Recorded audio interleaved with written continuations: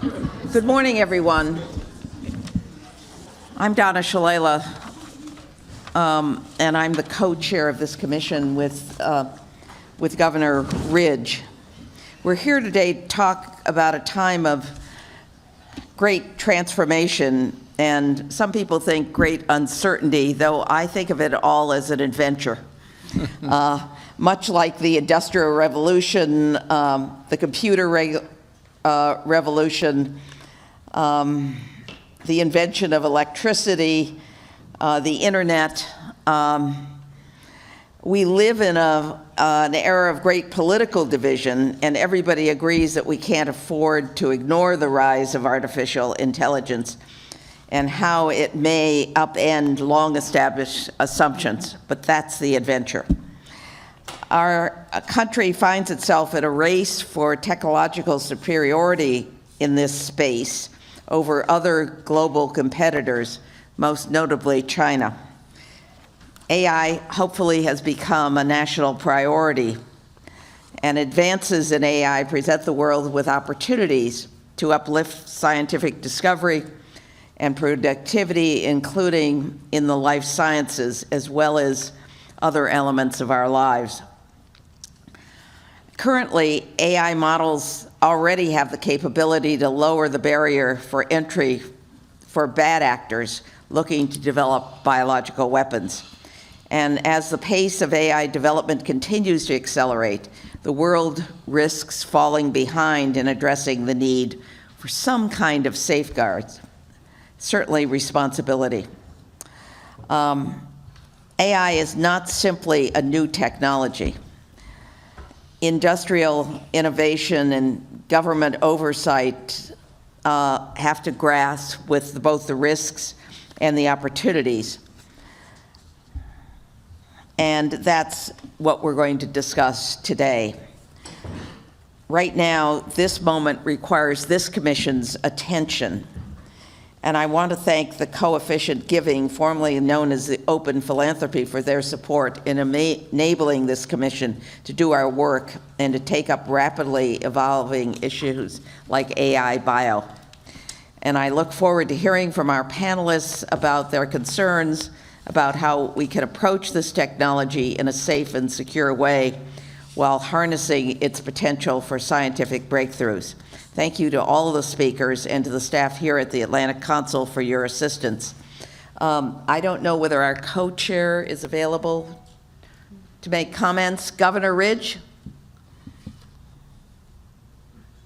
You're on mute.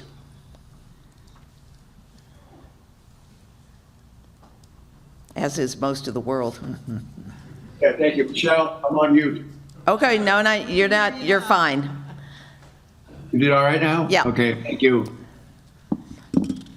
As you noted, Madam Chair, artificial intelligence is a very powerful tool, and we're beginning to understand every day, we realize how powerful it is.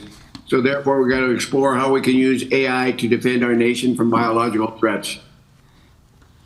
We also need to be extremely careful that the same technology is not used against us.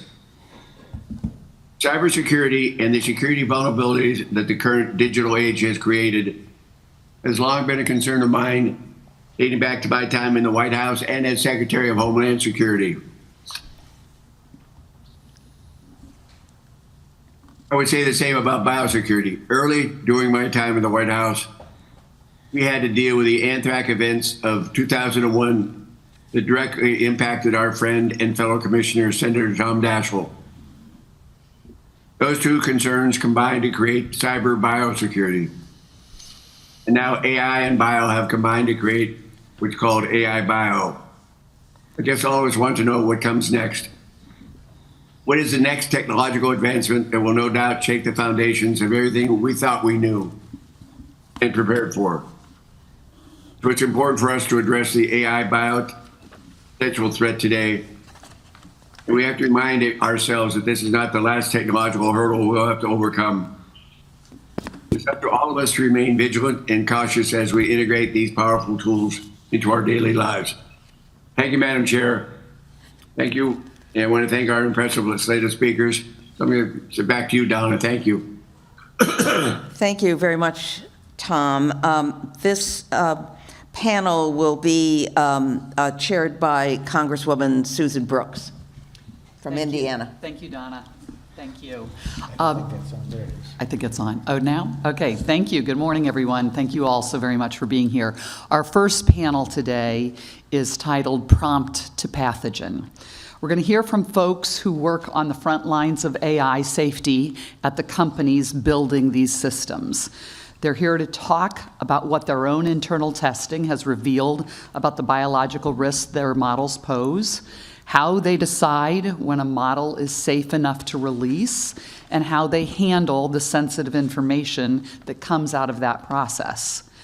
Joining us today are, and we're very, very pleased and grateful that you could be with us today, Richard Johnson, who serves as the National Security Risk Mitigation Lead, I like that name, National Security Risk Mitigation Lead at OpenAI, the company behind ChatGPT, and Dr. Austin Taylor, who leads CBRNE Safeguards at Anthropic, the company behind Claude.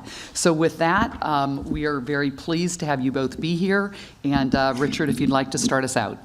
Thank you. Thank you, Congresswoman. Thank you, Secretary Shalala and Governor Ridge and the distinguished members of the Commission. As today's agenda makes clear, AI is changing biology. It can help train scientists read across large bodies of evidence, design experiments, analyze data, and move faster from a signal to a public health response. But if these tools are powerful enough to help defenders, they also require serious work to reduce the risk that they could help people cause harm. Today, OpenAI is rolling out our Biodefense in Intelligence Age and an action plan for AI-powered biological resilience. Our action plan is the core of our approach, and it has 5 commitments.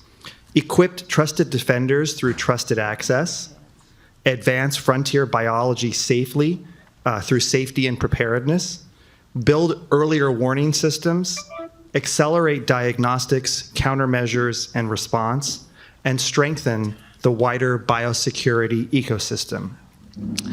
Let me start with trusted access because it is the practical operating model for this space. Trusted access means advanced AI capabilities are made available to vetted institutions and accountable expert users for defined defensive missions with appropriate safeguards, human validation, evaluation, and the ability to limit or end access if work falls outside the agreed scope. It is important because biology should not be treated as a choice between putting powerful tools on the open internet or withholding them from everyone. Public health agencies, national labs, defense science organizations, and other capable public interest partners need access to modern tools if they are going to move at the speed of future biological threats. Trusted access is how we put capability in the hands of defenders without making the strongest tools broadly available to adversarial actors. The second commitment is safety and preparedness. Our starting point is what we call our preparedness framework, which is our foundational document that helps us identify frontier risks, including biological and chemical risks, before deployment decisions are made. We run biology evaluations during frontier model training, publish information about our evaluations in our system cards, and draw on outside expertise to understand when models may approach higher risk biology capability thresholds. The practical safety work is layered.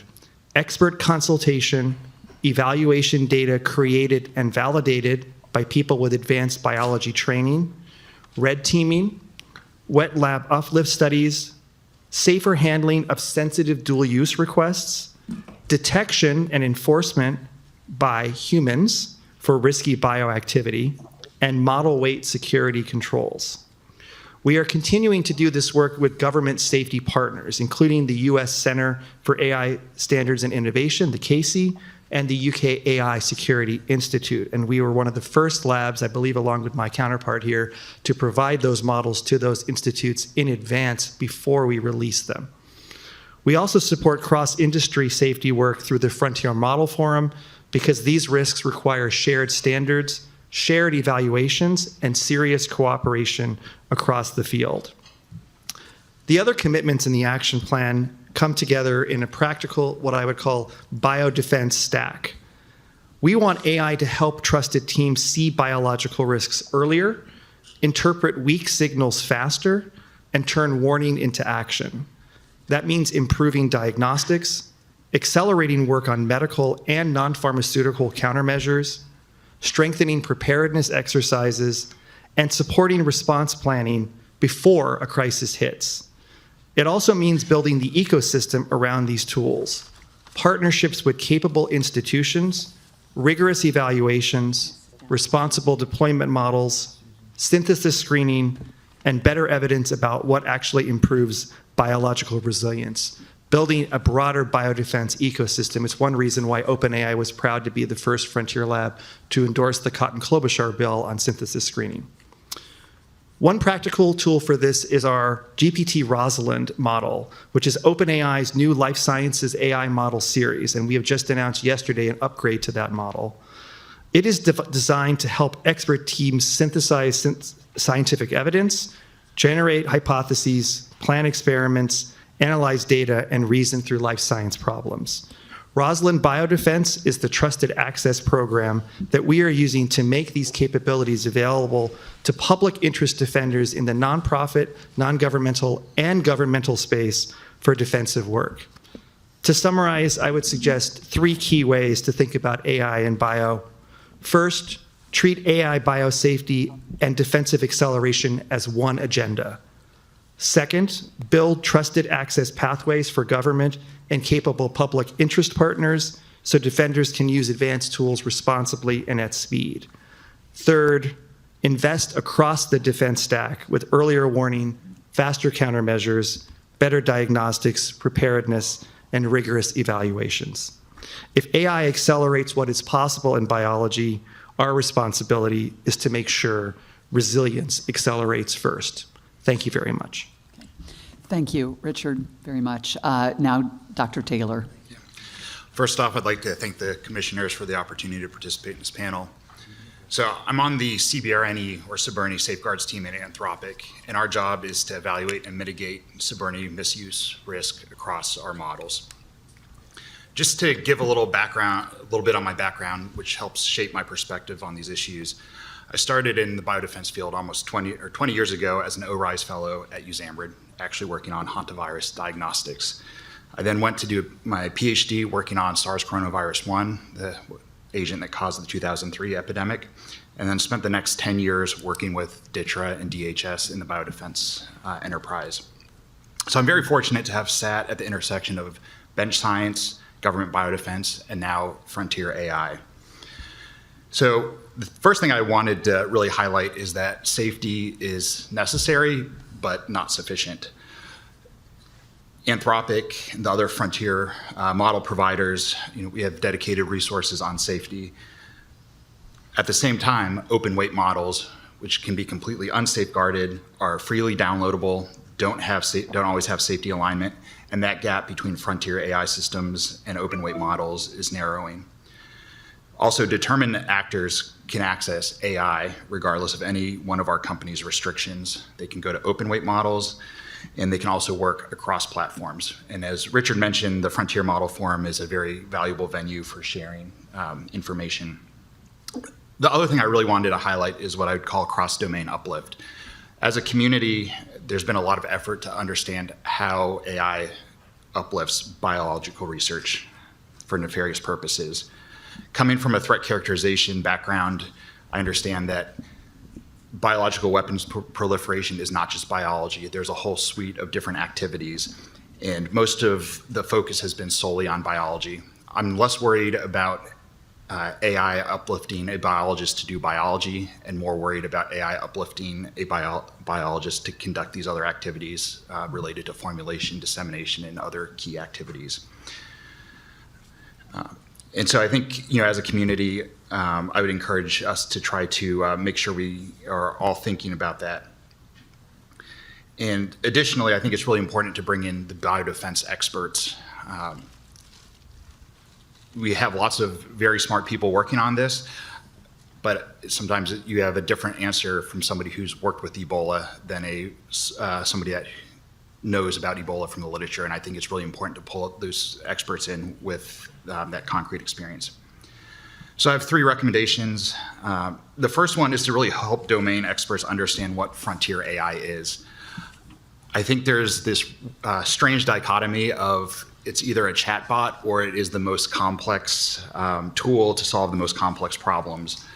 And so on one end, we have people using AI to answer questions. And on the other hand, we have very complex biological research. But I think there's a really sweet spot in the middle of that really can enable the government biodefense. And just as a very concrete example of that, early in the COVID-19 pandemic, DHS started the master question list, which was a list of peer-reviewed list of information that we knew about the virus and what we needed to know. We updated that daily at a daily cadence initially, and that took an incredible amount of work to both read the literature, cite everything, and that's something that frontier AI could be extremely helpful with.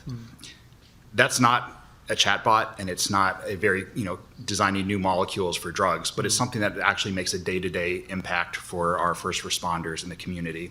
So I would just encourage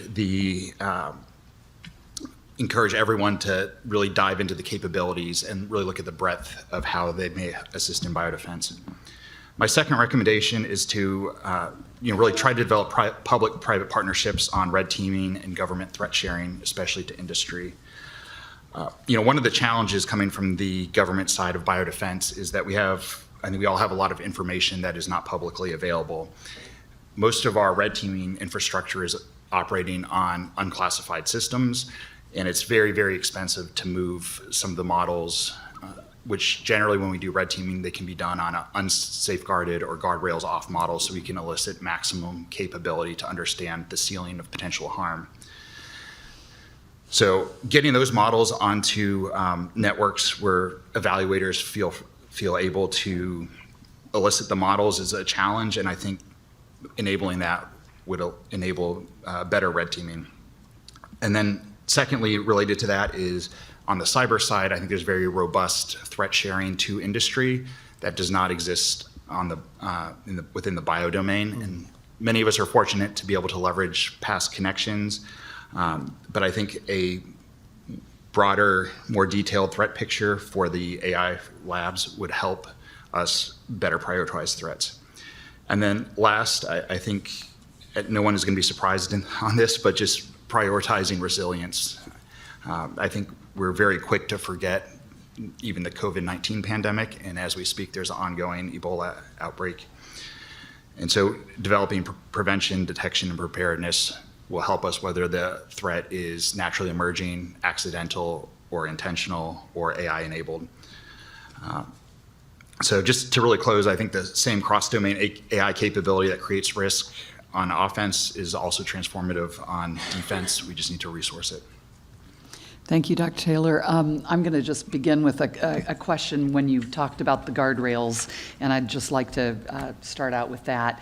How confident are the two of you that whatever current safety guardrails on AI models, how do they actually prevent the misuse for biological weapons purposes, and how quickly can a determined user circumvent them, and what does that tell us about the durability of guardrail approaches, and what are the guardrail approaches you, as the experts with your companies, believe we need to be talking about, put in place, think about? So Richard, you want to start? Sure.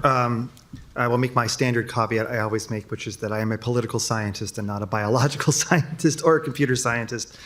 But I can tell you about the robust safety stack that we have at OpenAI, and that really begins at the model itself, which is to train the model to refuse on dangerous sorts of queries of that sort. But that is not the only thing that we do. We also have a layer, what we call classifiers, on top of those, that initial model training that basically is an AI on top of the AI that is sort of looking to see what is the user asking. And as it starts to answer, the AI can actually say, no, you know what, that is against our model policy. We do not respond to that. I'm going to refuse that response. That's kind of layer 2. Layer 3 is what we call safe completion, which is that the answer may come to the user, but it may be in a very high-level way that would not be useful for somebody to do something nefarious. Maybe it will give you a Wikipedia-type answer about what anthrax is, but not how to distribute it through a ventilation system or something like that. And the 4th layer is really important because it actually triggers a human review. So if for some reason, to your point, Congresswoman, that maybe somebody is very determined and is able to get around some of these, that will trigger a response that goes to our team. We have a team that we actually have people called CBRN investigator that sits on our team and reviews those prompts and looks to see if somebody is doing something nefarious. And we have remedies to that, whether it's something as basic as, canceling and banning the user to referral to law enforcement. So we have a very layered approach to this. And I will say, if anything, the biggest challenge we face, to be honest, and I think my colleagues at Anthropic do this too, is over-refusal. I will tell you, I was preparing for this hearing or for this event today and for our launch yesterday, and I was getting refused on our model for saying, you're asking biological questions. And I said, yes, I know, talking about biodefense. But even I had to kind of change it up a little bit. So we're trying every day to refine that layer, those layers, but that's the approach that we take. So I have confidence that, generally speaking, that kind of information is not getting through, but that's why that human review layer is so important. Excellent. Justin and Anthropic? Yes, I think I would echo everything that Richard mentioned, and we operate in a very similar fashion. I think maybe one of the things that I would like to highlight is for each model launch, we do evaluations, and there's a variety of automated evaluations, expert red teamers, non-expert. When I say non-expert, I mean PhD biologists who don't have a biodefense background. Our expert red teamers are some of the world leading biologists, chemists, et cetera. And doing that initial evaluation is, I think, very critical because the level of mitigation that's necessary is directly proportional to how capable the model is. If the model is not very capable and can't help a bad person do something, we don't need as many safety measures. And obviously, if it's capable, we need to make sure we have very, very robust safety measures. So, as Richard mentioned, we also have harmlessness training. So the model refuses, dangerous asks. We have classifiers, and then we also have jailbreak robustness programs, so people can attempt to jailbreak the classifiers. And Would you explain that term, please? Sure. So people will try to go around the prompt and try to elicit bad behavior from the models, and then they're able to submit that to us and for review, and there's a compensation associated with that. So we have people routinely trying to get the models to display bad behavior. I think the thing that worries me the most is, again, not what our models are doing and not what the other frontier models are doing, but it's really that open weight. If I'm a bad person and I'm trying to break into a bank, I'm not going to pick the most secure bank. I'm going to pick the one with no security guards, no cameras. And so I think that's is one of the bigger challenges. Okay, thank you very much. Senator Daschle. Thank you, Susan. Thank you both for excellent presentations and for all of your good work. Very grateful. This discussion is very timely. This morning, as you probably saw in the Wall Street Journal, your CEOs were listed as co-signers of a letter to Congress urging that safeguards be established to order synthetic DNA and RNA, a key step in developing vaccines and biotech breakthroughs, that the companies that sell these synthetic nucleic acids screen customer orders to block any combination that could be dangerous and make sure that customers who place orders are legitimate. A couple of questions around that, and then I have a larger question to ask. Why is it that AI companies are asking Congress to do that when it would seem that would be something that the companies themselves would want to do and wouldn't require Congress to do it? And why this in particular, as you look at the threat overall, why is it that this area in particular has so much of your focus? Yes, Senator, if I may, thank you very much. First of all, we were very proud to be the first Frontier Lab to endorse Senator Cotton and Senator Klobuchar's bill on this. So Sam Altman has not only signed the letter, but we've actually endorsed the bill that would do this synthesis screening. And the reason that we've endorsed it is, I actually fully agree with your point. This is not the only thing that we need to be doing to create a true biodefense ecosystem. In fact, there's not even, I think, a reference to artificial intelligence in the bill text itself. But what's important for us is, and as my colleague Justin mentioned, we can both be the safest companies on the planet in terms of AI and bio, but there are going to be other technologies and others out there that may not be as safe. And so to truly have a resilient ecosystem, we need a bunch of different layers. We are, and I would just echo the points that my colleague made, using pre-deployment testing, working with the US government, the KC, as well as the UK government, to identify places so we can build those mitigations so that it doesn't potentially spit out a sequence of DNA that would be dangerous. And I think that we do a pretty good job of that, and that is an important first layer. But if for some reason that layer doesn't work, or if somebody goes somewhere else to get that technology, then what we don't want is for them to be able to then provide that sequence to a synthesis provider and issue that, and then potentially create a pathogen. So we think of this as kind of the full spectrum from the beginning ideation process, where we do spend a lot of time making sure people cannot be able to do that work. But if somehow something slips through that crack, we also support the idea that you could catch it at a later stage. And then frankly, if it still happens, or if something naturally occurring happens, you can use the AI for faster response. Thank you. Dr. Taylor? Yeah. So I think the synthesis screening is really critical because it's that change from a digital to a physical world. And I think if you step back and you look at some of the historical bioterror groups, one of the main barriers is acquisition. And so DNA synthesis provides a relatively easy route to acquisition. And so I think, as Richard mentioned, just having the multiple layers, and it's not necessarily specific to AI, but being able to stop adversaries from acquiring pathogens is one of the main ways we can prevent misuse. Well, that takes me to my larger question that I must say I've given so much thought to, and I just can't quite understand how we might get from here to where I think we need to go.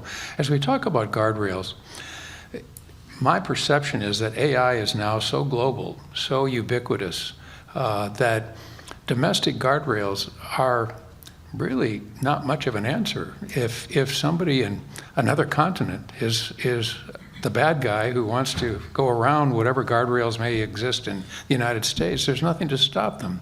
So what is your confidence level, and what answers do we have to that challenge?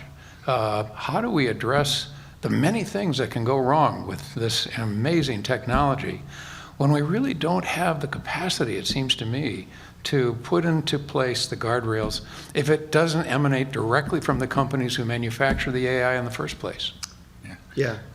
Senator, a few points. First is, we very much agree at OpenAI, and our leadership has been very clear that we will need a global approach to this. It's one of the reasons that we've promoted having more countries build AI safety or similar types of institutes, much as the United States, the United Kingdom, and others have. We just signed an MOU with the Japanese AI Safety Institute, and there will be others and more to come. But that will certainly not be sufficient. And at some point, and we have talked about this, there may be a need for a more of a global infrastructure to look at these sorts of things. We have institutions today around the world, international institutions that look at safety standards and the like, whether that's in the nuclear field, whether that's in civil aviation, the financial sector. And no single model will be a perfect model, but we do support looking into how could we create structures like that for a more global approach.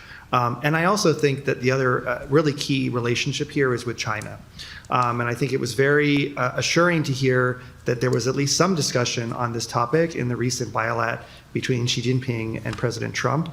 That is something that we also think is extremely important because right now the two real leaders in this space are the United States and China. So if you can make progress with those two players, you get a long way down the road. So all this to say is I think there's lots of work to be done but we agree that a domestic approach is probably not sufficient, though we did just announce yesterday a frontier safety framework that does advocate domestically for a greater strengthening of the current institutions, especially the KC at the Department of Commerce. Dr. Taylor? Yeah, so I think I would pivot back to my first recommendation of ensuring that our biodefense experts really understand the AI different AI capabilities, as well as expanding the public-private partnerships on threat sharing. We have a ton of really smart people in this room who've spent probably hundreds of years within the biodefense enterprise. We have a very large group across the U.S. government that's working in biodefense, and I think, as you mentioned, the frontier AI or just safeguards in general is not sufficient. I think making sure that our overall biodefense enterprise knows the power of the tools, knows what to look for, has indicators, and can build capabilities if an adversary is misusing them is probably the most critical thing that we can do.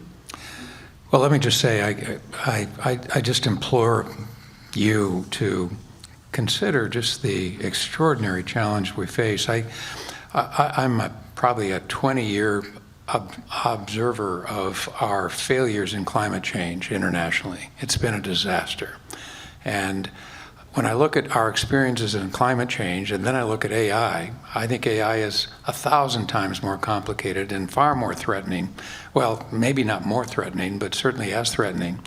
And it just seems to me that I don't know that government has the capacity right now internationally to address this challenge. So it's incumbent upon the AI companies themselves to create the defensive mechanisms that we're going to need almost instantaneously when these situations arise.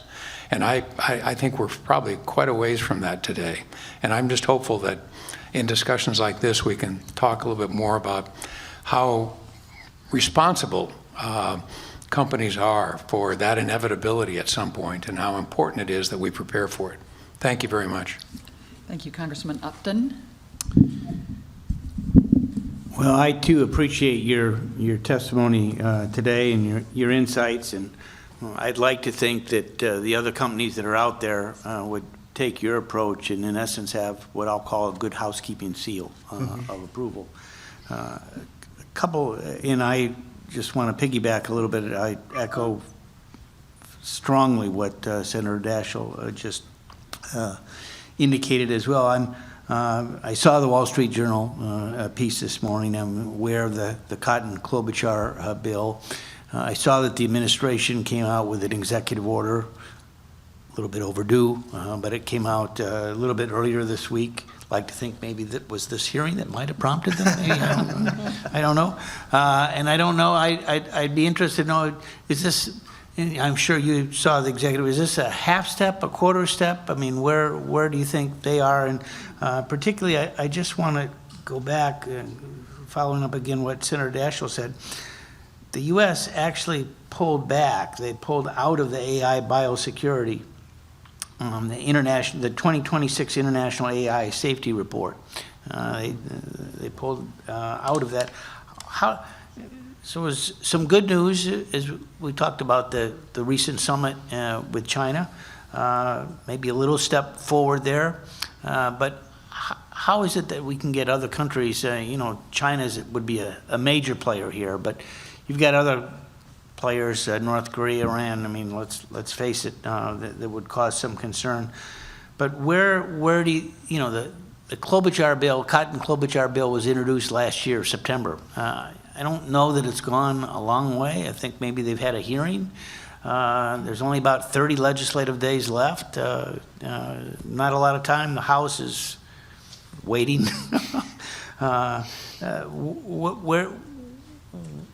What can we do to prod them to actually take some effort? I'd like to think that this Wall Street piece was an important piece, and maybe Senator Cotton and Klobuchar, two well-respected members on both sides of the aisle, might be able to do something in the, let's face it, the waning days of this Congress. Yeah.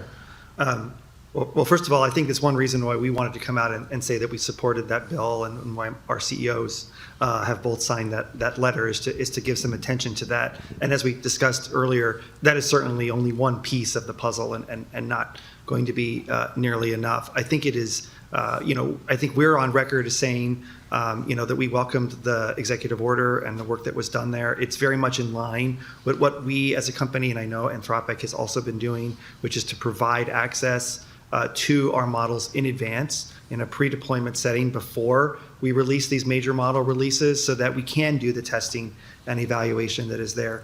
One thing that I do think is really important, and we've also talked some about this, including in our report that we put out yesterday, is the need to really bolster the number of AI experts and people that can do this kind of work within the U.S. government. And the Casey does an excellent job, but frankly, they could probably use a lot more people and a lot more resources. The executive order that was released also, of course, alludes to other important national security agencies, like the National Security Agency, like CISA at DHS.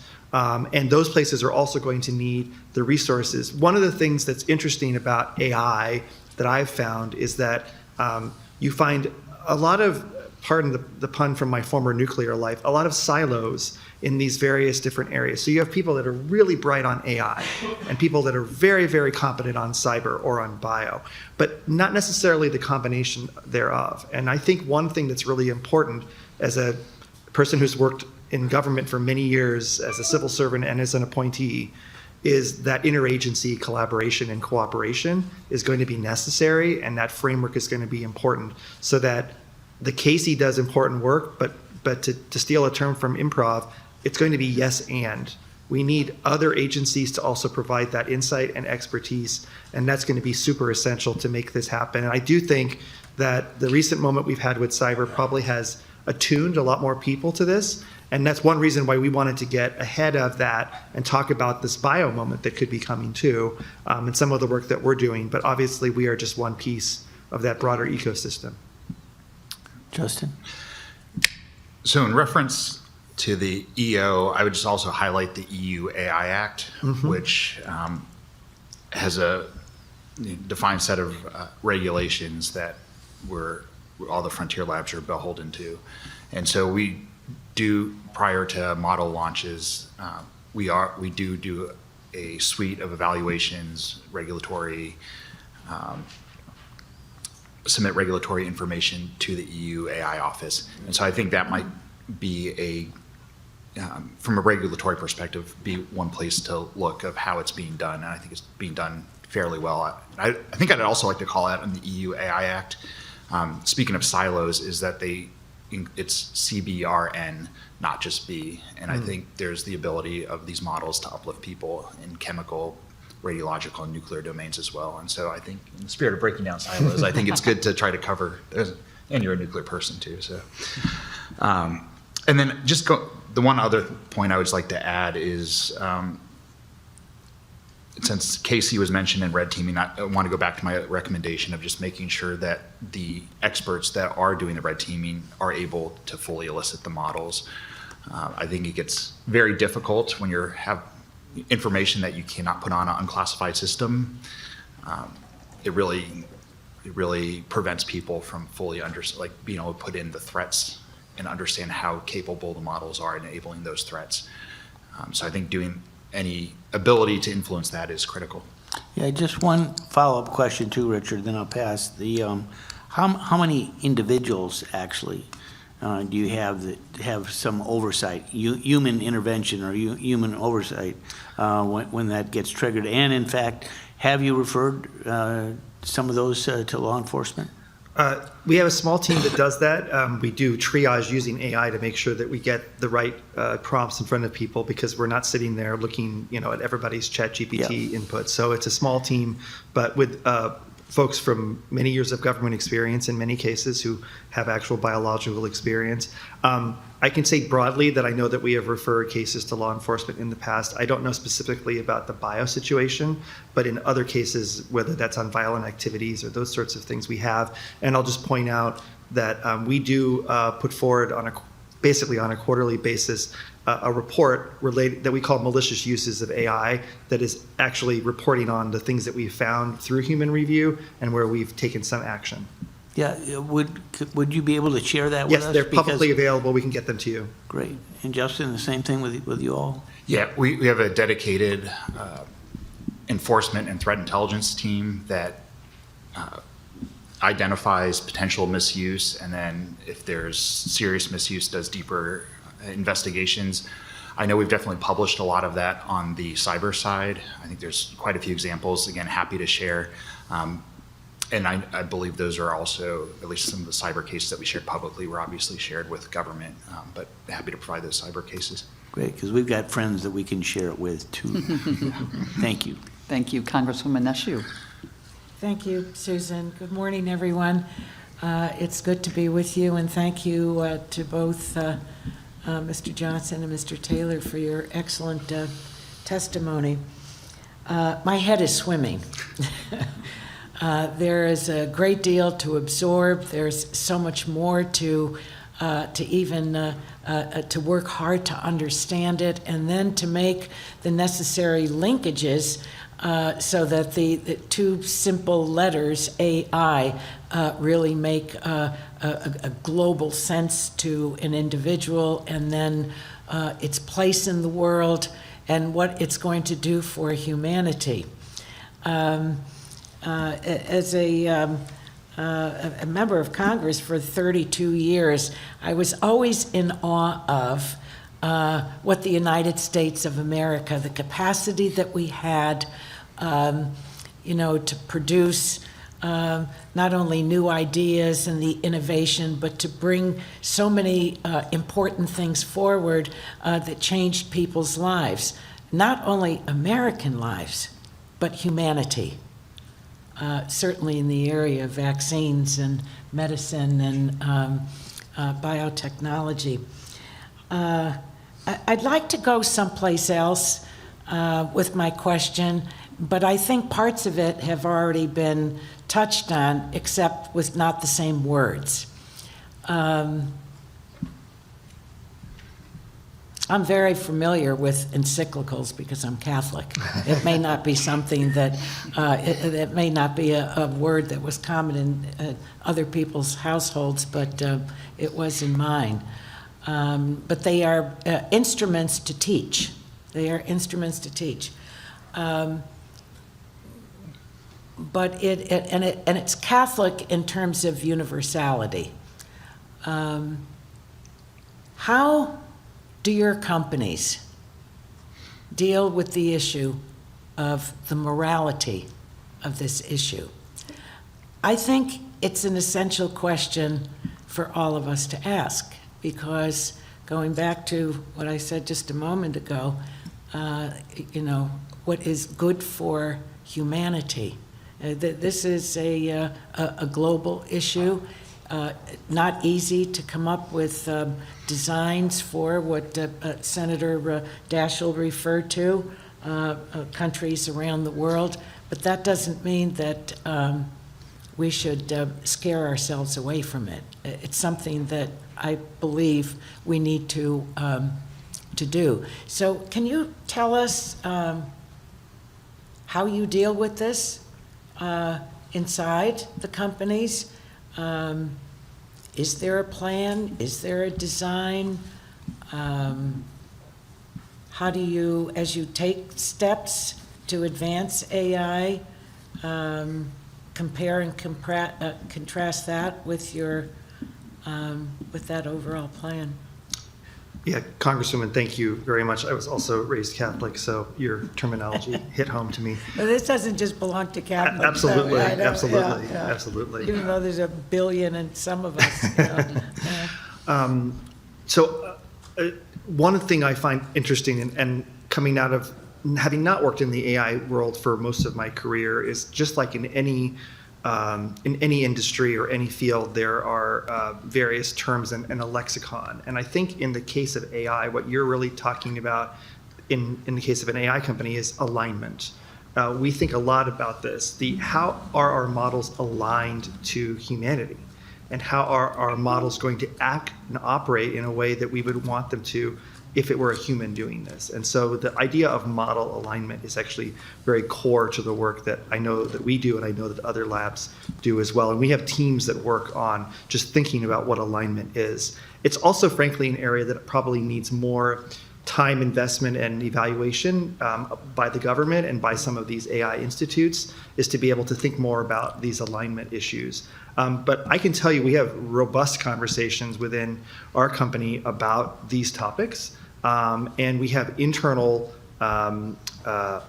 bodies even that think about and speak to how are we progressing our technology in a way that is aligned with our mission, which is to create artificial general intelligence for the betterment of humanity. So we literally have teams that think about sort of mission alignment. How do we stay aligned to that mission and don't sort of veer off of that? So it's actually a topic of very, very much discussion. And one of the things that I've enjoyed coming to this company, having come in the government, is in the government, everything is very, as we all know, bureaucratized and sort of flows up a rank chart.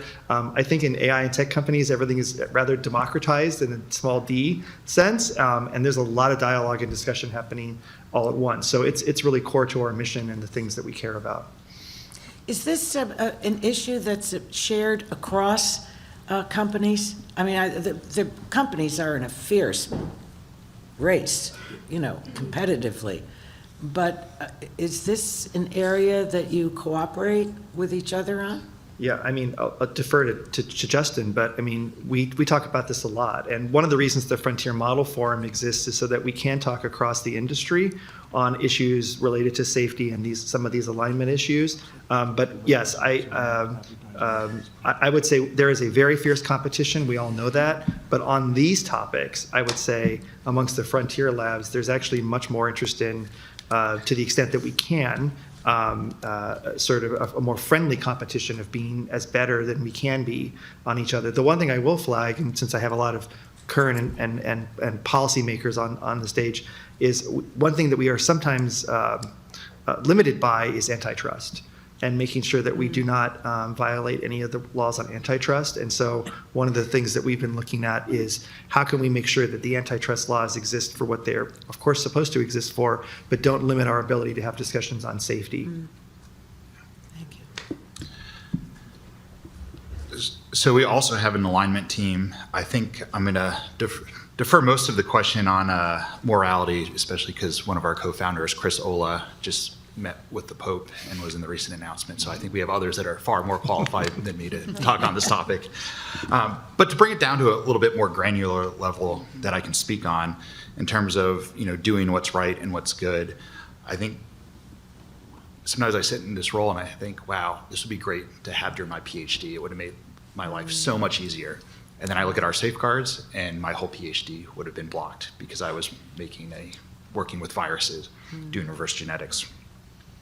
So I think on our team, we really focus on enabling good research, but making sure that we do no harm. And so from the morality perspective, I think that's how we view it on a much more granular level. In terms of the safety collaboration, I would just echo what Richard said in that the companies may be in a fierce, competitive battle, but on the safety side, ensuring that we are raising the bar for safety across the labs is fundamental. And I communicate fairly frequently, and so does our threat intel team with OpenAI. And there's absolutely no competition there. The goal is to make sure if we see threats, making sure that we're able to respond. And the FMF is a great forum to do that. Thank you. Okay, Thank you very much. Congressman Greenwood. Thank you. Good morning, and thanks for being with us. As usual, it's not the democracies, U.S., the EU, Japan, et cetera, that we have to worry about so much. They will, to the best of their abilities, regulate AI, and to the best of their abilities, regulate the providers of synthetic nucleic acids. But it's the rogue countries about which I think we probably need to worry more. I think of North Korea and increasingly Russia. What do we know about, their abilities in AI to actually produce for themselves the capacity to design a novel bioweapon? And then secondly, what do we know, if we do, in these fairly not transparent nations, about their ability to also synthesize the nucleic acids? Yeah, Congressman, thank you very much for the question. As a former government official who still holds a clearance, I will answer in the way I best can, in an unclassified way. But You can say we know a little or we know a lot. exactly. Well, I think we can say, what we can say is, first of all, just to come back to how we think about our models, I mentioned in my statement our preparedness framework. And that is a fundamental document for us that actually allows us to assess the capability of the models that we are developing and releasing. And we have already determined under that framework that the models that we have out there today have crossed what we call our high threshold. And that, broadly speaking, means that the models, without any of these guardrails and mitigations that we've talked about, could uplift or help a novice actor. Not a state actor, but somebody who maybe has a little bit of biological knowledge, or the proverbial somebody working in their basement, and potentially some non-state actors.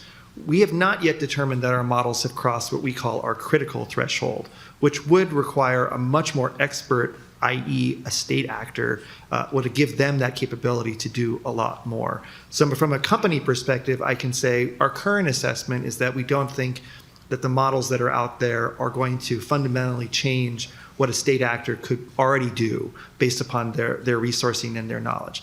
That's not to say that we don't think and we don't know that these actors are attempting to use these tools and see how they can improve upon whatever work they are doing. And of course, publicly have had the State Department say that we have views that both the actors that you mentioned, Russia and North Korea, have violated the Biological Weapons Convention. That's one of many reasons why our tools are geo-blocked in those countries, amongst several other places. So I do think this is an important issue that you've raised, sir, because as these models get more and more capable, we think a lot more about the concerns that state actors could use them. And just to offer my own view on one recommendation, I think that there would be value in having more, the cyber field and the IT industry was mentioned earlier, more cross-cleared individuals between the AI industry and the US government to be able to actually have discussions in classified settings so that we can even better understand that threat matrix. We do have threat modeling that we do at OpenAI that we've shared, and frankly, we've gotten very good feedback on, but it's based on unclassified information. Mm-hmm. So I do think one thing moving forward would be more interaction at the classified level. Mm-hmm. Yeah. So I think we're seeing with distillation that nation states are targeting us, at least in building their own models. So I think there's a question too of, are these adversaries trying to distill our models, build a model internally, or are they trying to directly use our models? Our models are also not available in Russia, China, and some of the other countries that were mentioned. I think the capabilities are getting better and better in terms of being able to enable more and more capable actors. I don't remember our exact language off the top of my head, but if we look in the latest model cards for Mythos Preview and Opus 4.8 that came out, we do have some language on that explains the trajectory of the models and how we think they may be able to start assisting state actors. So I think the capabilities are getting there. We don't know if they're there yet. I also think that you brought up synthesis. How easy would it be for a state actor to synthesize something? And the answer is extremely easy. They inherently have that capability. So yeah, the state actor challenge, I think, is something that is probably not talked enough about within the community. I think people are very focused on lone wolves and small groups. But I think it's increasingly important. And yeah, just to echo, I think getting more like the public-private partnerships to get information from the biodefense community at a cleared level is, very, very helpful, because I can go to my team and say, I think this, and they ask why. And I say, well, I can't tell you. So if we have, reputable government partners sharing that information, I think that builds a lot of credibility and allows us to target our safeguards. Sure. We'll follow up. I don't know if you can answer this question. Do you think it would be more difficult for, let's take North Korea, to replicate your capacity or to work around your capacity to hack into it? I think they call it jailbreaking or something like that. As a non-technical person, my general sense would be it would be easier for them to try to sort of jailbreak or get around than to try to develop. These frontier models are very, very hard to build, and so I doubt that they would try to do that. They would try to get around that.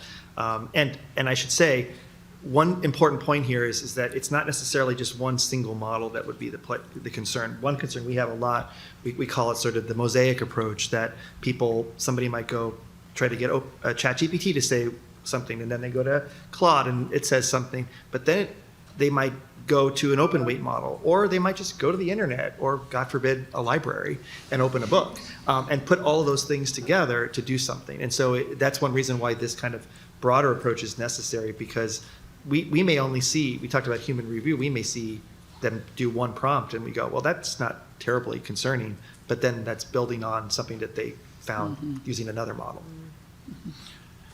Yeah, so I think the answer might be country dependent. Yeah, North Korea jailbreaking may be easier.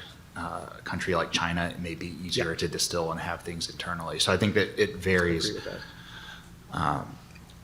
And yeah, 100% agree on the mosaic effect as Richard described it. I think it gets very tricky, and especially I think a lot of people in this community have a relatively, sometimes we all think very narrowly about biothreats. We think of, traditional agents, we think about pandemic viruses. But when we move into the more novel and advanced space, it becomes increasingly dual use, and things really may not look obvious. Anything you can do for good to cure a disease, you can likely also have a role in causing disease. So I think that makes it increasingly challenging to understand if an adversary is doing something bad. At the risk of taking too much time, just quickly, what about an inside job? I mean, suppose in one of your organizations or similar organizations, someone for whatever incentive, blackmail, money, decides to help a rogue individual or nation hack into your system, get around it. Yeah, I'll just briefly say we are concerned about insider threats. It's something we think a lot about, and it's also something we think about when we provide these more helpful models to other organizations. So know your customer, know your business is super important. I would say another recommendation is more and more it would be useful to have ways to verify users, just as we do in some other fields, to make sure that they are who they say that they are. But it's definitely something we care about. Yeah. Again, we have a robust insider threat program.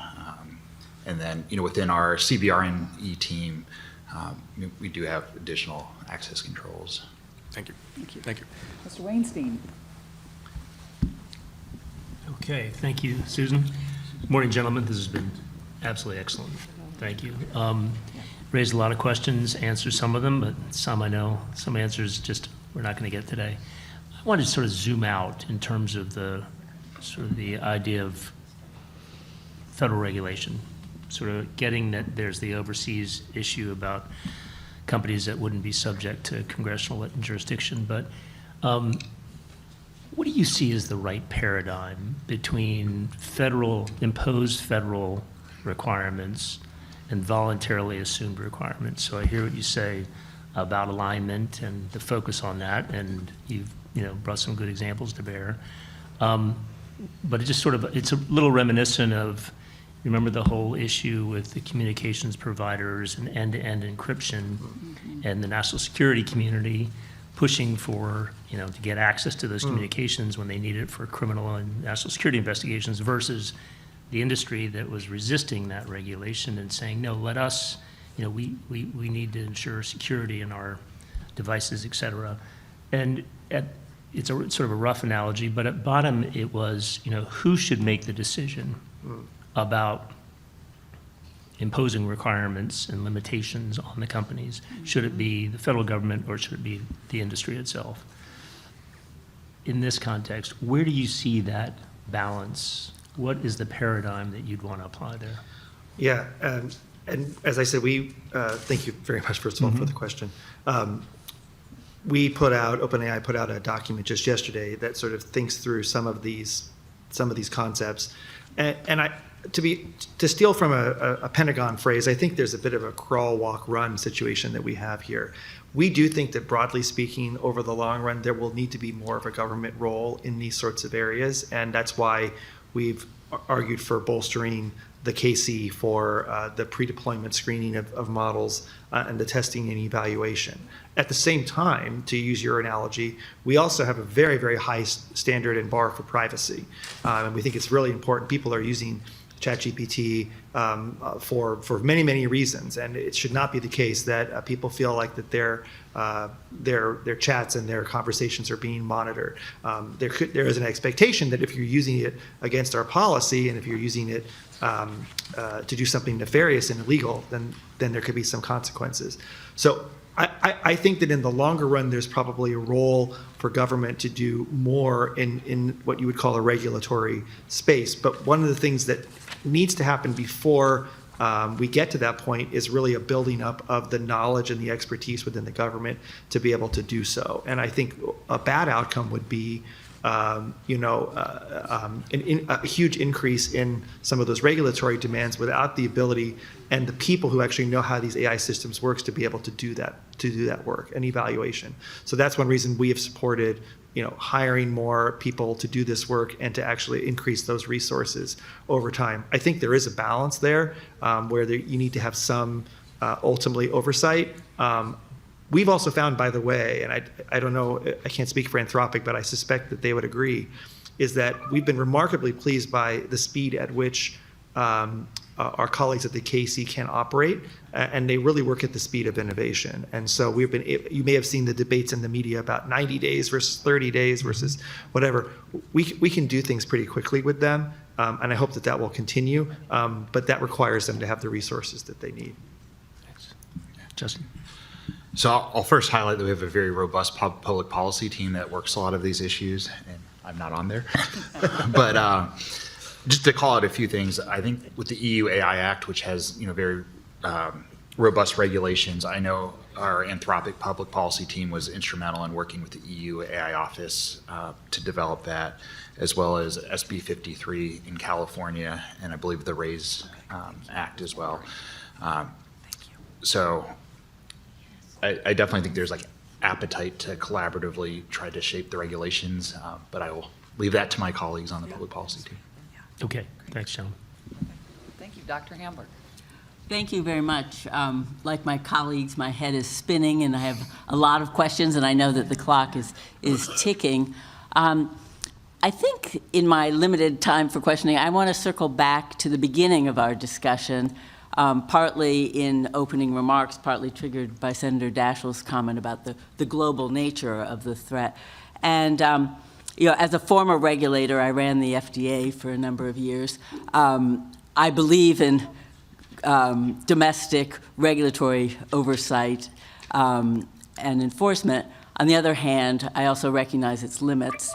And I do think that this in particular is a concern where, as you pointed out, Mr. Johnson, that it will require a layered approach and it will require strong public-private partnerships, as has been emphasized. It will also require education of users, and it will require a global strategy. I'm wondering, because we don't have and it's a little bit against the norms these days, any kind of an international organization that actually is suitable for coordinating some of what is needed, both because of gaps in expertise and, this is a whole new area where different fields have converged, and they cross the silos of existing international organizations and enterprises. And I'm wondering if you think that it would be valuable to at least begin to discuss whether there's some kind of international architecture that should be created to try to create the opportunities for stronger alignment, cooperation around safety issues, the development and enforcement of professional and practice norms, and the development of innovative tools to protect and advance those safety norms. There is something that you may be familiar with in the synthetic biology area that's fairly newly formed, but called IBIS, the International Biosecurity and Biosafety for Science activity. And I think it has shown benefit, so proof of concept about creating a safe harbor for different disciplines and sectors and countries to come together. I'm wondering if you think that either a model like that or a new model might be of value to pursue. Yeah, Dr. Hemper, in short, the answer is yes. We do think that that would be something that's valuable, and both Sam Altman, our CEO, and Chris Lehane, our head of global affairs, have been on the record saying that. But I think to your point, the question is sort of what is the right approach and what is the right model. There's often, including my own CEO, often refers to the idea of an IAEA for AI. Mm-hmm. As somebody who comes from a nuclear background, I sort of go, yes, but the IAEA does different things. But I do think the value of that analogy is the IAEA is highly respected, highly technically capable, and highly independent. And so it is trusted authority when something comes out, when people are asking about North Korea's nuclear program or Iran or whatever.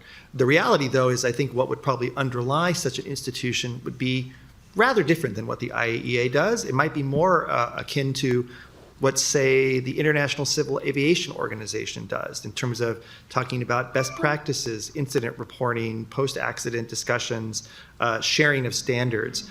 There's similar examples in the financial industry and the broader standards mechanisms that are out there. So we're very interested in this. It's frankly a discussion that we're already having kind of internally. And I'm hoping over the coming weeks and months that we would have more discussions on this, on what that would look like. I think it would probably be an important element of this, would not solve all the problems, but would be an important element of creating that ecosystem that connects to AI institutes and AI companies and governments. So we welcome good ideas in this regard, and it's something I think we'll continue to be exploring.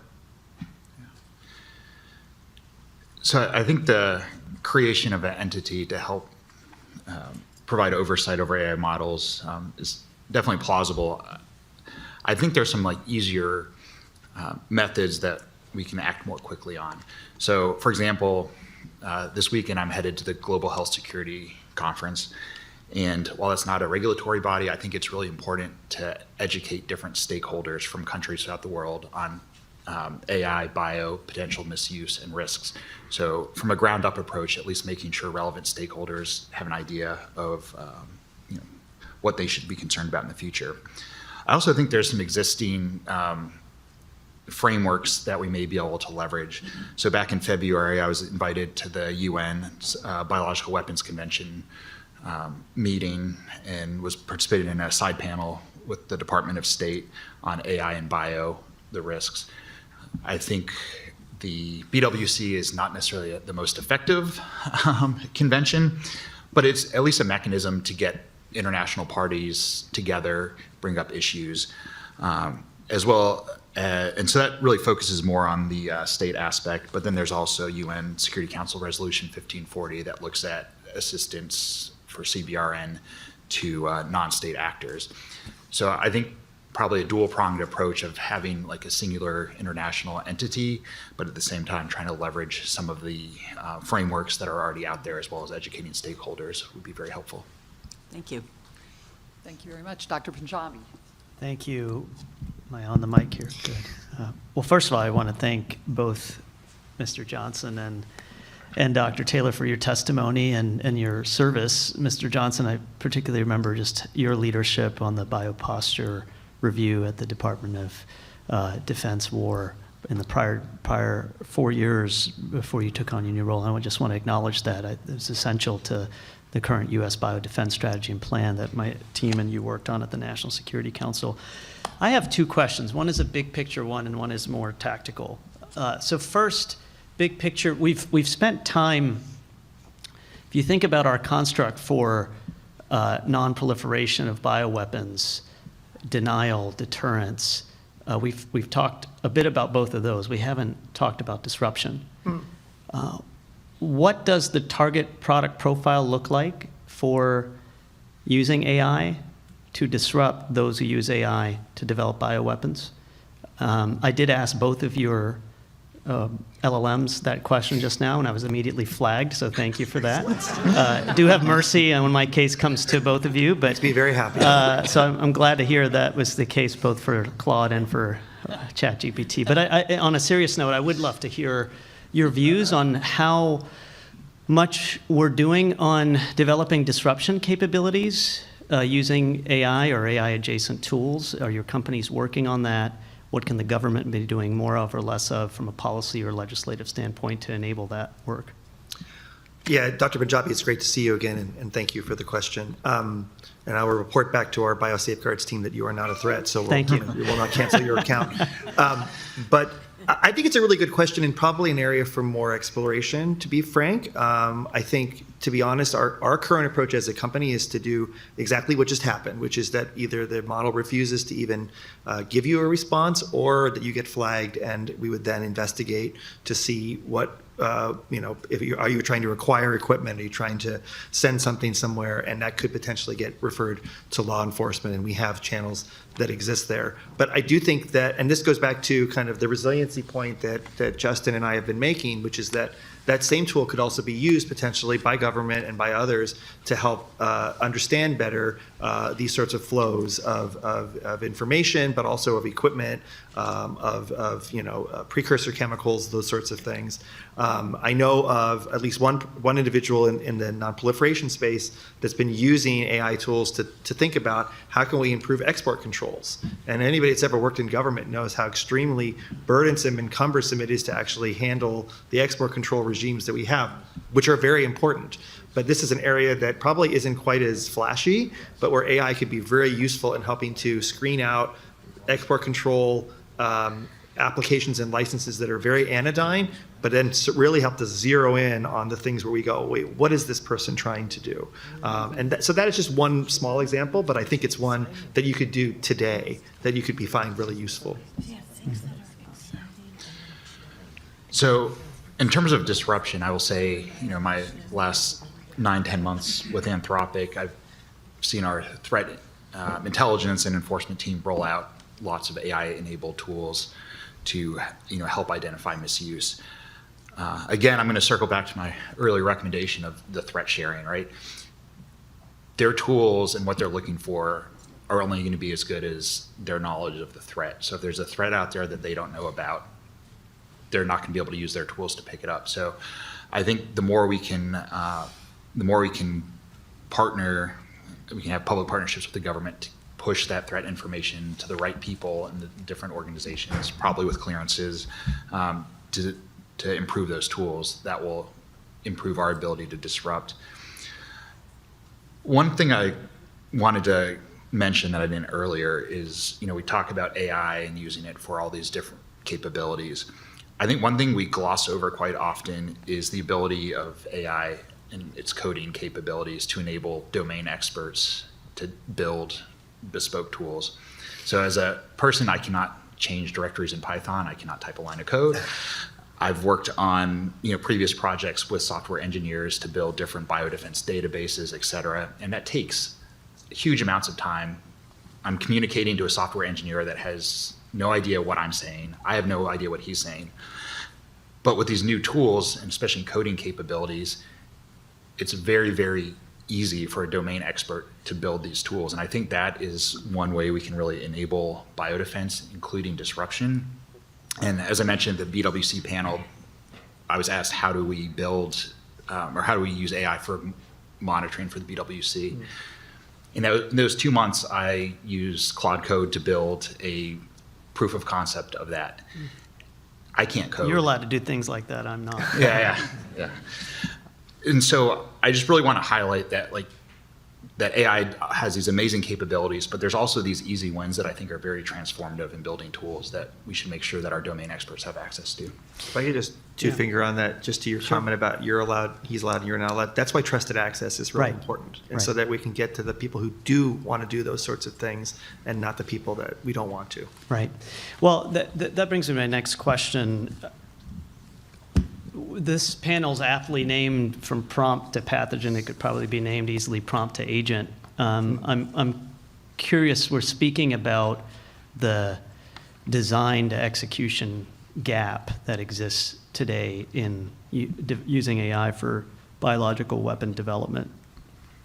There is, some have pointed out a risk of that's accelerating when it comes to then taking those designs and turning them into actual biological agents, in part because of the rise of autonomous scientific labs. I have no doubt that, and I'm sure you both see it because your companies are likely somehow involved, I imagined, every major industrial nation is looking for ways to expand their economies. The race for scientific superintelligence has been likened to the race in the Manhattan Project decades ago. I don't see a world where that race is going to be extinguished or in any way deterred. I think countries, industry are going to want to build autonomous labs. Can you assess that risk for us, how that development changes the risk profile of AI biological threat nexus, and are your companies and your CEOs in particular briefed sufficiently about that threat? If so, and what are you doing to help get ahead of that increased risk, assuming you believe there is one? Yeah, Dr. Punjabi, just broadly speaking, I think we're very aware of the development of cloud and autonomous labs, and certainly the robotics space broadly is going to be a huge revolutionary element to everything related to AI. And I think not just in laboratories, but just in the general sphere of the world. So I think it's something we are tracking, and I've had the pleasure to tour a number of labs where I can already see how some of that technology is beginning. I do think there's a recognition that potentially could accelerate things and kind of be a removal of a blocker for, even if somebody could get today access to a sequence or a concept, they may not have the technology to make it happen, how to properly pipette something. Those things are really technical. So we're very aware of that. Again, that's why we want to get ahead of the curve here. And I think that's where, just say, and we have been extremely focused on all the things that we can do as a company to be safe and responsible, but I do think that we need to also not forget all of these other aspects of the biological ecosystem. We haven't even talked today, for example, about biological design tools, right? These sort of very specific sorts of AI tools that my company doesn't make, but that actually could eventually be used by somebody who doesn't even know how to use them, because they could use an LLM as an agentic approach to do that sort of work. So that's why all of these different elements need to actually be addressed. And since we don't make cloud labs, we don't build them, but I agree with you that they're a potential accelerator, and I think it's worth having a discussion about, whether it's in the export control space or whatever, how that's going to impact the biospace overall. So we have a whole Claude for Life Sciences team that's really pushing innovation within the biology and healthcare space. And so we work very, very closely with them as they're rolling out new integrations, new products to make sure that they're appropriately safeguarded. I'm very happy that Richard brought up biological design tools, because I think that's an area that is often overlooked, as many of those are open source. I think the models, at least in respect to the BDTs, at some point it's likely that they may reach that level of capability intrinsically, but with the current agentic frameworks, these models can actually leverage the different BDTs, allowing somebody who doesn't know how to use them inherently to access them. In terms of the laboratory automation, I definitely agree. Laboratory automation presents an increased risk. I also point back to my earlier comments, though, on the cross-domain uplift. So that's one piece. That pathogen acquisition is one piece, but there's production, scale-up, formulation, and dissemination. So I think we obviously need to address the automated labs, but I think there's other points in what we may call the kill chain that are also very critical. Great. Representative Brooks, back to you. Thanks. Okay, thank you. Secretary Shalala? Just quickly, what you've described to us, both your companies, seems to me very responsible, very ethical. But your guidelines, and when you catch a prompt that seems off or dangerous, it seems very labor-intensive, what you've put in place. I hesitate to use that word in relationship to AI, but your infrastructure, once you catch something, seems labor-intensive to deal with it. That's number one. And my second question is, this commission title is the Bipartisan Commission on Biodefense. I understand how you're defending within your organizations, but what can AI do for us to defend against those rogue actors? Yeah. Madam Secretary, thank you. On your first point, I think you're right. There is a human layer there. I think that's actually a good thing. It's a very good thing. I think the other good news here is my understanding from my folks that do this work is that the number of cases that actually get escalated to the humans where we see real concerns is thankfully right now rather low. We have other scenarios that I think they take more time to review on, whether those are in the violent activity space or others. But over time, yes, I think we have to continue to consider, and I see this actually, I see companies hiring more in this space. So I think it's a model we'll have to see if it continues to be effective or if we need to make additional changes. More broadly speaking, I think it comes back to the point of my initial statement, which is that we view our role, which is to help to accelerate the broader biodefense community, which is why we've rolled out this Biodefense for an Intelligence Age action plan, which is why we are offering up our advanced life sciences model, GPT-Rosalind, both to governments, but also to vetted non-governmental actors, so that it's not just that we have this capability that sits at OpenAI that cool people can do cool things with. That's not useful for anybody. We want it to get out to the folks. Just this morning, I was on a call with an organization we announced. Some of you may be familiar with CEPI, which is doing really important work right now on the Ebola outbreak. They're going to get access. They're going to be one of the first to get access to our new models to try to work on the Ebola outbreak. That's just one example of the kinds of things that we want to do, because we can create the models, but it's the scientific and biological expert community that can actually use them to do really important things. So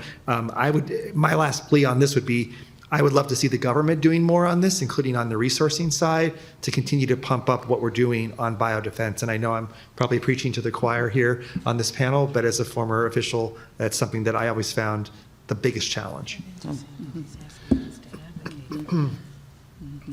So the enforcement and identifying misuse is labor intensive, but as I mentioned earlier, we're building better and better tools to enable that and lower that barrier. I also just wanted to comment on that because I think having real subject matter experts involved in that is critical. And so for us, we have somebody who spent 6 or 7 years working in a BSL-4 doing biodefense work for bio. We have a chemical weapons and explosives expert who spent time working for DARPA and for TSA's homemade explosives defense program. And so having those experts is critical, because I think what happens is a lot of prompts can look bad, but you really need to have somebody who understands the field really in depth to understand if this is worth it to further dive into or just ban the user. And on your second point, I think to defend against rogue actors, we need to really enable the U.S., our allies, and the good actors to build better biodefense capabilities. And so, as I mentioned earlier, just making sure that those in the biodefense industry are familiar with AI. And I think the best way to get familiar is just to use it. I think many times we display it to people and there's this, massive over-engineering of, we need all these experts.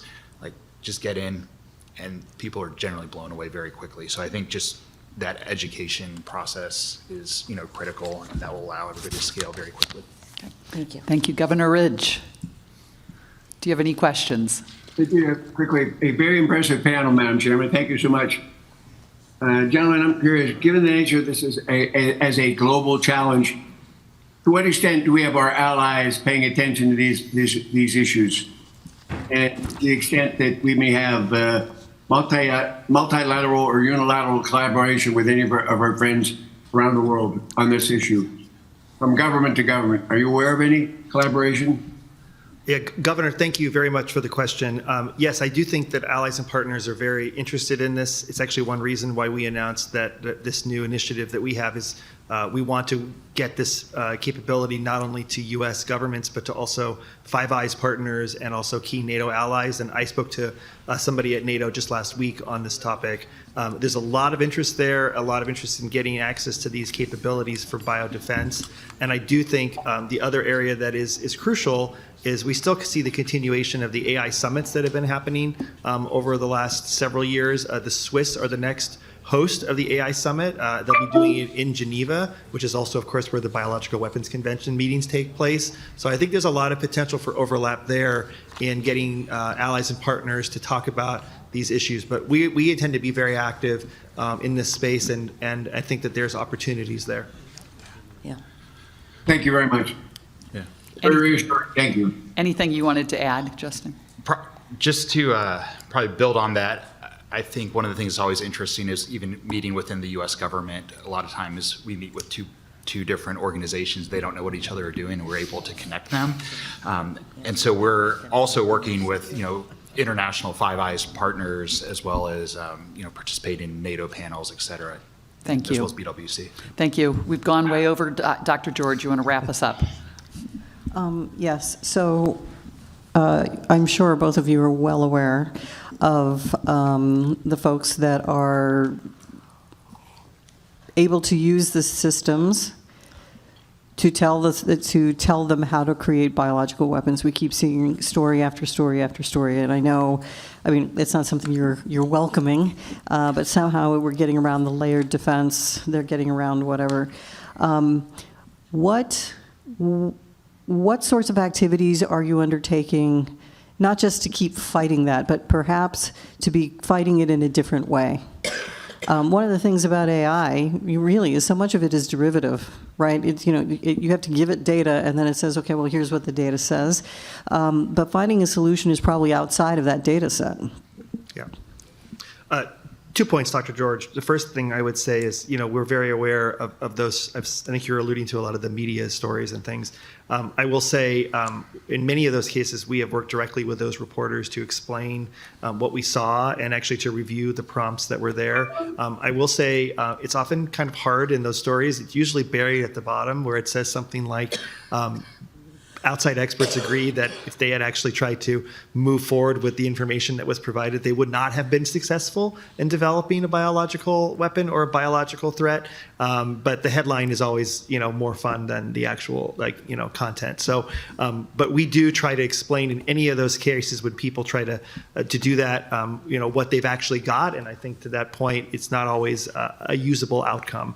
And I should also have noted that I think Anthropic mentioned this in their testimony. We also have something called a bug bio bounty program, where we actually encourage people to try to hack our program to see if they can create this, and we will pay you if you can do it.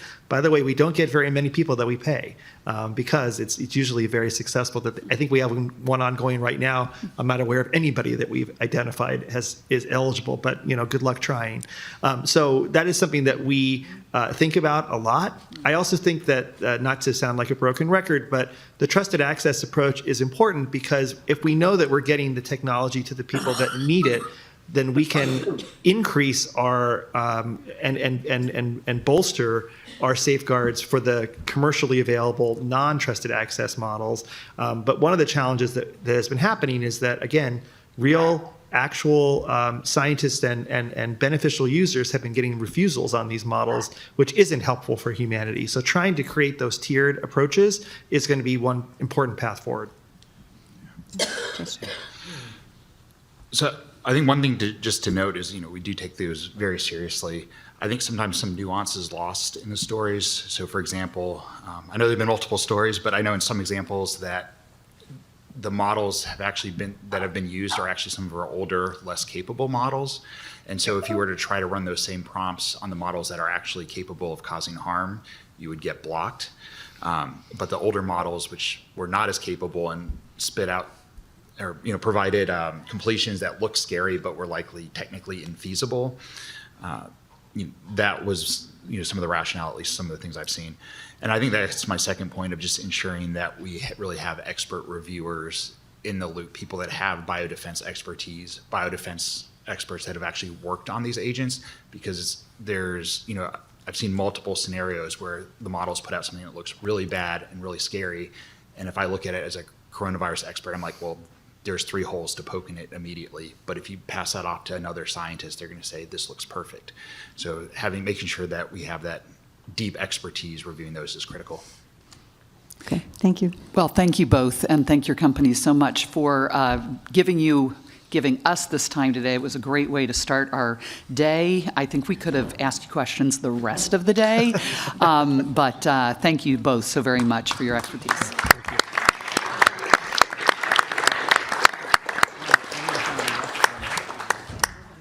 Okay, I think we might be missing one panelist, but we'll go ahead and get started. Okay, all right, let's get underway. We're a little bit behind, so I'll try to move along at a decent clip here. This next panel, thank you, gentlemen, for being with us. It is panel 2. It's called The Threat Actors' New Playbook, and it relates to national security and academic experts who are going to talk to us about how AI changes our adversaries' calculus of biological weapons development and deployment, and those adversaries, of course, range from nation states to lone wolves. And we have three experts with us today, starting from the left to the right. Start with Kevin Esvold. Dr. Esvold is an associate professor at the MIT Media Lab, where he leads the Sculpting Evolution Group in advancing biotechnology safety. He's also a co-founder of 2 nonprofits, Secure Bio and Secure DNA Foundation. He received his doctorate from Harvard University, where he invented a synthetic microbial ecosystem to rapidly evolve useful biomolecules. A lot more useful exercise than I undertook in my higher education, I can tell you. And he subsequently helped pioneer the development of CRISPR, which is a powerful new method of genome engineering. He also worked with us very closely on the idea for an Apollo program for biodefense, in particular with Senator Lieberman, and his contributions in that effort were instrumental in the development of our report on that subject. Next to him is John Perricini, is a senior international policy analyst and former director of the Intelligence Policy Center at RAND, and he's led RAND projects on the propensity of terrorists to acquire chemical, biological, radiological, and nuclear weapons. Previously served as the executive director for the Washington office of the Monterey Institute of International Studies and their Center for Non-Proliferation Studies. Prior to joining Monterey, he was a senior associate at the Henry L. Stimson Center, where he focused on non-proliferation and arms controls issues. Welcome, Mr. Perricini. And then lastly, Dr. Ryan Ritterson. Dr. Ritterson is a biosecurity expert specializing in risk assessment, dual-use research policy, and the intersection of AI and biological threats.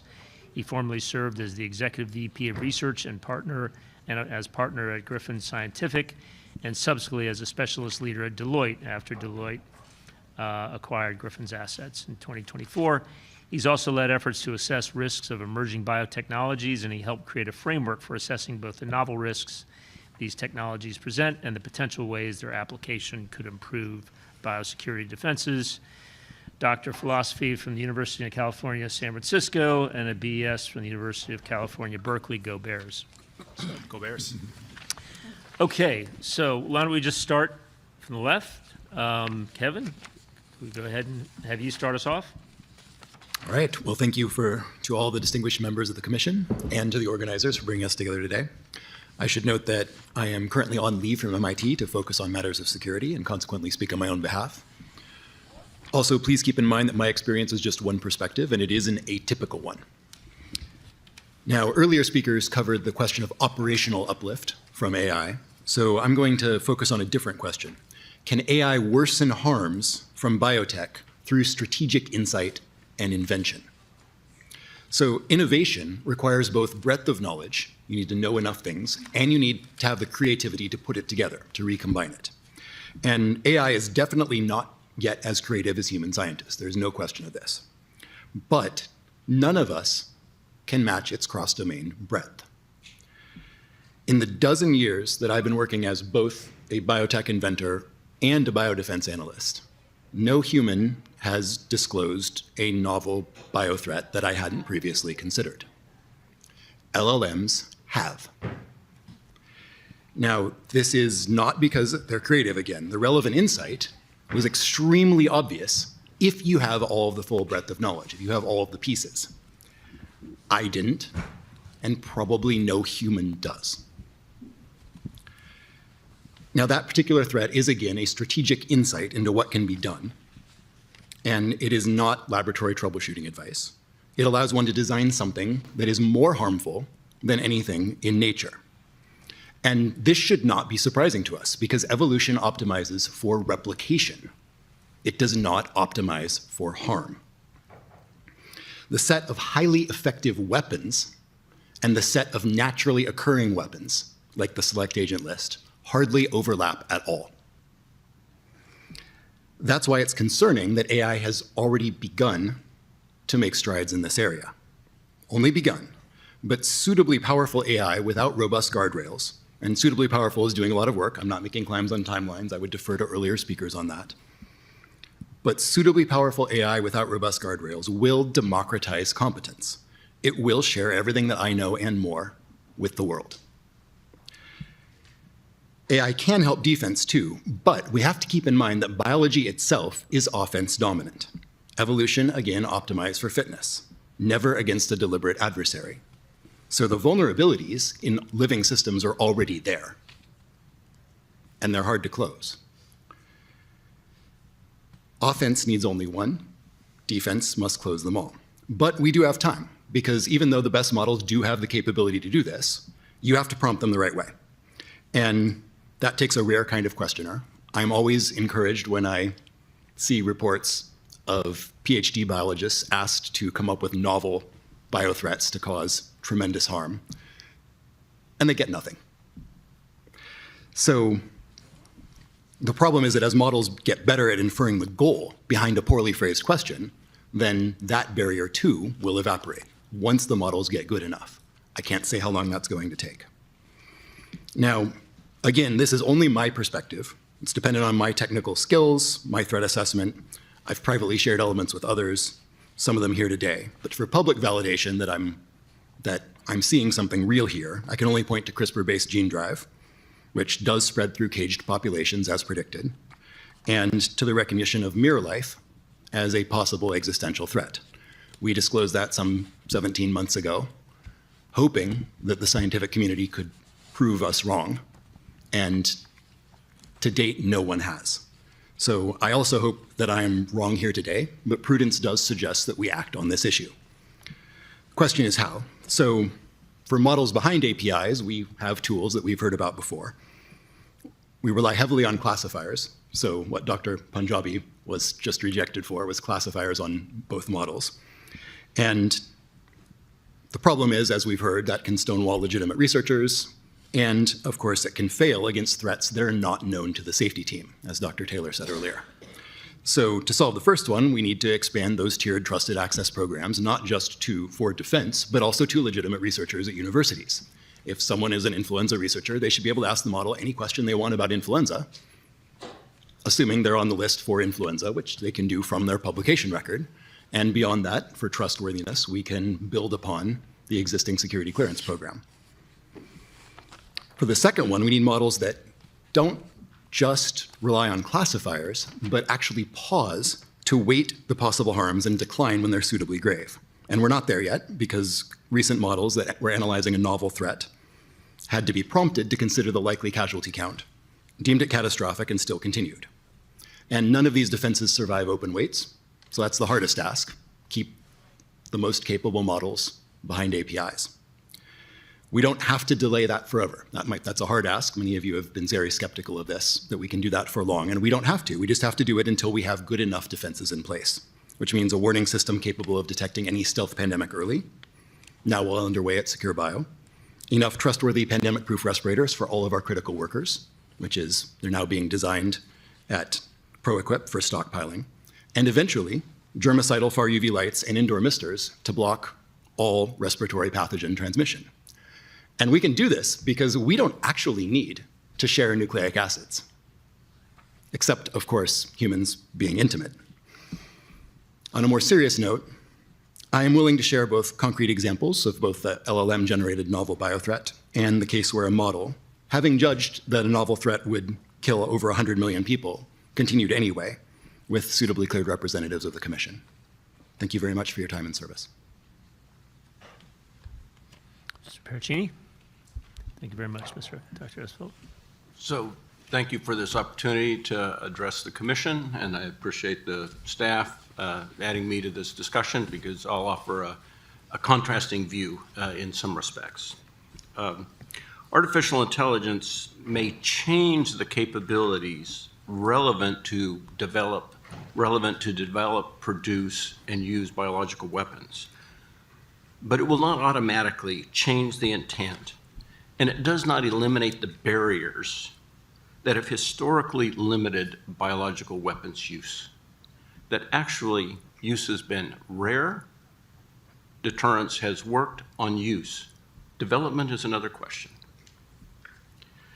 We don't want to unduly hinder the development of biodefense capabilities, therapeutics, vaccines, by restricting some of these capabilities. So there's a tough balance to achieve here. And I know many of you who have overseen the United States budget at different times. It's about how to spend smart as opposed to spend big. In the 1990s, after the Aum Shinrikyo attack on the Tokyo subway, there was great concern in this country about augmenting our biodefense and chemical defenses. We spent big. And then 19 people with box cutters commandeered an airplane and crashed it into a tall building and into the 5-sided building near my office. So we want to balance how we think about this problem. When I think about the threats that may emerge, I think about state use, and it was discussed in the last panel a little bit. States have the scientific capability, the resources, and may have the intent to use these capabilities to develop new biological agents to use for revenge or in anger. And I want to give 3 ways where I think states have shown some interest in this area. One is covert use of developing some of the agents that might seem natural but are not. And indeed, we see that Russia has repeatedly used poisons to assassinate regime opponents. We should worry about that possible concern about something that makes it difficult to attribute. We should worry about the development of non-lethal biological agents that incapacitate large populations or even militaries, kind of like we've seen on the Ukrainian battlefront where the Russians have used riot control agents and choking agents, chloropicrin, to essentially flush forces out of trenches, like in the First World War, and then shoot them, to essentially degrade conventional capabilities, which might be seen as more tolerable, where large-scale lethal use would bump up against the taboo that has been one of the barriers that has prevented the use of biological weapons by either non-state actors or state actors in most cases. We have to ask ourselves, why has it been so rare? And why is it rare that anybody takes credit for using these types of agents? And what are those barriers? And how should we make sure that those barriers remain robust? And finally, I have some concern about horizontal proliferation. States that can't make nuclear weapons, but do find themselves in an existential conflict. And these capabilities may be more leverageable by other states other than the ones with large capabilities. So let me turn, so there's a state problem. I think there's also the problem with laboratories. Since the pandemic, lots of BSL 3 and 4 laboratories around the globe have been constructed or are planned, and many of them in countries where the biorisk score that they have is quite low. Accidents happen more often in laboratories than terrorist attacks or state use. And with these capabilities, things may be created that pose new dangers that we haven't fully grasped. Finally, while AI uplift by terrorists and lone actors is a concern, we should keep it in perspective. It's very rare that it happens. It's been very limited of what's been achieved. It's not as easy as we all think. And there are environmental challenges in doing so, disseminating, and when you put anything live in the environment is a tough host. So there are 3 things that I would suggest that we consider doing as we go forward. First, since prior to the pandemic, our ability to attribute biological outbreaks has degraded. And it's really important to be able to have a robust system in order to deter, but also to hold account if indeed biological agents are used. And this is an aspect of our national security strategy that we really have not paid enough attention to. Second, biosafety and biosecurity is very important, not just in our country, but more importantly in other countries. And here, the Congress and the executive branch have funded, and the executive branch has executed robust programs around the globe. Those have atrophied in recent years. And those are very important to deal with this large number of laboratories that are expanding. And then finally, I think engagement between government and the AI and biotechnology sector is critical, because those 2 private sector communities are moving much faster than government and have skills that government don't have in a robust fashion. Thank you for the opportunity. I look forward to your questions. Thank you, Mr. Pericini. Dr. Mitterson? Thank you. I want to begin by thanking the Commission for the opportunity to give remarks to this esteemed group of commissioners in front of me on this important topic. So important, in fact, that I didn't use AI in preparing any of my remarks. I want to cover 4 points today. First, I want to just offer a brief note about the benefits these technologies may offer, because I don't want that to be lost. Second, I want to point out that the details of the risk scenarios that we're pondering matter greatly in determining what we should do about those. But that, my third point, unfortunately, for several reasons today, the ability of AI tools to enhance capabilities for both benefit and harm is knowable in terms of the direction that it is going to move, but is unknown in magnitude, timing, and specifics today. And that has implications for what we should do today about these risks. And then lastly, a couple of recommendations on what we think we should do now. So first, on benefits, other commenters have mentioned this as well, but it's important to recognize that the technologies that we're talking about have enormous potential to transform the life sciences, and through that, bring benefits to public health and the human condition. So when we think about preventing the risks of these technologies from coming to bear, it's important to recognize that preventing a benefit from being realized to public health isn't in fact recognizing a kind of risk to public health. So we should be careful as we're talking about these risks to make sure that we're minimizing the risks to the best degree that we can while also enabling the benefits. And I'm optimistic that we can find a middle ground here that enables that to be true, as has been true for so many emerging technologies that have emerged over the past 100 years. My second point on the details of the risk scenarios. In considering AI misuse, it's generally easy to imagine ways in which AI could make a particular task easier. But what is shown to be much more difficult is understanding whether a given threat actor finds the use of AI for that task desirable, whether they can use AI for that task effectively, and whether the capabilities provided by AI for that task substantially change the likelihood of that threat actor to be successful in their goal. So the reason to do that harder thing, to do that deeper level of analysis, is it informs us about whether a particular hypothetical capability is really worth worrying about, and if so, how to intervene in a precise way that targets that specific risk while minimizing the influence on benefits so we can continue to allow benefits to be recognized. So we've talked a lot today about general purpose AI, LLMs. We mentioned a little bit about biological design tools, and there's a whole range of biological design tools that are being created to help advance the life sciences. So on the second point, let me give you an example from protein engineering tools, which are a set of tools that scientists can use to generate proteins with new functions that don't exist in nature. It's really easy to say that these tools could help someone build a novel protein toxin and cause harm. But when you scrutinize that in depth today, what you realize is that just knowing the amino acids that might make up a potential novel toxin doesn't help anybody validate whether that actually works, synthesize that protein, purify that protein, stabilize that protein, package that protein, and release that protein.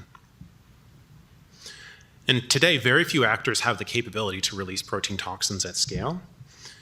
There's many actors that could undertake a limited release to harm a limited number of people, but there's also a lot of easily accessible ways to do that already. And so why would a threat actor want to undertake a scientific research project to achieve something they can already achieve? So when you examine protein engineering tools and the specific ways they may create risks, I'm confident that you'll find that the ways they increase risk are pretty narrow and limited. And thus, the interventions that we should put in place to limit the use of this technology should be similarly narrow. On the other hand, I do fear that there are currently widely available tools that have the potential to uplift certain threat actors to cause great harms that they could not achieve without those tools. My third point, because we're only beginning to tackle the in-depth analyses that I think are required, and because the AI frontier is rapidly expanding in unpredictable ways, today I think we can be reasonably confident that just about everybody that wants to do biology is going to be uplifted to some degree, but we don't know exactly who that will be, by how much they will be uplifted, and when that uplift will arrive. Over time and with investment, I think we're going to be able to understand that in much greater depth, but today we don't have that knowledge. So my recommendations to you: first, and this echoes what you have already heard, the US government should foster the generation of an accessible source of threat intelligence for biological misuse. So many of the conversations I have around these risks are talking to parties that don't understand the nature of the threat, and so are trying to stop things that are not worth worrying about and are not trying to stop the things that are worth worrying about. I know that the speakers you heard from on the last panel have some of the best threat intelligence programs in the industry. If they are asking for threat intelligence to be improved, you know we have a real problem.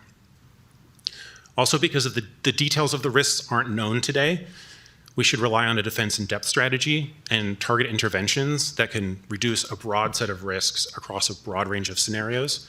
My fellow panelists today and some of the former panelists talked about what some of those solutions are, and I hope at the next panel you'll hear even more of them. And then lastly, to begin to answer the hard questions that I've posed, we should invest heavily in innovations and efforts that reduce those knowledge gaps. Today, most of the funding available for those efforts exists in the hands of the frontier developers, who are doing an admirable job funding those efforts, but it's not nearly enough. We need much larger investments in order to keep pace. Thank you. Okay, thank you, Dr. Wilson. Thank you, gentlemen. Those were excellent presentations. So we're going to go ahead and ask questions. I think we'll probably zero a question on each of you, just try to move this along, as opposed to asking each of you to answer every question. But if you have an answer or something to supplement the response from one of your fellow co-panelists, please just volunteer. So Dr. Esvelt, I just want to follow up on something you said. In fact, Dr. Anderson, you talked about keeping in mind the benefits of AI, what it does for global health and humanity in general.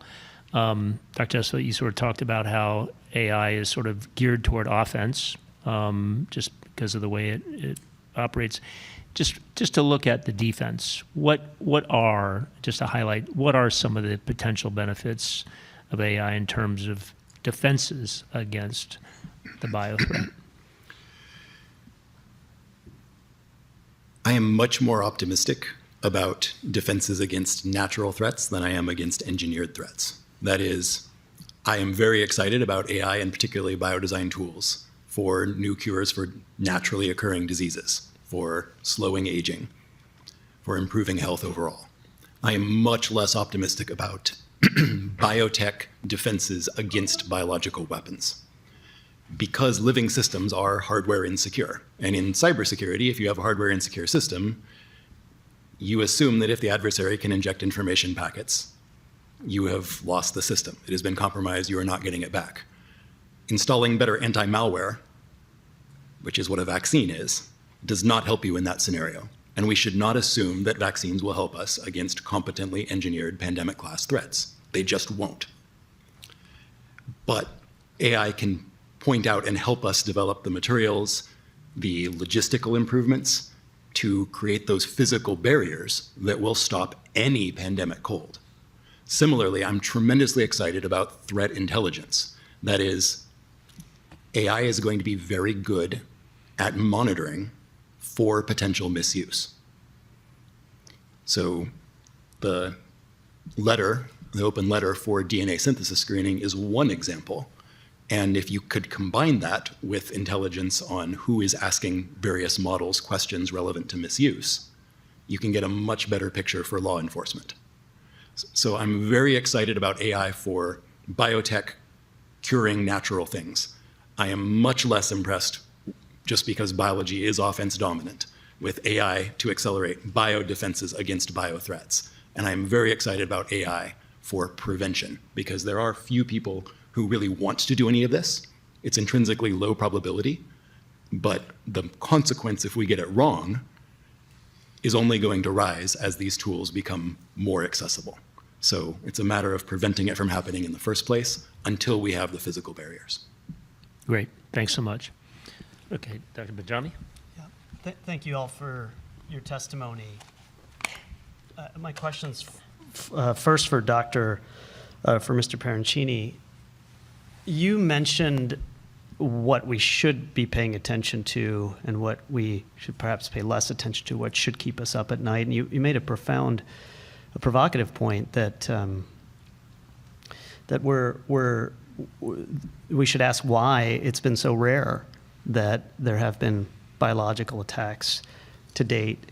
And I just want to dig into that for a moment. It's a fascinating point you make. I just finished work on a book called Safer, which is, and part of that research led me to this phenomenon that psychologists have described called normalcy bias. And you see it play out in many different types of moments of uncertainty or crisis. There's this oscillation between panic about the wrong thing and denial about the thing in front of our eyes. It's actually getting worse. And you mentioned that it's still taboo in our to take on, to actually execute some of these types of attacks. Do you see that changing in the future? If so, is there a threshold, a trigger point that you would say we should be paying attention to actually in a logical way assess whether that threat is increasing, that folks will actually use, that either non-state actors or state actors will use more of it than they have in the past, that it will become less taboo? Yeah, it's an excellent question. So I did a study on Al-Qaeda and ISIS during the pandemic. During the pandemic, why didn't they leverage that? They saw what a biological outbreak did to the West, and indeed they talked about it extensively. And yet what they also talked about was providing lots of guidance to their followers, which sounded very much like the CDC guidance given to many of us.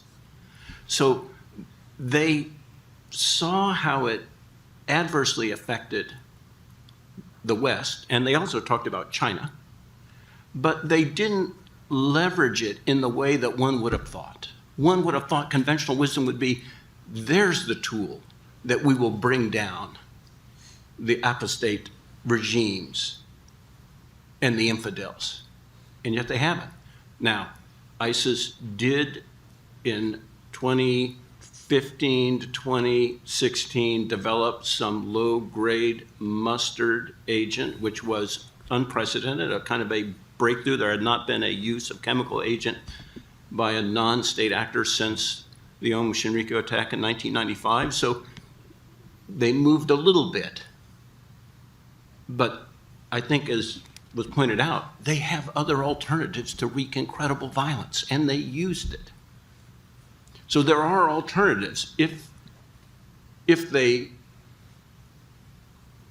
bump up against a taboo or it seems too hard, they have alternatives, and they use them. Just to follow up, you also mentioned in your recommendations that our ability to attribute a biological attack has actually degraded. I'm curious if you could expand on that point. I've seen various administrations work in the executive branch to increase our capability, others that have either intentionally or unintentionally weakened our capabilities. I want you to, if you could just comment on the legislative branch, if there was one legislative action we could recommend as this commission to strengthen that attribution capability, because I think it's essential, as you point out, what would that be? Well, I think first would be an oversight about what the executive branch is currently doing and what they're not doing. In I this think area. there was a robust capability up until shortly before the pandemic. And it's largely a matter of policy and procedures, not technology. I think we have very good technology. The challenge is you've got to be able to collect samples, clinical, environmental, and testimony. You've got to be able to have an effective chain of custody.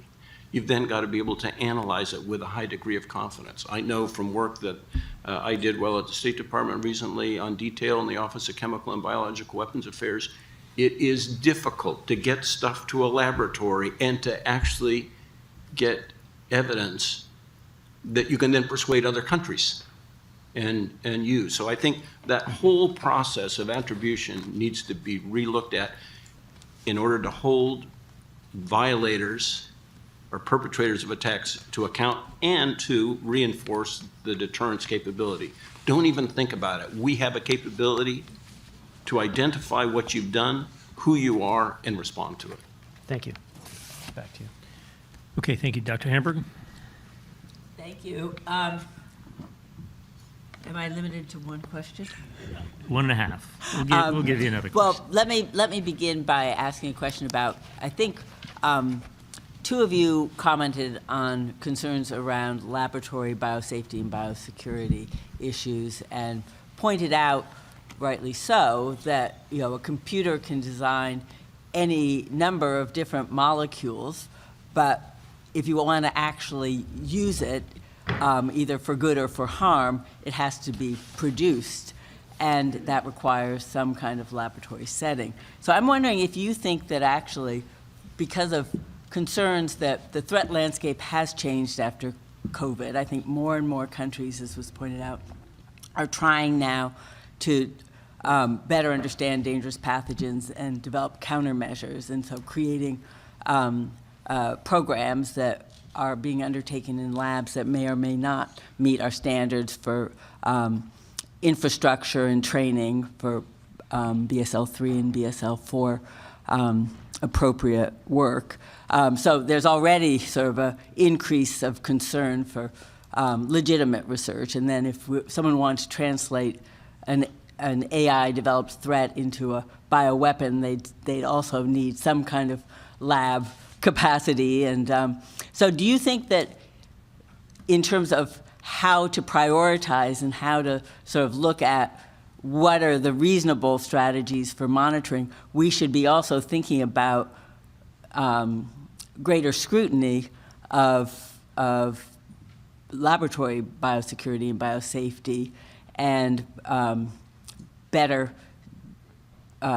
international alignment of that kind of oversight and stewardship of work going on in those kind of laboratory settings. So I think the United States has made a huge contribution from the early 1990s till just recently in its cooperative threat reduction programs, helping other countries augment their safety and security at laboratories. I think it's unfortunate that of recent we now think that some of that work that we have done has actually led those countries to pursue biological weapons at our request. I think that is not accurate. And I think, on the contrary, we've actually done a great service to the international community by helping countries get much better at that. And I know that from my experience in Ukraine, talking to a senior official who was a medical doctor responsible for lots of laboratories in Ukraine, that it was enormously valuable for their ability to deal with COVID and other diseases that they regularly face, both human and agricultural diseases. Your question has hit on one of my passion areas. I've spent much of my career trying to figure out ways to improve biosafety around the world. I would say that I would advocate for improvements in biosafety and biosecurity around the world, but I don't think that additional scrutiny is necessarily the approach that I would take. I think the common thing that I hear from folks not only in the United States but around the world is they would like to do better, but they're not offered the resources required to do better. Mm-hmm. Instead, they are offered unfunded mandates that make it more and more difficult to do the jobs that they want to do. So I would love to see the US government or others invest in improving biosafety infrastructure, biosafety science, et cetera. Okay, thank you. I'll forego, oh, he's gone. I would just generously say I'd forego my second question. I'll yield to you. Well, I was going to ask Kevin if, acknowledging the obvious benefits of AI in pro-social biomedical product development and innovation, do you think it's possible, though, to define ways to make progress going forward in that domain without also developing the capabilities for offensive work if people want to do so? It's a great question. Feynman said, "What I cannot create, I do not understand." And it's the contrapositive that worries me. What I understand, I can create. Yeah. Yeah. I just hoped you had an answer.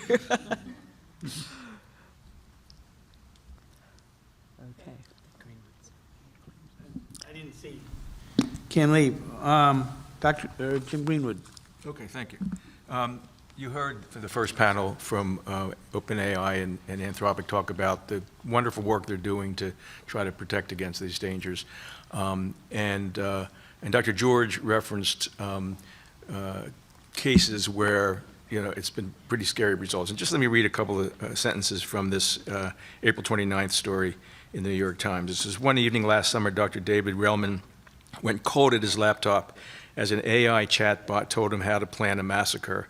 A microbiologist and biosecurity expert at Stanford University, Dr. Relman had been hired by an artificial intelligence company to pressure test its product before it was released to the public. That night, in the scientist's home office, the chatbot explained how to modify an infamous pathogen in a lab and how it would resist known treatments. Worse, the bot described it in vivid detail how to release the superbug, identifying a security lapse in the large public transit system.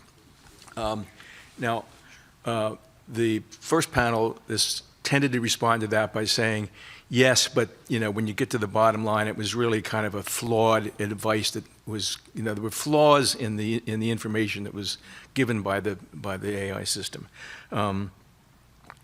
But the AI system's getting better all the time. So, what was flawed 2 weeks ago, or last year, may be far less flawed today. And this article also says, even when AI models are updated with safer controls, the older versions are often available. And we've talked about, well, you can, even if you get the great, perfect instructions about how to make a bioweapon, it's a whole nother thing about how to, in theory, how to do it. It's another thing to actually have the laboratory capacity to do that. But it would seem to me AI can teach how to make a laboratory that, in fact, can achieve those ends. So, so in the race, the AI race between offense and defense, it doesn't seem to me there's any law of nature that says defense wins, right? So my question, and just my one question, if you could each respond, is how confident are you that, in fact, in the long run, defense will overcome offense? Well, I'll start by saying, I would analogize it a bit to nuclear war, where the question, we only need one nuclear war to have failed a nuclear nonproliferation, right? And so I am pessimistic from that vantage, where we have to remain perfect in preventing AI from causing a pandemic to believe that we have stopped it. On the other hand, I will say that I am optimistic that the potential of this technology to improve the defense is strong. And I will also say, in my career working on emerging technologies, the AI space seems to have been recognized in its potential for harm much earlier than in other emerging technologies that I have worked on. And I have seen orders of magnitude more investment in preventing those risks from coming to pass. And so for that reason, I think there is still a tremendous wall to climb before we can feel confident we have covered the space. But we're doing better than historical examples of other technologies would lead us to believe. So I would add, you make an important point that we ought to take into consideration. The probability is low, but it's not zero, and it may be changing. So we should do things. We should assess biodesign tools and those which may provide capabilities that we really don't want people to have widely without governance. And there's a risk index that some of my colleagues and some of our colleagues in Europe have prepared to identify those. So that's one thing that should be done. We should have more oversight, and I think oversight is important of laboratories, but it's not just our laboratories. And in fact, some would argue our laboratories have lots of oversight and almost too much. But we should work with other countries' authorities to take the best practices from our country and make those usable in other countries. So it's a race, but I don't think we should give up. I think we should run at it hard. We definitely should not give up.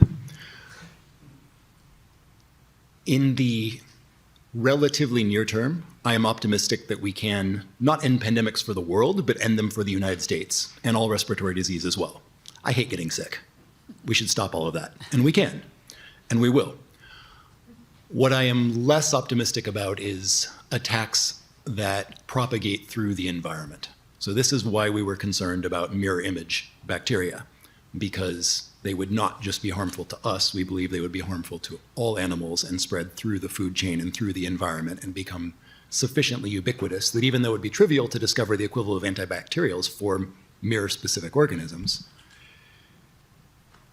do you really want to live on a prophylactic dose of antibiotics for the rest of your life while the environment melts? I mean, we kind of need it. So there is one where I don't think there is an answer other than don't make it. And the question is, how can we ensure that no one makes it? Because my concern is we have a biological weapons convention. Soviet Union developed biopreparat anyway. We need to stay far enough away from mirror life that no one can make it, even a state actor that throws billions of dollars at it.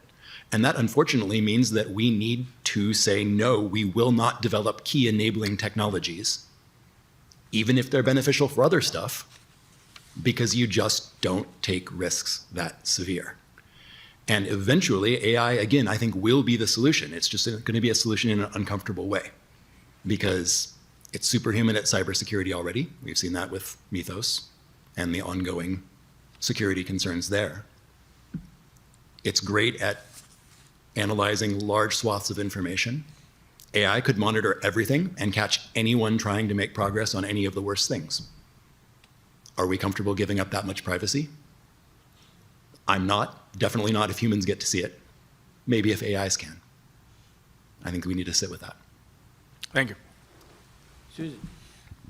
Well, my question has a little bit to do with giving up privacy, because I was going to ask your thoughts on the threat intelligence program that you mentioned, and how do our government, our intelligence agencies create the most effective threat intelligence programs for this threat? And so what tools or what should it look like? We have an incredibly difficult time. I know Congress always has, reauthorizing 702 and FISA and other things like that. What kind of threat intelligence program could you see us creating? And if you have an idea, if you don't have an idea, that's fine. So I would start with cybersecurity as the model.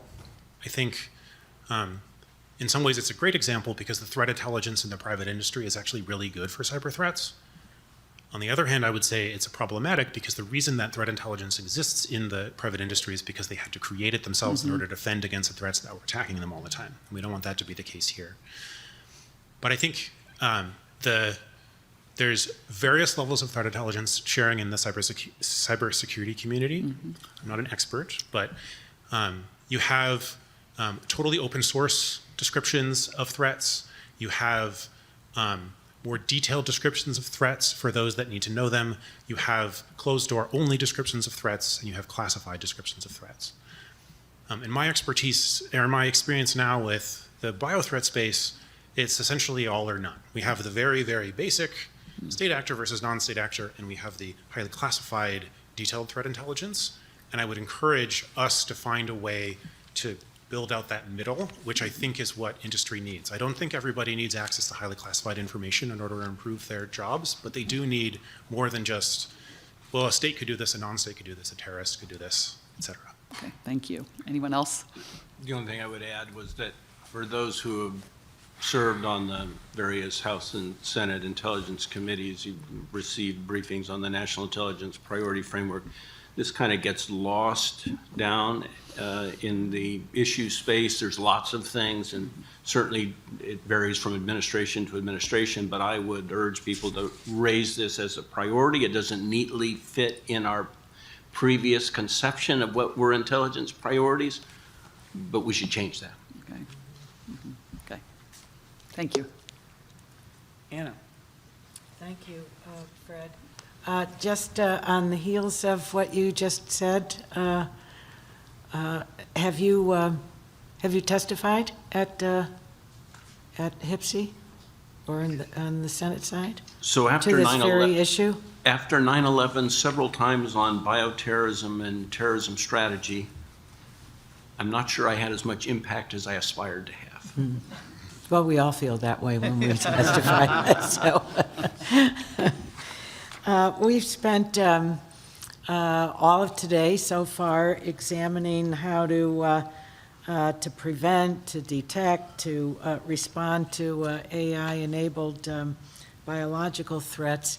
What legislative proposals, authorities, or funding priorities do you think would most strengthen our nation's ability to do to really conduct what belongs in each one of those areas? And not only what your ideas are, have you made recommendations to the Congress and specifically any committees? I don't see, I'm not in the Congress anymore, but I have to tell you, I really don't see anything happening on this front. And yet, every day there is, depending on what, where you go for your information, there is a plethora of information under AI. So it's, I think the Congress is somewhat desperate for your expertise. On AI specifically, that's a harder one because it's bound up in so many other issues. Mm-hmm. For bio, I think cotton clover char is a great starting point. Congress could also help by strengthening the select agent program. Not because it's complete, I said it's not complete, but it is the one that has teeth already in criminal law. And it's very foolish that it is illegal to buy constructs sufficient to make 1918 influenza virus, infectious. But as soon as you split one of those constructs into two pieces, it's perfectly legal. That's just absurd. Congress should fix that. The other one that I would love to see that wouldn't cost anything is what I call resilience markets. So right now, if you're an investor, you think it's reasonably likely there's going to be an engineered pandemic or something like that. You want to stockpile pandemic-proof respirators and other protective equipment and then sell at a higher price. You're taking on the risk that the pandemic will not occur. Right now, they won't do that because they assume DPA is going to be invoked and they're going to get compensated at fair market price because jurisprudence against profiteering says that. Our anti-profiteering impulses, although meritorious, are closing off the market from betting on resilience. And I would change that by saying, if you have a pre-signed, pre-crisis, at least 180 days in advance, options contract, whereby you promise to sell something that you are stockpiling in case of crisis conditions, then I think the government should say, if we need to seize that in crisis conditions, we will pay you the value of the written contract because you clearly prepared it in advance of the crisis. It's not happenstance, it's not a windfall, it's not profiteering. You made the bet, you took the risk, and the supplies were there when it mattered because of that. We'll pay the difference between just compensation, as courts currently define it, and the price of the contract. And I think that would help a lot. So I would just add that I had hopes that the various congressional investigations into the origin of COVID would focus in on the issue of how do we attribute. And I think unfortunately that got lost in discussion that was either partisan or an I gotcha China issue. I think going back and talking about not just COVID, but talking about outbreaks of unknown origin, how do we determine whether it's natural, lab leak, or intentional? And I think having a much better understanding of that would be helpful. And I would briefly add, today, if you look across the US government, I would argue that there is no agency whose responsibility and mission it is to improve biosafety. There is no agency whose mission and authority it is to improve biosecurity. Those missions are highly diffused across the interagency, and it makes it difficult for large-scale changes to be made. We have advocated previously for an agency for biosafety to be created. Now telling Congress to create a new agency is a tough ask, but we think that's necessary. The other thing that I will mention is on the issue of biosurveillance. The technologies at our fingertips for doing robust biosurveillance have enormously improved over the past 20 years, but we have not deployed them. And our current state of biosurveillance, in my own personal opinion, is sort of an accident and a tragedy. The US government could invest in a robust system of biosurveillance that would not only help us understand what is the disease burden regularly in this country, it would help us detect new emerging infectious diseases that are both naturally caused and engineered and released on purpose. And Silver Group's much more expert on that topic than I am, have produced reports on exactly what that should look like. Thank you very much, gentlemen. Thank you, Fred. Well, thank you all. Let me just conclude by saying this. I think that, Ryan, you made the comment that there's a real knowledge gap that's out there, certainly with, I'll use our constituents, but also in the Congress as well. And I would guess that in fact, I know that if you ask Jim Greenwood, Donna Shalala, Fred Upton, Tom Daschle, Susan Brooks, or Anna Eshoo, if we were glad that we were no longer in the Congress, we'd all say, oh, we are so glad we're not there today. All right? I'm just presuming that. But I would also say that if we were there, this would be an issue that would be front and center, particularly on the committees that we served on and where we had some jurisdiction with a gavel to make some progress. And I just want to thank you for your previous work, but using us, the Bipartisan Commission on Bioterrorism, Atlantic Council and others, the people that are here today, show that there's a real interest in making sure that whatever we can do to make this work, because I think the American public understands that it is a double-edged sword. We had the opportunity in April, I guess it seems like yesterday, to go to the University of Michigan and see some of the research that they're doing on drugs and devices. And their use of AI is just incredible. You look at what you've done on cancer research and AI that's out there. We know what the Chinese are doing and others Americans as well. There are real positives, but there's a real fear as well, particularly as we sort of uncap and see some of those alarms. John, you're exactly right that maybe it's easier to have 18 box cutters and figure out how to open up a cockpit door than poison a stadium watching a football game.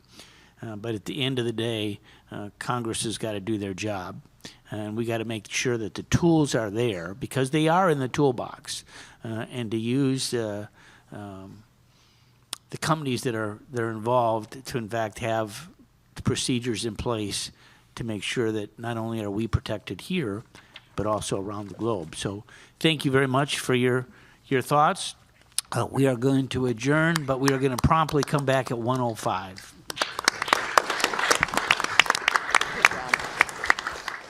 This is panel 3. It's entitled Beyond the Screen, and we're very happy to have 4 terrific panelists.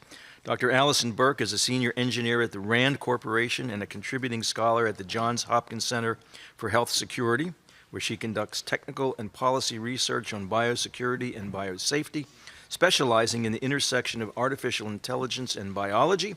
She also serves as the Chemical and Biological Weapons Non-Proliferation Program Director at the James Martin Center for Non-Proliferation Studies.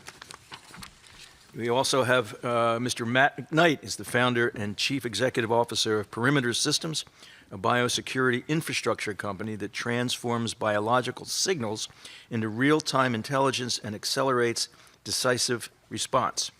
Perimeter's platform is deployed at critical infrastructure locations, including the international airports, conflict zones, transit hubs, and municipal wastewater systems, leveraging frontier AI and models to drive biological threat insights. Next, we have Dr. Jake Jordan, is the Vice President of Global Biological Policy and Programs at the Nuclear Threat Initiative. In this role, Dr. Jordan leads NTI's portfolio of biosecurity projects and advances innovative approaches to strengthen biotechnology governance, reduce the risk of bioweapon development, and use and build global health security systems. And we have Dr. Sarah Carter. She is a senior fellow at the Federation of American Scientists and the principal at Science Policy Consulting, LLC.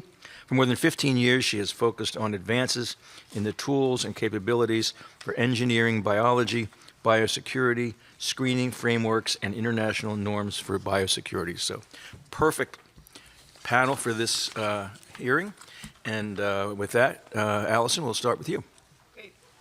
Thank you for the invitation and thank you for the opportunity to address the Commission on this important topic, and to my fellow panelists. I will talk a little bit about recent work that outlines some of our concerns, and then I will give some recommendations that are also underscored by recent work at RAND. So recent RAND analysis has identified weaknesses in a biodefense strategy that relies solely on screening DNA synthesis orders, as we believe that some actors may not be deterred by such a disruption. Instead, an effective strategy must reinforce technical, material, and motivational barriers faced by a variety of threat actors throughout the biological threat lifecycle in complementary and overlapping ways. This strategy must include interventions that manage access to dangerous and dual-use information, disrupt material access, deter nefarious activity, and detect misuse proactively. The increasing biological capabilities of AI models were underscored by a recent RAND report that assessed the ability of 8 frontier LLM agents to design biologically coherent sequences, communicate with a custom interface to a DNA synthesizer, and provide laboratory instructions for a human to follow that with minimal modifications resulted in a functional protein. This demonstration successfully generated a harmless protein, but served as proof of concept for the AI-driven agentic design and production of proteins more generally, and widened the pool of actors that are capable of performing tasks previously reserved by experts. AI bio capabilities have been steadily evolving since the release of AlphaFold, and our studies assessing the risks posed by biodesign tools, which are AI tools that are specifically trained to be used for the design and assessment of biological sequences and structures, indicate that the risks posed by these tools are progressing across a range of misuse scenarios and among literally hundreds of tools. These risks are not being effectively monitored, and experts disagree over where red lines should be drawn, as well as how a red line capability would be detected or reported. The field is not likely to encounter one glaring red line capability threshold that, once reached, indicates that AI-designed bioweapons are within reach. Therefore, we need a paradigm that continuously assesses capabilities through precursor indicators, safe proxies, and clear decision criteria for what happens as models approach these hazardous capabilities. It's important to invest in these mitigations now to ensure they are operational before AI capabilities create an unbridgeable gap between technological advancement and protective infrastructure. Expert uplift remains one of the most important and least solved questions. Researchers still don't know how to measure whether models meaningfully accelerate highly capable actors in biology. A study by 2 of my colleagues analyzed historical examples of how experts attempt to make chemical and biological weapons and whether LLM models would be able to recreate these processes. And they found that 2024 level models successfully provided accurate instructions and guidance for recovering a live poliovirus from a construct built from commercially obtained synthetic DNA, which we believe is a test case that is applicable to producing other pathogenic viruses. So to address these complex and evolving risks, I'll cover 3 recommendations that each target a specific area of concern. The first is to implement comprehensive oversight for AI used in biodesign applications. This includes mandating dual-use risk assessments for AI models and platforms used in biological research and design, including regular red teaming and reporting of misuse risks. And in support of this recommendation, RAND is developing a continuous risk assessment methodology and reporting tool for AI biotools. We also support expanding evaluation methods beyond narrow benchmark tests to include more realistic, open-ended evaluations that reflect real scientific or adversarial workflows that encompass long-horizon interactions, AI scientist systems, iterative experimentation, and open-ended red teaming, as current evaluations may be too constrained to capture the full range of hazardous capabilities. The second recommendation is enhancing AI biotool monitoring and usage logging. One study that we've done recently is on implementing verifiable logging of AI biotool use and monitoring automated biodesign workflows for misuse detection. This type of oversight includes monitoring natural language inputs and workflow configurations, flagging anomalous activity, and providing tamper-proof logs of how AI-designed outputs were produced. Our recent work complements previous work from NTI and proposes a cross-tool, tamper-evident audit trail architecture that couples structured provenance records with hardware or service-bound cryptographic signing. We also support instituting integrated information exchange networks that can be used to verify user legitimacy, improve vetting processes, and detect anomalous biological indicators that can indicate suspicious behavioral patterns or serve as early warnings. Our third recommendation is restricting access to sensitive data and models that would prevent hazardous capability development. So we believe it's necessary to control and monitor access to sensitive data and models, and I have found through discussions with researchers and policy stakeholders that funds are needed for R&D on technical safeguards that include developing tiered access controls for sensitive or high-risk biological data sets and AI models, including vetting and tracking of users.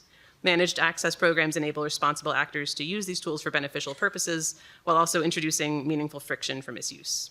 Tiered capability access can also restrict the most sensitive functionalities to users who demonstrate clear justification, training, and alignment with defined research objectives. Time-limited access can reduce persistent exposure to high-risk capabilities, and justified use requirements can mandate articulation of legitimate purpose before sensitive functionalities are granted. So in summary, RAND's recent work highlights that relying solely on traditional DNA synthesis screening is increasingly inadequate given rapid technological advances, and we recommend comprehensive AI risk oversight, verifiable output logging, and managed access to tools and data sets to tilt the asymmetry in favor of defenders and protect public health and national security. Thank you. Thank you. Matt. Thank you very much for having all of us today, and it's an appreciated opportunity to speak to you all. I started my career as a Marine Corps intelligence officer, so I very much come at this problem from a national security perspective. I then spent the last 10 years in biotech and launched this biosecurity dedicated firm 6 years ago. Perimeter, which I will actually not speak much about, just to use examples of what we think the infrastructure is that needs to be built. But we were very much focused on closing this gap between biothreat detection in whatever form it may emerge through to identification, characterization, and then with a goal of guiding rapid response and really closing down that loop of time with technology versus other mechanisms that we have historically used. But to frame it, I maybe want to take a step back and frame how we think about this problem, starting with the bio piece. And I'm a history major, so if you take this back, what really compels me is that over the last 125 years, we have had our economic output on the human planet driven by 3 technology revolutions. Chemistry going from base science to an engineerable discipline in the early 1900s, physics in the 30s, and then electrical engineering and material science, chemistry and physics coming together in the 50s and 60s and giving us the computer chip. Biology, and I would argue in the era when Twist, the major DNA synthesis company, was founded, 2013, and then with other companies in the 15, 16, 17 era, biology entered the truly engineerable era, the same as chemistry, physics, and computer chip in that time. And that is a marker of now, on the bioengineering side, a moment of exponential change in humans' ability to interact with the environment, to program cells, to make new products for all sorts of aspirationally good reasons. But if we also look through that same period of 125 years, every time humans have ever created a new technology, we have done so because we have aspiration to do amazing things. We invented the hammer to build a house, and then somebody immediately grabbed it and beat somebody over the head with it. And same thing with chemistry, physics, the computer chip. All were applied in human conflict before they really became exponentially powerful for economic growth. The sober assessment with biology and bioengineering specifically, which has only been accelerated by AI in the last 3 to 4 years, is that we have to understand in the next 50 years of my career, it would be the anomaly in human history that we don't have biological weapons used in warfare. So then you break that and you say, what do we need to do as a country? Every time we have done that in previous technological domains, we have named it a domain of critical national operations, the military domain of operations, cyber, land, air, sea, space. And we do that because they're economic commons that we need to also defend. So one of my major principles here is how do we think about biology as a domain of operations, which then means you have to align economic growth, which NSCEB and all of these other amazing organizations have worked hard to push forward, but then you have to have a reset of the national security architecture. What is our national security architecture? And there's 2 big pieces. One, the morning we spent basically talking about restrictions, access controls, what do you do with the data when you get it, and how you create it. And then the other piece is detection through response. In every other domain, we have massive, global, persistent, pervasive monitoring. Cyber, we collect every 0 and 1. For the nuclear threat, we have satellite constellations flying around the planet at all times, watching every missile that we know exists. In biology today, we have a great biotech industry that can create countermeasures. To a first-order approximation, we have 0 investment of at-scale biological intelligence generation. You can think about it as biosurveillance, but if you take a step up and you say, where are we technically today? It needs to be thought about much more like we think about other domains of intelligence collection. We need to go we need to go build and deploy the common interoperable systems that allow us to monitor threat locations, airports, transit locations, borders, friendly nations, and adversary nations to understand what they're doing. That biointelligence, what is it for? It is absolutely critical to informing the attribution question that was discussed this morning. There's no way to do deterrence. It's not a new concept without the ability to inform where something came from. If a threat actor believes they can get away with it, they have a much larger incentive to do something. And then secondarily, over time, increased early warning to allow us to close the gap from when we do find something, as Kevin was talking about, to immediately being able to respond to it. So where we focus, but also we've been pushing Congress, we've been pushing state, HHS, and actually the last 2 administrations have created this concept of biothreat radar, technical programs to go collect at US airports and allied nations to create proactive biointelligence collection. And those programs now run under the Traveler Genomic Surveillance Program in this administration. State Department, through repurposed USAID dollars, is funding them globally to a small extent, hopefully a larger extent.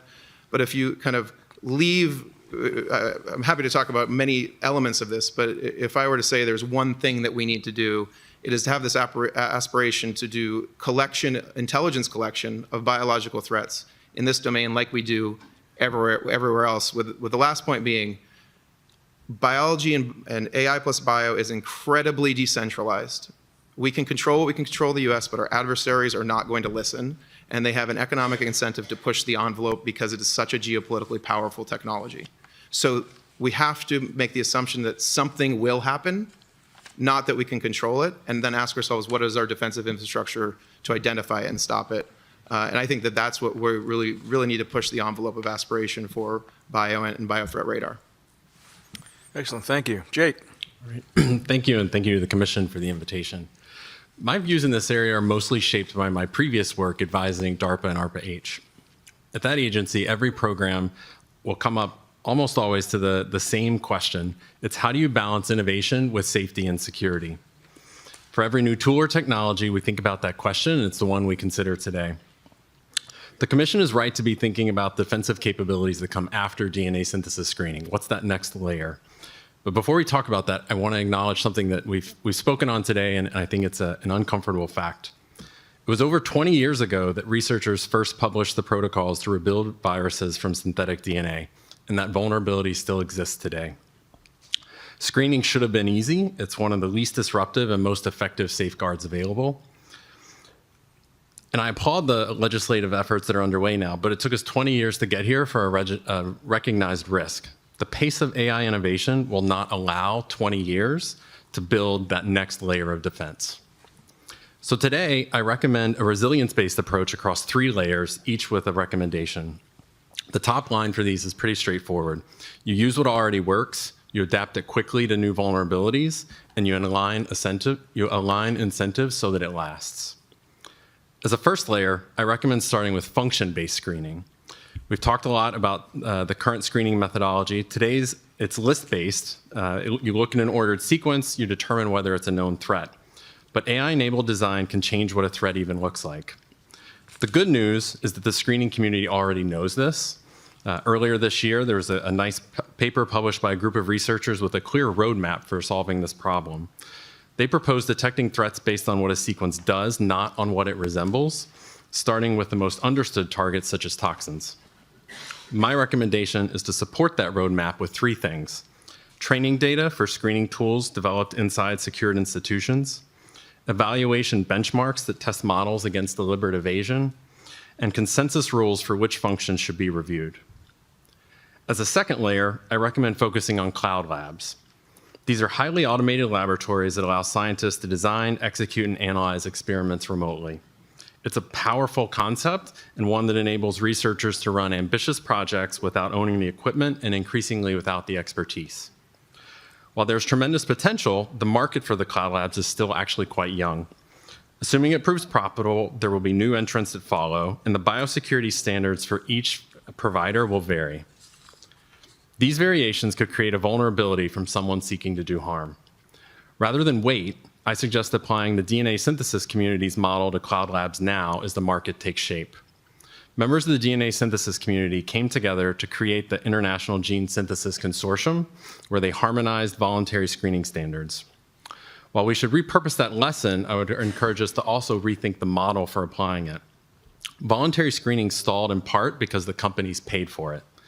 Doing the secure thing also meant doing the more expensive thing. My recommendation is then to align who pays with who benefits. Make screening tools for cloud labs free, as was done in developing the common mechanism for DNA synthesis screening, and then create additional incentives to implement best practices. For example, with free tools in place, one incentive could be to condition federal research funding to the use of providers that meet a baseline.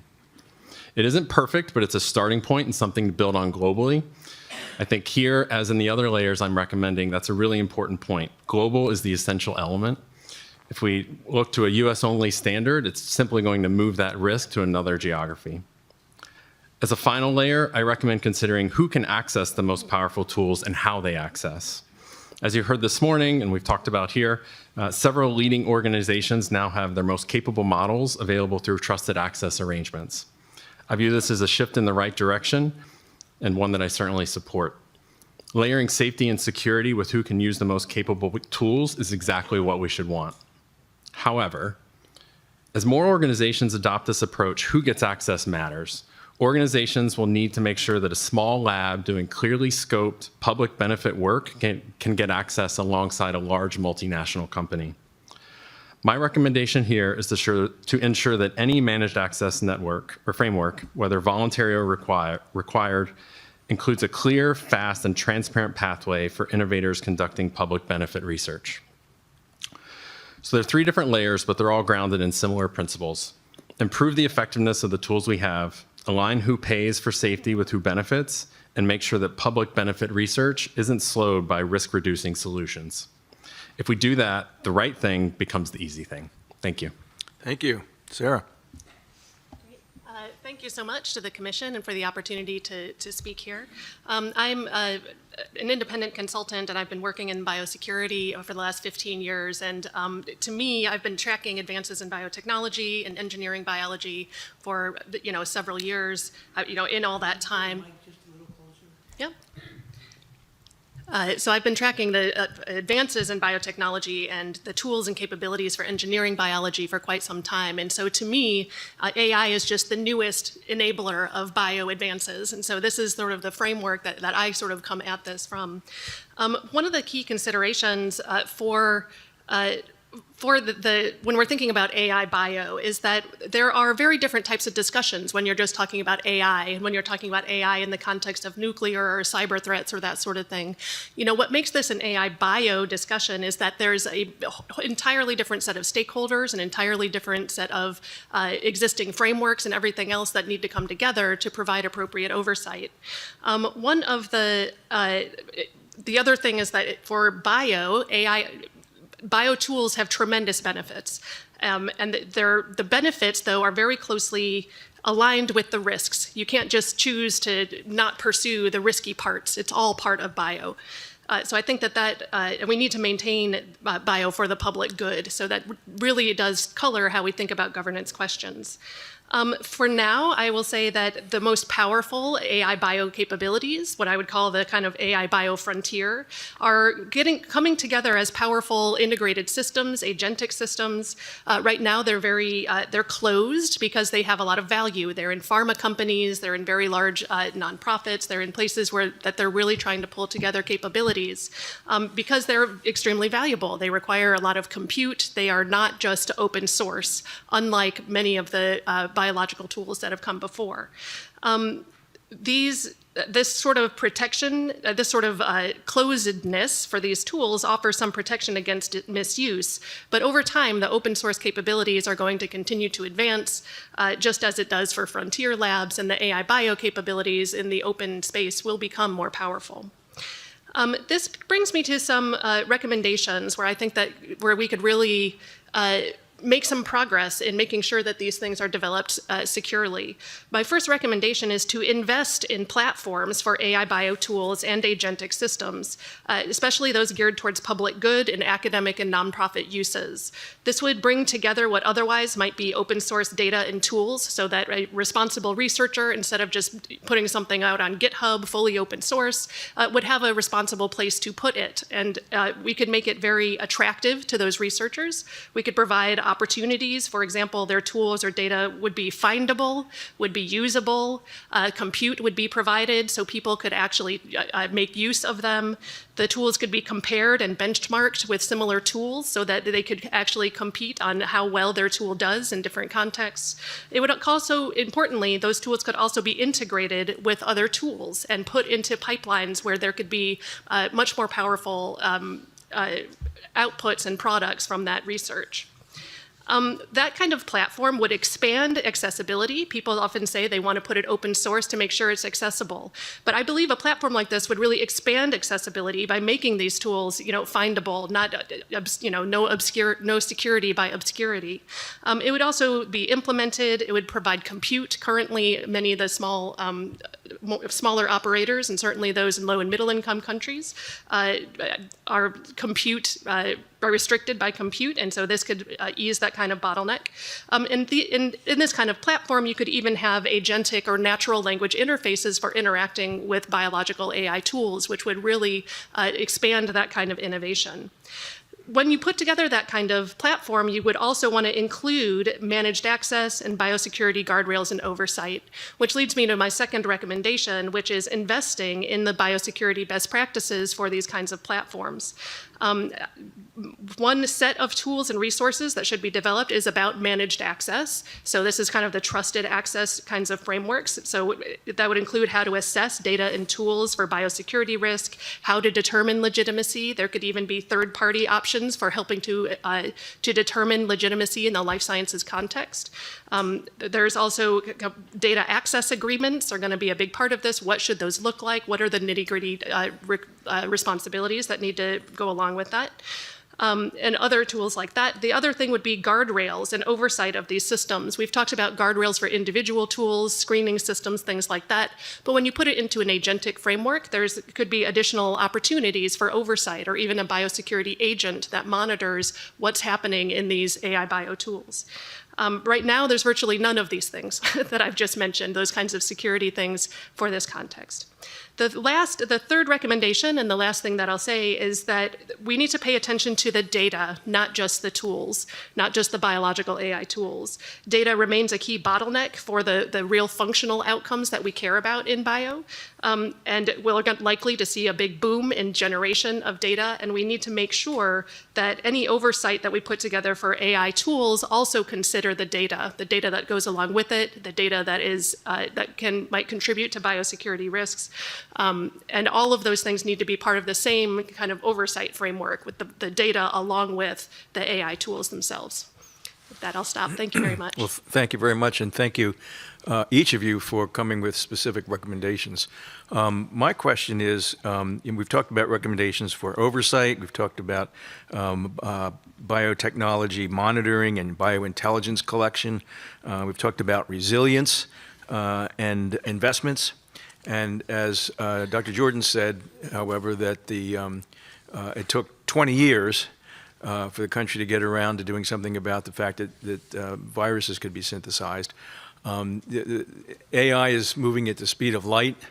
Maybe biotechnology is moving at the speed of sound. And Congress moves at the speed of glaciers. And so that's a problem. And so my question for each of you, based on your recommendations, or one or more of your recommendations, is who should be doing this work? And to what extent do we need to have Congress pass complex laws in times of rampant partisanship? Or should third parties, non-governmental parties, do some of these things? Can they be done by the executive branch without Congress having to move? So if each of you could just make a couple of comments about how you think your recommendations could be implemented, that would be helpful. Thanks. So I think there are rules. Oh, thank you for the question, first of all. I think there are rules for all of the parties that you mentioned. One of the benefits that we have here is that the community of tool developers and of LLM manufacturers is interested in biosecurity and wants to take some of these actions. However, there's just such a range of users of these tools, and also just such a range of tools themselves, that we do feel like there ought to be some form of centralized oversight. Whether that's put together federally or by a consortium of tool developers or by a nonprofit, we're kind of agnostic to, but the need to have a comprehensive risk screening of these tools, the need to have places, like Sarah mentioned, to store data and to monitor access implies to me that there needs to be a broad kind of whole community solution. Thank you for the question. I think, first off, I've been on the Hill all week. This is a uniquely bipartisan issue. We were with Senator Schumer's office. We were with Senator Shealy. Like, everybody cares about the threat that is approaching us. So it has been a nice space to work with the Hill, which I recognize that is not always... Probably the only one. Maybe. I think that the interesting thing... I'll give you the two halves of it. I'm a national security person and a Marine, a policy person to start, but I'm building a private company. Because my experience for the last decade in this space is we all see the problem and shape the problem and talk about the problem, but we are lacking, unlike say with the AI labs, everybody's building technology at warp speed.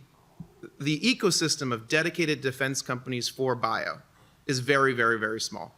And if we are going to massively advance our defense industrial base around this category, we need the private sector to build the people that understand what bioengineering is and what the cutting edge is, what AI is and what the cutting edge is, to build those technologies to provide to the mission owner, the US government and its allies.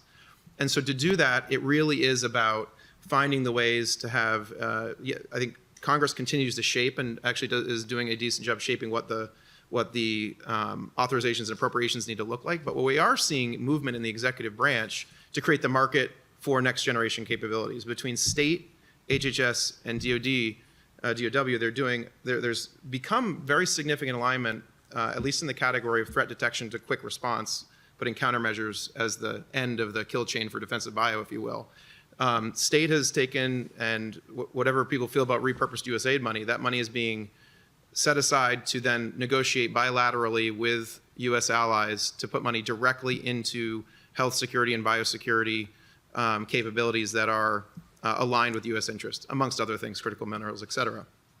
HHS CDC, over the last 2 administrations, has invented the concept of biothreat radar. We are investing in proactive detection at US borders and increasingly internationally to do proactive detection of viruses and other things that come into the country. For example, one program we run, we literally pull wastewater off of airplanes and sequence everything in it to get a map of everything coming over through international airports at 10 US airports. And then I think DOW, especially with an Indo-PACOM focus, recognizes that the asymmetric threat of bio, kind of the age-old wars start with one technology and end with another, has started really to put a foot forward on reallocating resource to proactive investment. But without that, you're never going to create the private sector industry that you need to keep innovative technology supporting the national security agencies of the United States. So I really think it's that mix between building the industrial base around this category, focused on this category, and finding the markets where the U.S. government is willing to invest. I think companies want to do the right thing. They want to do the secure thing, the thing that's going to be beneficial, but there's an inherent cost. And I think to balance that, the action I would recommend would be to use, as Matt pointed out, some of the appropriations and authorization opportunities to allocate funding to develop those tools, to advance the technology that the companies can use freely and availably, and then encourage, I think we can rely on those companies to then harmonize around some of the standards and capabilities using those tools. So I think while maybe we won't see significant legislative action on some of these issues that would lead towards mandatory requirements and things like that, I think they could be voluntarily accepted if the capabilities are there and easily able to be used. Thank you. Yeah, I'll just say that I feel like the U.S. government does play a special role in the life sciences, certainly in the academic, public good life sciences, and not just as a major funder in that space, but also as a world leader in that space. And I think that therefore the investments that it makes and the kinds of things that it prioritizes are very important, and I think can really set the tone for other investments that will follow. I will say too that this sort of idea of having a platform for data and for AI tools is a bipartisan issue. It was one of the recommendations from the National Security Commission on Emerging Biotechnology, was to create a web of biological data. And to me, this is very similar, except I would encourage them to also include AI tools in this and even some additional capabilities there and build it out a little bit. Also, President Trump, had his executive order about the Genesis mission, which called on the DOE labs to really start to pull together their data into AI systems and agentic systems. And some of the DOE labs have been heading in that direction. They've been, haven't gotten a lot of extra funds, but they have been trying to pull that together and seeing how that, what that looks like. And I think that it's going to be really important for us to integrate these kinds of security concerns into those investments. I think they should be well funded. I think that would really put us in a better position. Once we, it is true, the sort of the basis of the question is very true that, we're already flying this plane and we're trying to build it at the same time. And it's going to take a lot of wrangling of different pieces to come together to make it work. But I do think that when we do that kind of investment in the security side, in the tools and the best practices, I think that those can propagate out to, non-governmental nonprofits, even to companies. There's no company that wants their AI agentic systems to be insecure. So if they see that there are ways to do this, that there are biosecurity agents or approaches that can make sure that their tool is not misused, I think that they will be interested in adopting those and further developing them. And I think that the U.S. government can really set the stage for that to happen. Thank you. I'll just make the editorial comment that we'll need to reverse the current trends in investing in science. Yes. But Dr. Shalala. Thank you. Thank you. Thank you for being here for us. Our definition of defense or biosecurity is guidelines, oversight, regulations, detection, guide rails. I mean, we're using all of this material. And we had earlier testimony that some of the companies are actually developing and have an ethical approach to all of this. That's what the good guys' definition of defense is. But when the bad guys, they're not doing this. And how much thinking is going on when the bad guys do something terrible and how we can respond to it other than detection? Once we detect it, what is AI, what's the capacity of AI to help us deal with it? I guess I can start. As a consultant, one of the big organizations I've been working with for the past year almost is CEPI, the Coalition for Epidemic Preparedness Innovations. And they have a major, they're pulling together an agentic AI platform that is for vaccine development. That starts with surveillance and goes to, trying to predict what kinds of variants might come up, trying to design immunogens, so that would be parts of pathogens, for vaccine development and the whole bit all the way So up it's to a public health response. Yes. That we use this new technology to detect, and then we have an old-fashioned public health response. Yes. I know that Kevin, mentioned that he was not concerned about sort of the things related to naturally occurring pathogens, but it's not clear to me sort of how big an evolutionary leap AI tools will be able to make in the sort of biodefense realm. I mean, I think that's a major unanswered question. They certainly can help us make synthesis and do some of that, but essentially it's 20th century, 21st century public health in response. We can detect faster, we can build these guidelines, but detect for the bad guys. And then our response, I'm trying to figure out if AI can really help us in the response. I can add to that. I think the way I think about this is with how we integrate AI tools that are usually used for generative purposes to make vaccines or new drugs and turn them around. First is just to be really, really direct and like traditionally defense-oriented about it. If we fix our ability to collect samples, collect information flowing through transit networks, if we change our aspiration for intelligence collection in the biointelligence domain like we do everywhere else, then we can over time, not immediately, change our ability to do origins attribution. And AI plays a big role in tracing and understanding where things came from. So let's talk about the Wuhan example. The failure of Wuhan was, in my opinion, the single largest failure of intelligence, not since 9/11, but since 1941, when we failed to trust radar detection of physics detection coming across the Pacific. Spent $250 billion a year on the intelligence community, and we are still debating within our own intelligence community the answer to the question of where it started. And it's not about blaming China or not blaming China. It could be or could not be. But it is about the guidance to our political leadership, so our political leadership can communicate to the American people about what needs to happen. Shutting down flights from China turns out exactly the right decision. Became one of the most political topics you can imagine.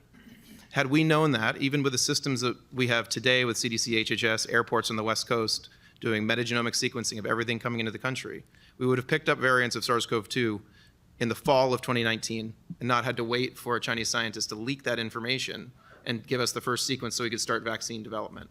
If you build a global persistent pervasive monitoring system, you are able to hold actors accountable without bioweapons, with traditional weapons, economic and military. And if they do something, we can deter that activity because they know that there will be consequence. Number two, just more technical, as you think about the rapidity of response, and that's both detection rapidity and response, DARPA's working on distributed manufacturing for drugs and therapeutics. Kevin was talking about some of these things are are not natural, so they're very hard for the immune system or any sort of traditional vaccine to manage. When you flip these tools around, you get a new sequencing file. It might take a week to figure out what's going on.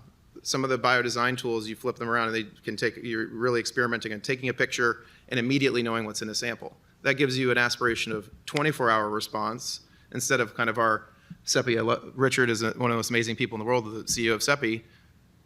At the end of the day, a 100-day mission is our aspiration from detection of something bad to response. 100 days is definitively too long on the arc of technology development. We have to think about how do you collapse that gap, and AI really helps in doing that, both in the identification of a dangerous thing, where it came from, and then how to create countermeasure responses.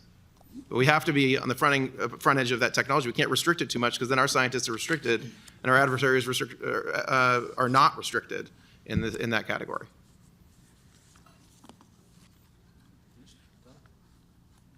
No, I'm with this. Senator Daschle. Well, thank you, each of you, for your excellent presentations and the answers to our questions. We're certainly in the most embryonic stages of AI development and progress. We have no idea where this is all taking us. And I fear that one of the concerns that we should all be aware of is how conventionally we're thinking about the challenges that lie ahead, applying past experience and past practice as a way to address future challenge. We haven't heard the word yet today, the word singularity. You all know what it means. Superintelligence, artificial general intelligence exceeds human intelligence. Ray Kurzweil and Demis Hamassis have both said that it's likely we're going to see singularity by as early as 2029, 3 years from now. I think that presents a tectonic shift in civilization. To have artificial intelligence exceed that of human intelligence presents a whole set of new challenges that we can't even conceive right now. And so as we think of it in the context of biodefense and biothreat, how do we look at that, and what should we be doing to prepare ourselves for singularity just 3 years from now? Anybody else? I'll get to it. Go for it. I don't think I'm qualified to talk on singularity generally, but I could say from a biological standpoint, a biopreparedness standpoint, I think some of the tools and technologies we've talked about today in terms of building resilience to respond faster with the things that we already have. So whether that is equipping more of the world with PPE, or as Kevin suggested in the earlier panel, the ability to improve indoor air, to build resilience to that. The AI-enabled capabilities or risks that might exist still depend on the way that our bodies react, and we know what that is, and I think we can therefore make use of some of the tools and technologies, some of which already exist, but we need to disseminate those in higher quantity and make them more widely available, and also have people that are willing to trust to use them when they work. One of the things that this brings to mind to me is some kind of situation where we have almost unlimited access to compute. And one of the things that I think that might enable is being able to sequence everything, to detect everything near instantaneously, and to have bio-enabled sensors and AI-enabled response to detection of an emerging pandemic or any kind of disease. So one of the things that a singularity might enable, I guess, is to be able to respond near instantaneously, to, as Ms. Shalala pointed out, to be able to design individual medical countermeasures or individualized responses to one of those emerging threats. This would be a fantastic situation to find ourselves in if we had that ability to instantaneously identify anywhere in the world where there's an emerging threat and instantaneously be able to assess what countermeasures need to be deployed there or what need to be developed.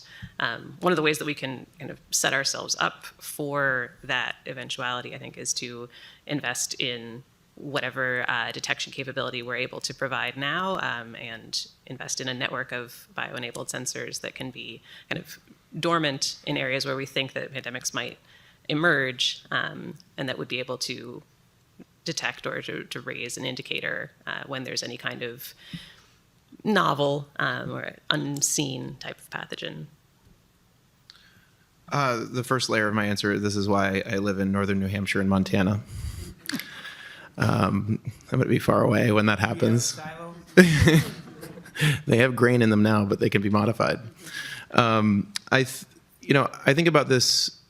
Bio is interesting in the category in the progression of these things. And favorite blog ever, if you haven't read it, it's Tim Urban, Wait But Why. He writes in 2015 about the AI acceleration, and he draws this little graph, which is like kind of like regular line and then exponential curve.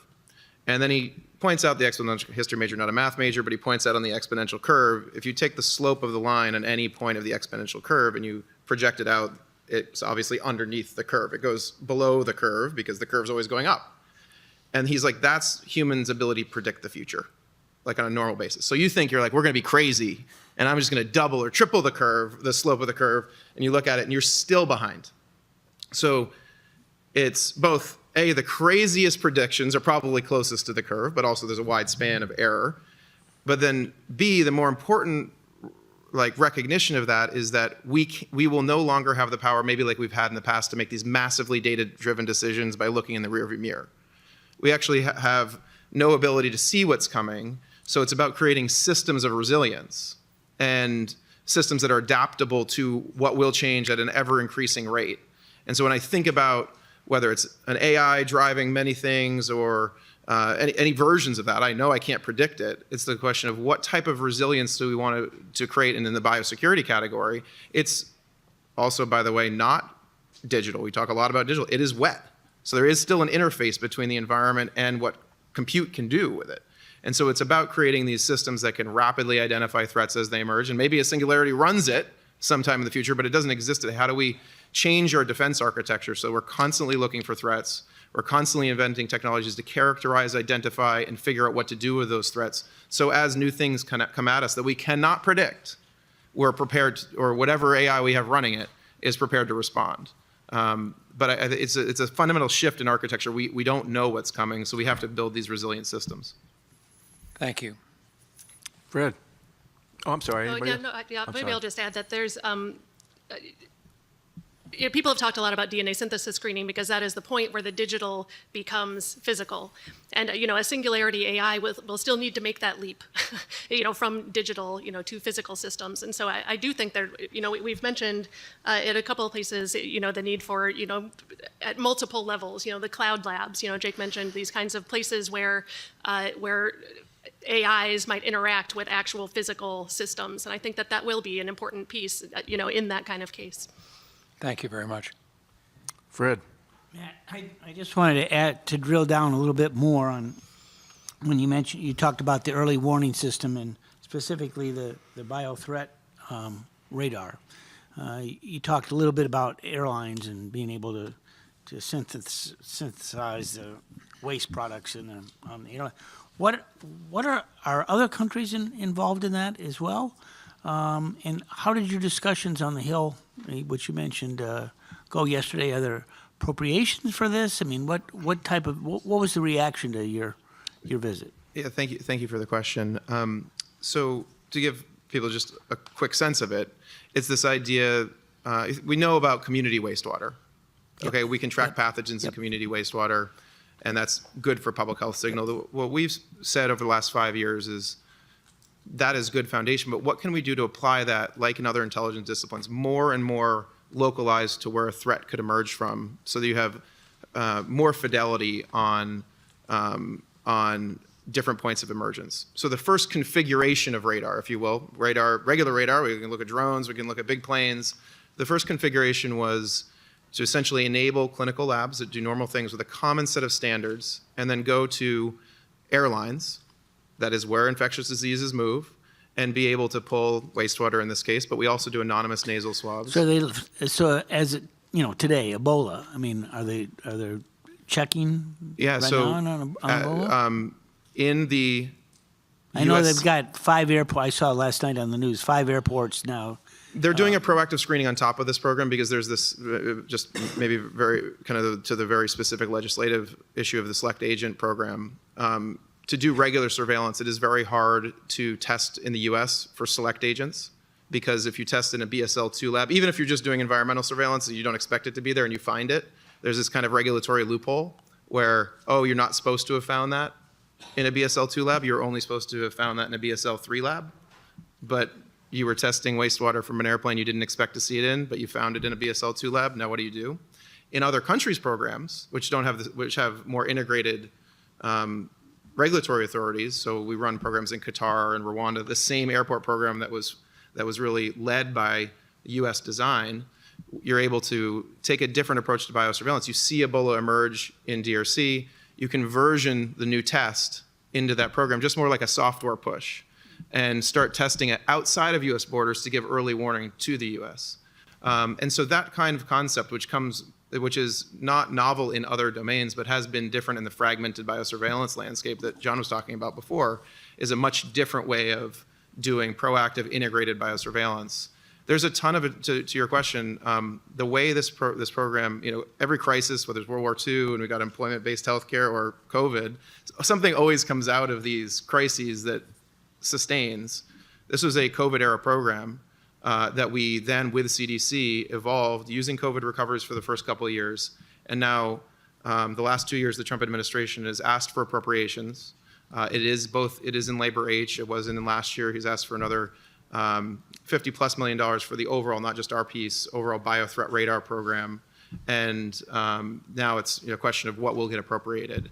But there seems to be a lot of interest in doing so. It's a technology-forward, novel way of doing next-generation biosurveillance.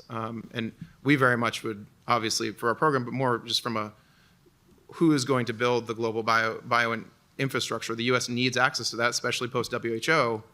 We're hopeful that Congress continues to see the value of this data collection, and then over time you can keep building on it to make it better and better and better. It's never gonna be perfect day one. Yeah. Thank you. Anna. But as I do, I want to thank the panel because I think you've done a terrific job. Thank you. Susan. Talking about building out the infrastructure, can you share with us any of your thoughts on the role that we really haven't talked about, the chip manufacturers, hardware companies, and just the infrastructure that this all requires? What role do they have in our biosecurity ecosystem, if you have any ideas? Or obligations, or... Mm-hmm. Well, one thing I'll mention is that the center that I'm part of also focuses on AI security, and we also have a center for the geopolitics of AGI that also does kind of forecasting and tabletop exercises on this. A lot of those simulations end rather poorly for humanity, but I still think that it's worthwhile to game out different scenarios. There's absolutely a lot of role for chip manufacturers and for availability of compute. We're not the only ones who are concerned with biosecurity and with these issues. China is as well, and they are also developing these tools that are extremely capable, as capable as our tools, if not more so. And they are closer to where the compute is being manufactured. So we think there's definitely opportunity for collaborative discussion on how we can best utilize those resources for the benefit of humanity and for biosecurity and tamp down on that risk. Okay. I can add a slightly realpolitik kind of geopolitical layer on top of it, both domestically and when we're working in international programs. If you take the economic side of bio, not just the security side, but kind of the other piece of it, really there's obviously two poles of innovation, whether you're talking about sequencing devices or other medical technology devices or all the way up to chips, but keeping it in the category of bio. And we have a Chinese economy that is structured entirely different than our industrial markets. We structure our markets. We have the best biotech in the world to this day, medtech, biotech, but we structure it based on capital markets and unit sales. It's your first order approximation. We sell this number of sequencers and my stock price goes up. We sell this many liquid handlers and my stock price goes up. And despite having the best technology, it's incredibly fragmented for foreign nations to access that supply chain. So they've got to work with every individual company. China, on the other hand, is essentially a set of companies underneath an umbrella of a major systems integrator in BGI, Beijing Genomics. So what we're seeing internationally when BGI goes in, they are bringing a full integrated package of everything you need in bioengineering, bioinformatics, supply chain, and not so different than what happened with 5G.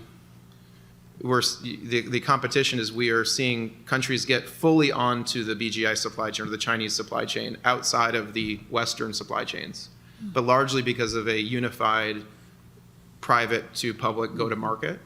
And I think we have a looming risk.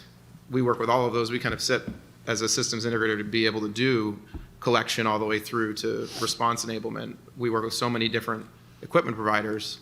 We've got to knit it all together to go to countries. And at the end of the day, we're sitting in a situation where coming up, you may see a world that we are back to what we're doing literally right now and trying to rip out 5G from countries that are on Huawei when we don't want them to be on Huawei. So I worry about the supply chain capture as much as I do some of the frontier threats. Thank you. Thank you. Peggy. Thank you. Can I continue with you, Matt? Thank the panel, and I'm delighted that two of my former colleagues from another life are on this panel, but I'm not going to question you, but Matt. Following up on this discussion, you began by saying that you have found that the environment is very bipartisan in terms of recognizing this threat and wanting to address it. The reality also, though, is that many components of our public health infrastructure domestically and internationally have been disrupted in recent years, and it was always fragmented and inadequate. I'm really intrigued by your early detection mechanisms, but in order to be effective, clearly it has to be embedded in a response capability that can be challenging, and we've certainly seen with earlier iterations, including the infamous BioWatch, the inability to really act on information and also address the quality of information and does it merit action or not. So that's one question is as you're developing more sophisticated systems, how do we really make sure that that translates into action? And I guess I'm also asking you, as you talk about this with friends on the Hill, that you remind that finding it isn't in itself enough. It also has to be actionable, and there has to be a system to implement. But I'm also, a little bit wondering how we feel about other nations being part of this system, and I think there are going to be very different views on it. From a global safety point of view, it makes a lot of sense, and doing on international flights and airports this kind of screening. But there's also, as I'm sure you're aware, a lot of sensitivity amongst policymakers in this country and others about people having access to genomic information, et cetera.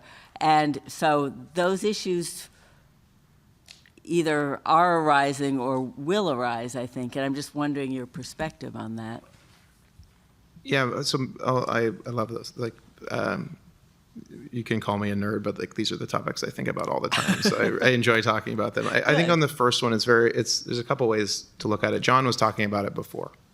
What we absolutely need are systems that give us trusted, verifiable data with chain of custody, so that when our policymakers are presented with information, whether from intelligence, defense, or public health officials, that information is given with clarity and transparency, and we know where it came from. And that is the objective of building technical systems that are secure, that are focused on real proactive collection that doesn't go through multiple different political entities before it arrives. And I'll come back to that in a second. It is not something that can be manifested into the world day one. My favorite analogy on this is When we decided we had invented a high-altitude camera in the 1950s that could take pictures from 70,000 feet, and we needed to get it up into 70,000 feet to verify Soviet missiles so that we could have a better conversation with trusted, verifiable information, we built an airplane around it.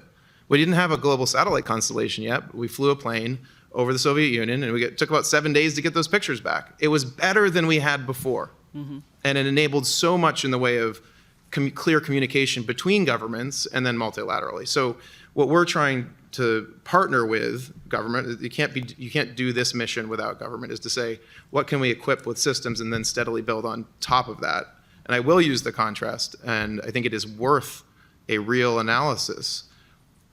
WHO was founded in 1948 out of Bretton Woods by us with essentially one mission: infectious disease outbreak detection and coordination. And it was the best we had at the time because all we had were political tools, but it was a technical problem, and it always is a technical problem. The reason it has struggled is because there's not technical verification infrastructure to match the multilateralism. And so if we can start building that, even if it's via partner by partner by partner, to build this chain of custody-oriented technical verification, I think we can improve the power of the multilateral system, which does need to exist because we are sovereign nations talking to each other. The second one is a really interesting one. What we have found, and it builds off WHO, we are working in Ukraine, so I liked your pin. We are working in Georgia, we're working in Qatar, Rwanda, we've worked in Botswana, countries that kind of cross the range of what you would imagine as different types of US allies. And the first thing we do is that we are very clear that we're oriented towards non-human genomics. So we're not China. We're focused on the things that can hurt humans, plants, and animals. And then the second thing, which is a shift for these countries in many ways, we're a US system, a technology company. We come in and we provide you sovereign systems. They are your systems. You are a sovereign nation. You own the samples, you own the data. We then enable you, if you so choose, to share that data with your friends and allies. You can share it with WHO, you can share it with whoever you want, but we are taking a ethics-based US data kind of respect-based approach to nations that have not historically really had that power. This is why the IHR negotiations in WHO have not gone very well, is because it's a you must do, as opposed to you are a sovereign entity and you can then choose to do. And we've had such a very good response.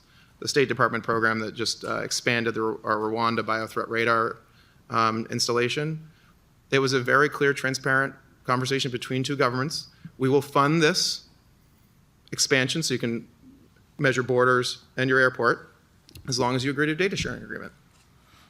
And Rwanda's like, it's our data, we agree with that, we can share it. And if they want to stop sharing it, they might lose the money, but they have sovereign ownership. So if you respect these nations in the way that they should be respected, it actually turns out that with a modern tech stack, you can start building node by node by node a network of biointelligence collection that hasn't existed since 1940, even that was envisioned in 1948 and just hasn't actually been implemented on the world.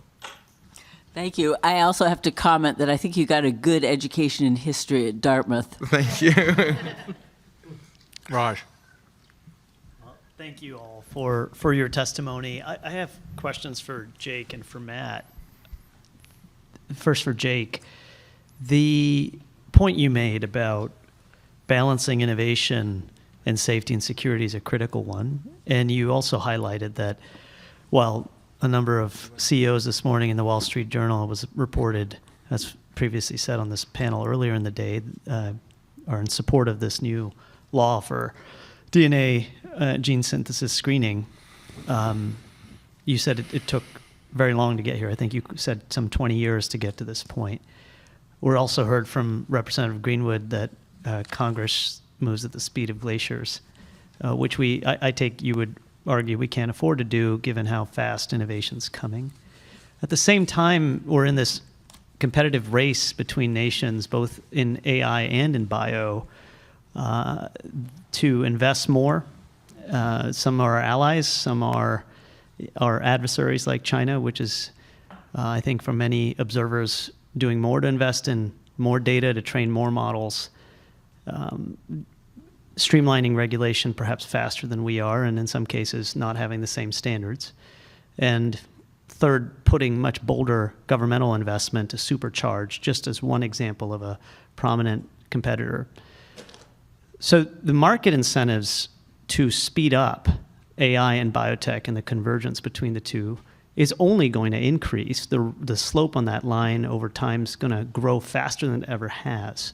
So my question to you is, are there lessons from the 20-year cycle it took to get to screening synthesis, order, legal sort of alignment between industry and government and NGOs?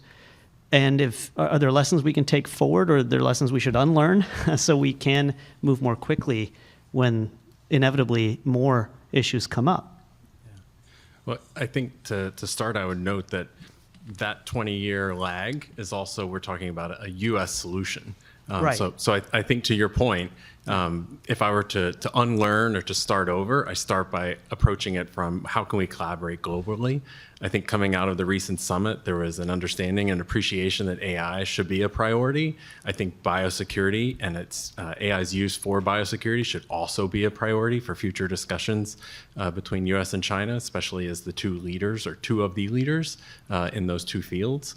I think that if I were to pick one place, that's where I would want to start, is really focusing on, as we move forward, we know we can't wait 20 years.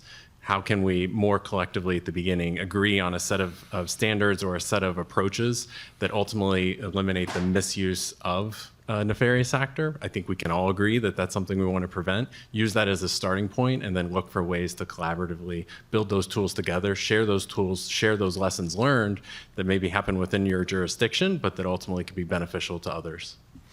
Thank you. And Matt, in what you've built at Perimeter is extraordinary, and you and I and other venues have had a chance to discuss it, and it's been amazing to watch all of it.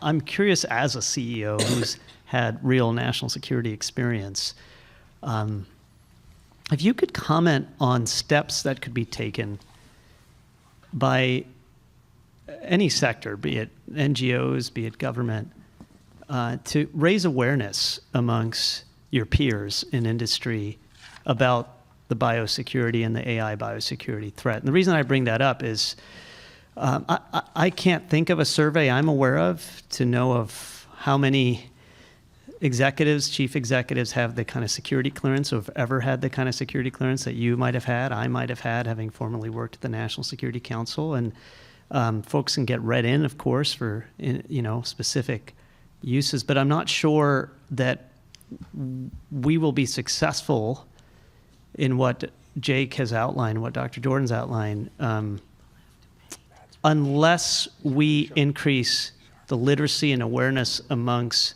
key industry players. And that's important both for getting regulation, legislative action, policy right, so we maximize our economic competitiveness while minimizing globally risk. But it's also important so we have more entrepreneurial folks like yourself, Matt, who are willing to bring the best of our superpower, which is partly innovation, to bear on the work of detection and denial and disruption in ways that technology could be used to bring to bear on those problems. So I'm curious if you could just comment on, are there gaps amongst your peers? And if so, are there one or two things that could be done to get more CEOs and industry leaders to understand the nature of the threat? Thanks, Raj. And that's a perfect question for what we see. So I think the systemic problem, we have this general concept of biotech industry in the US. But really what that means when people say that, it means we are excellent at biotech, but it's all the companies who have been oriented for years around making commercial products. So the CEOs, like previously at Ginkgo, but then the much bigger companies and the focused biotechs, we feel like we have such a deep industrial base, but it is industrial base that is academic and not and oriented toward pharma biotech medicines and is not national security oriented. So it's a resource, but it's not a geopolitically focused or national security focused. That other industry, the other part of pivot those capabilities and solely focus them on national security mission, we don't have that many CEOs in that. And we always tap, when there's a crisis, we kind of go to the other CEOs. We're like, can you help us? They're like, yeah, we probably got something on the shelf that could probably be repurposed, or we had this little R&D project over the infectious disease division that no one was paying attention to, but that'll help. But they're really trying to make rare disease medicines. And so you've got this massive corpus of talent from academia through others that doesn't think about the world in the kind of geopolitical way or in the hardcore national security way. So I think that's the core challenge, is there's this like very emerging, kind of like there was no, you didn't know about a cybersecurity industry in the early 1990s because everybody was just kind of trying to figure out how to make the internet. Once the internet came, then people pivoted their technologies and capabilities to be defense and security oriented, and then you had this massive cybersecurity industry growing. We're kind of in like those early days when nobody knew that there was a market report on the cybersecurity industry. So just really having more people, more policy leaders being able to clearly articulate the distinction between the two, as opposed to going to biotech and being like, why aren't you doing security? Because it's not their economic motivation, it's not their motivation. But then very quickly, I think what could be done, back with the Huawei 5G stuff, right, and I'm sure many of you were briefed on it, there was what was called the scary brief, which was a classified, unclassified, but they would read people in specifically to go talk about the threats, just at a high level, of losing cell phone infrastructure globally. I think if you there's tons of people who care about the future of fair, ethical, and competitive biotech, if not American-centric or Western-centric biotech, that if they saw what was really going on between shifting of R&D to China, threats that emerged in the world, might think differently. So I think a push from Congress to the intelligence community otherwise to like really have targeted executive level like briefings that might be one layer deeper and do special read-in for that might be a really good idea. We know it's worked in previous domains. And then just at the big picture, it's like I measure at MIT and Harvard, I go to the bioengineering departments, and I ask what percentage of these graduates are leaving to go into defense for bio. Like in software engineering, it's like 10 or 20% that go into cybersecurity, and everybody else goes and makes like apps, or now AI. But like in bioengineering, it's very small.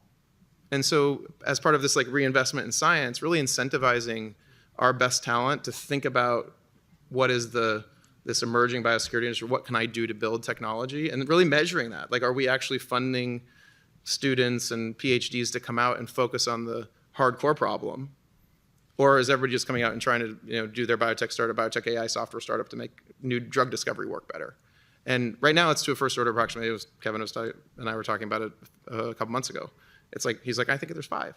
And if Kevin's here, I don't want to speak for him. But like, that is actually a real problem when you think about where talent is coming. And those are the people that are going to go on to be head of research and CEOs of the future of the biotech industry in America.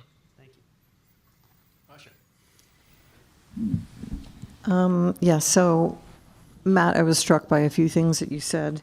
One is the notion of an effective global biosurveillance system sort of dependent on respect for other nations. You don't need to answer it, but I would say that the current administration's approach to relationships with other nations is not something that I think comports with what you're talking about. So in the future, we're going to have to think about how to not necessarily repair those relationships, but add that back into the global public health arena and consider it to be a global security priority. And maybe a health diplomacy thing. We need to add that to health diplomacy. And you talked about verification of data. Allowing nations to have that sovereign, ownership of their own data. I was just thinking about the BWC and how we're all just endlessly wringing our hands because verification and compliance is so difficult. But maybe we need to switch what we're verifying to something that we actually could verify. And that, if we did that, do you agree that at least if we become more data oriented, we may actually stand a chance of picking up on the biological weapons or weapons activity that we're trying to do the other way? I love that second one. I use WHO and BWC as the two political institutions that we have created over time to counter both the natural threat and the human caused threat. Those are like similarly political institutions to solve a technical problem. What's neat about, if you think about Biothreat Radar globally, a technical oriented biosurveillance network of countries, it is actually dual purpose. Because biological threats, like we talk about them as man-made, lab leak, or natural, they don't care, right? And so that infrastructure, if you build it and you can keep versioning it, making it better, as opposed to this very fragmented system of kind of capacity building and phone calls we have today, it serves a dual use purpose to give BWC, or whatever future iteration of BWC there is, to give it much more teeth on the verification side. And I think that is obviously the critical, as you mentioned, a critical missing piece of BWC is that it is being used in malicious ways as a political body, and we don't have the robust biointelligence like we do in nuclear negotiations or otherwise to do verification. But you don't have to build different infrastructure. That's the exciting part of a network like this. It is the same infrastructure that you can be looking for, whether natural or man-made, and using that in those conversations. Glad you agree. So I don't want us to run any later than we are, but I would like to be able to follow up with all four of you because there was something that you all mentioned, and that's not just national security, but national security reform from your own perspectives. I think that's something we need to discuss, and I don't want to try and squish it into 3 minutes each or something. So thank you. Secretary Shalala, do you want to take a break, or do you want to just keep powering through? I think we should take a 5-minute break. Okay, 5-minute break, please. Thank you. Thank you. Thank you very much, panel. Really nice to meet you. We're going to ask everyone to take a seat to have our final panel of the day. And this one's quite interesting given we've built on a couple of key themes throughout the day. We spoke about going from a prompt to an agent or a pathogen. We spoke then on the second panel about a number of issues that came up around intelligence and attribution, for instance, and the capability that needs to be further developed there. We then just spoke, for those of you who joined us, about extending the layers of biodefense beyond screening DNA synthesis. And now we're going to speak about the infrastructure that supports AI and biotechnology development. So local computing hardware, cloud capabilities, automated research tools. And this panel is going to examine whether government and outside evaluators have sufficient visibility into the biological risks that these systems may pose and how user credentialing can reduce risk. And for that, we have just an excellent set of leaders and experts in the field. I'll introduce both of you. We have first Dr. Jonas Sandbrink, who is an entrepreneur in residence at Sentinel Bio and is former founding technical staff at the UK AI Security Institute, where he was one of the founding technical staff there. He is joined by Dr. Lala Kadir, who is Senior Director for Technology Security and AI Policy, and previously served as Principal Assistant Director and Chief of Staff at the National Security Division at the White House Office of Science and Technology Policy. I want to start with you, Dr. Sandbrink, and then we'll go to Dr. Kadir. Thank you for having us, and thank you for giving us the chance to close you guys out here today and answer all of those last questions. For the last 2.5 years, I was working at the UK AI Security Institute, and there I built a chemical and biological evaluations program, where I ran the first government pre-deployment evaluations of these systems. Now I'm an entrepreneur in residence at the philanthropic funder Sentinel Bio, and I'm building there an organization called BioTrust to facilitate and scale trusted access and credentialing for life scientists to access frontier AI systems. So that frames my remarks a little bit. We've just been through the first wave of AI biorisk, and that was models telling people how to make and weaponize known agents. And as someone who's tested those systems, I can say I feel like we've managed pretty well. We had good pre-deployment evaluations of the models, and the safeguards on the closed source systems, at least from OpenAI and Anthropic and the major labs, are good. Now we're facing the second wave, and the second wave is going to be harder. And that's for two reasons. The first one is the capability. The labs are expecting that mythos moment for bio to come very soon. And that is going to be the point at which these systems are becoming useful for doing genuinely new science. That means the stakes are increasing. Our scientists will want to get access to those systems, and at the same time, these systems will also be able to empower adversaries.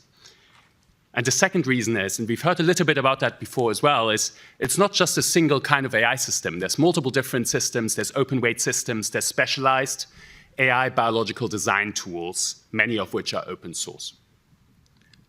The questions is the same for both. How do we let legitimate users access these systems while keeping adversaries out? And so you might think the answer is what Anthropic has done in cyber with the Project Glasswing, the Trusted Access Program. And I think that is partly right. I think we do need to establish that kind of system in the biological sciences. And we have heard about that from the lab leaders, et cetera, that trusted access is the name of the game. However, I think there is one crucial difference between biology and cyber, and that is that biology cannot be patched as easily. Glasswing works because if you give defenders a 6 months head start, they can actually patch vulnerabilities. That doesn't buy you much in the biological realm. So focusing on AI alone isn't enough. This is not just an AI policy problem. We need to establish an ecosystem-wide misuse resilience system. And I think that is really what we're talking about when we're thinking about what is needed. It is infrastructure for an age of increasingly powerful and accessible biotechnology. How do we give access to those capabilities to the legitimate actors and prevent access to adversaries? I think one core piece of this is monitoring of user activity and what life scientists are doing. And AI companies are already monitoring usage. Synthesis providers already screen orders. The pieces exist, but they are not yet connected. And the reason that monitoring matters is because legitimate users aren't only big pharma companies. It is also the hundreds of startups and thousands of academic labs that don't have the same reputation, that don't have the same track record, that don't have the same security staff. And as someone who's kind of started vetting organizations, I can tell you, not every organization has a chief scientific officer that has a PhD from Harvard.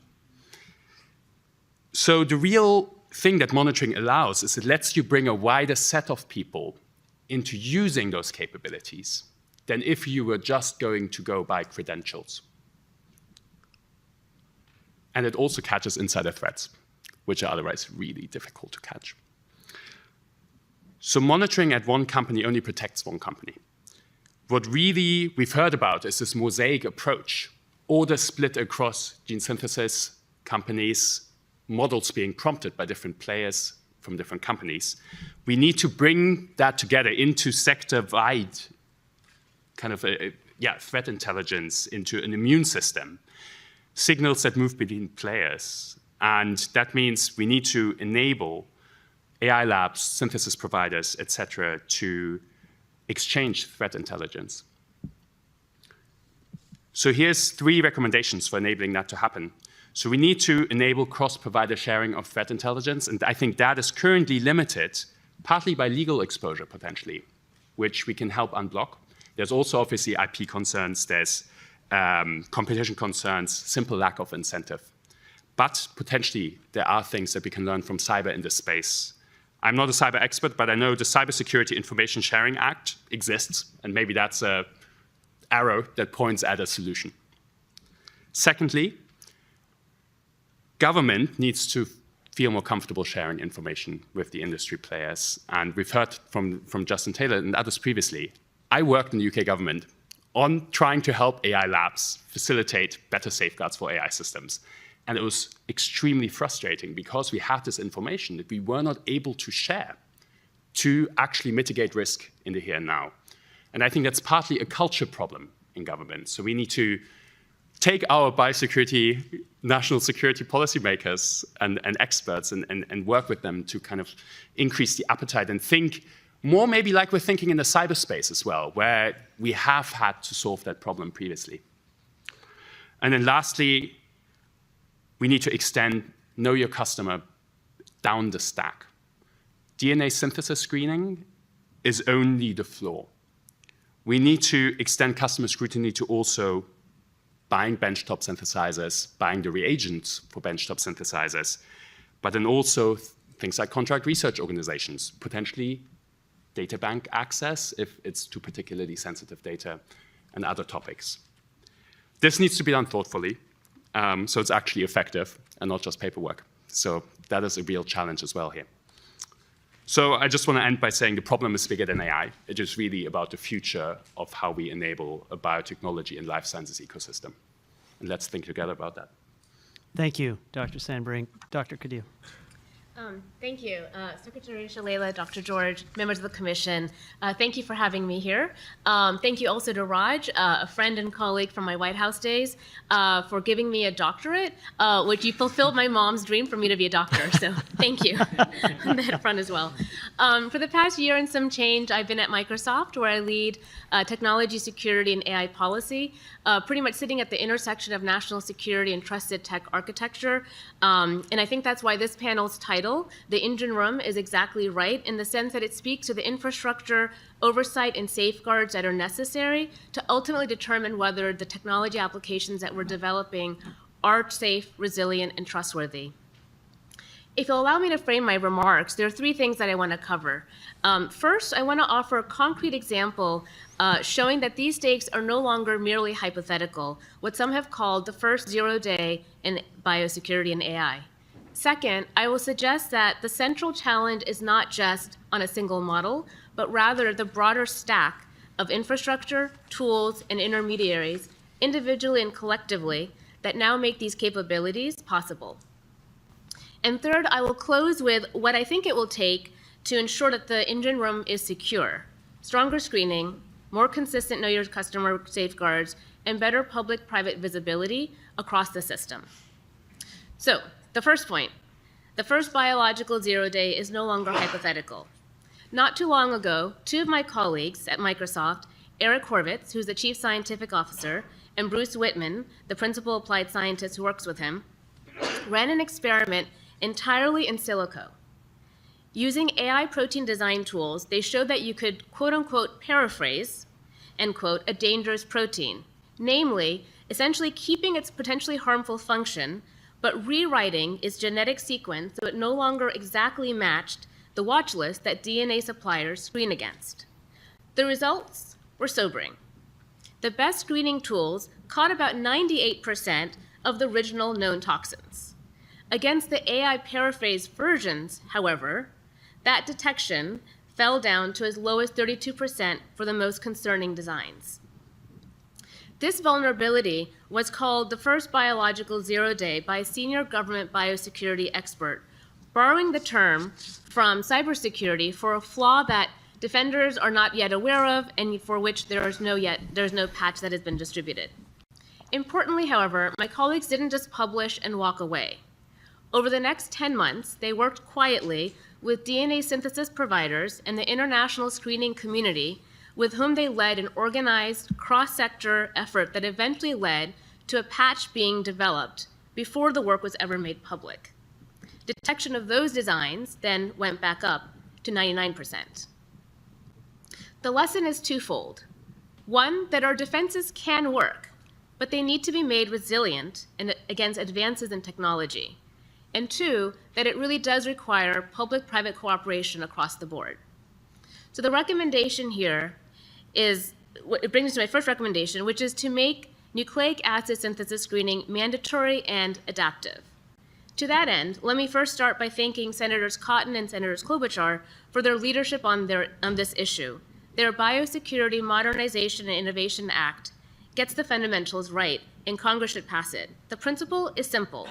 Anyone who can synthesize DNA should have to check who's ordering it and what they're asking it for.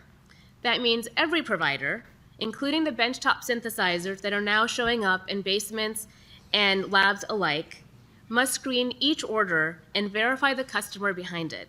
It also means closing the split order gap, where a bad actor could break the sequence into multiple components that seem ostensibly harmless, but then reassembles them later to create the sequence of concern.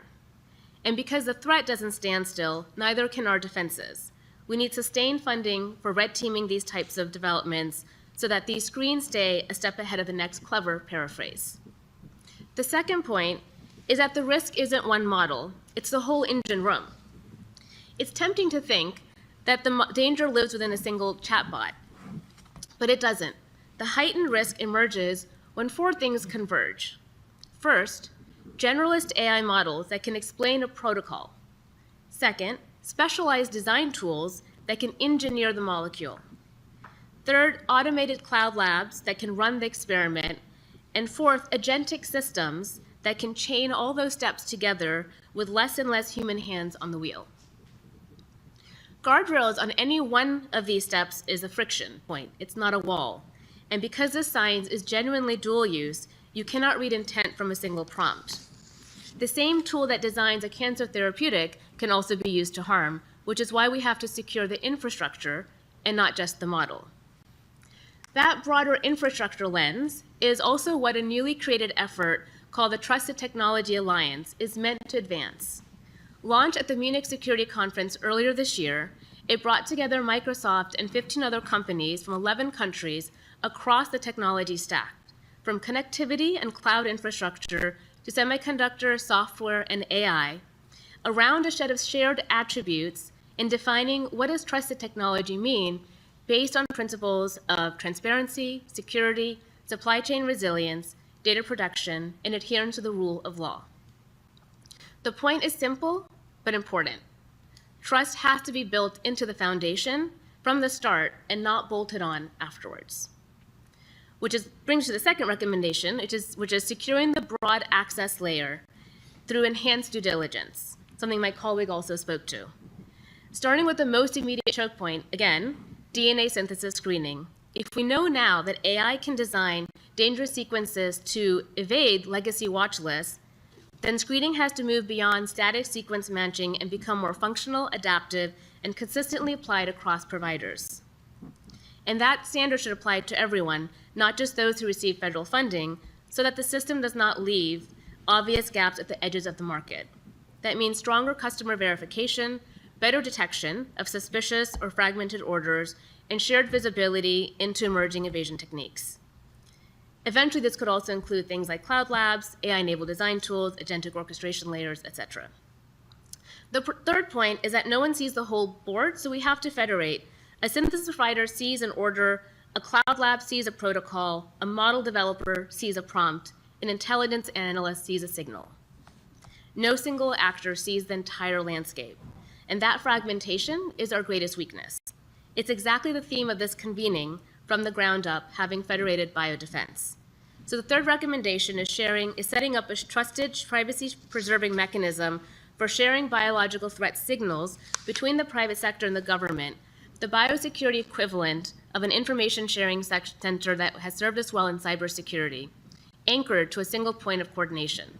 That is what finally could make attribution and deterrence more possible. If an actor knows that pieces of their plot can be seen and connected, the calculus could change. In closing, the task before us is clear. We need to secure the engine room before the next warning becomes an incident. But even as we advance these priorities, we should not lose sight of the broader truth that some of the most important protections are the ones we have long relied on. And that is why continued investment in core biodefense capabilities remain essential, from biomedical research and pathogen detection to PPE stockpiles, vaccine development, and medical countermeasures. To that end, I thank the commissioners for their time and service in this important endeavor through the critical work of the Bipartisan Commission on Biodefense. Thank you. Well, I want to thank both of you for bringing not only just excellent testimony, but also very clear, specific, and actionable recommendations. I'm going to do something unusual, which is just given we have about a half hour left, I'm going to cede my time to my colleagues. And just so I don't surprise anybody, let me just summarize a couple of points you made, because I think it's worth reiterating. Number one, you've said that we should look at DNA synthesis screening as only the floor, that government needs to share more information with industry. Dr. Kadir, you brought up this idea of having a biosecurity privacy signal sharing mechanism modeled off the cybersecurity domain. And then, of course, the need to secure the infrastructure, not just the model. I also think that your point about applying standards to all, not just a few, was well heard by the Commission. So with that, let me turn first to my colleague and friend, Dr. Hamburg, see if you have questions. Well, it's been a long day, and heads are definitely spinning, and it's hard to even know where to begin. But, I guess one of the things that I would be interested in your perspective on is, how we link the expertise that exists in academia, the private sector, and government into effective strategies for governance and oversight. You both have had experience working across sectors, and we talked I guess it was this morning, about the challenge of creating systems that recognize that these are global threats, but many of the controls may rest more domestically or even locally in the company or whatever.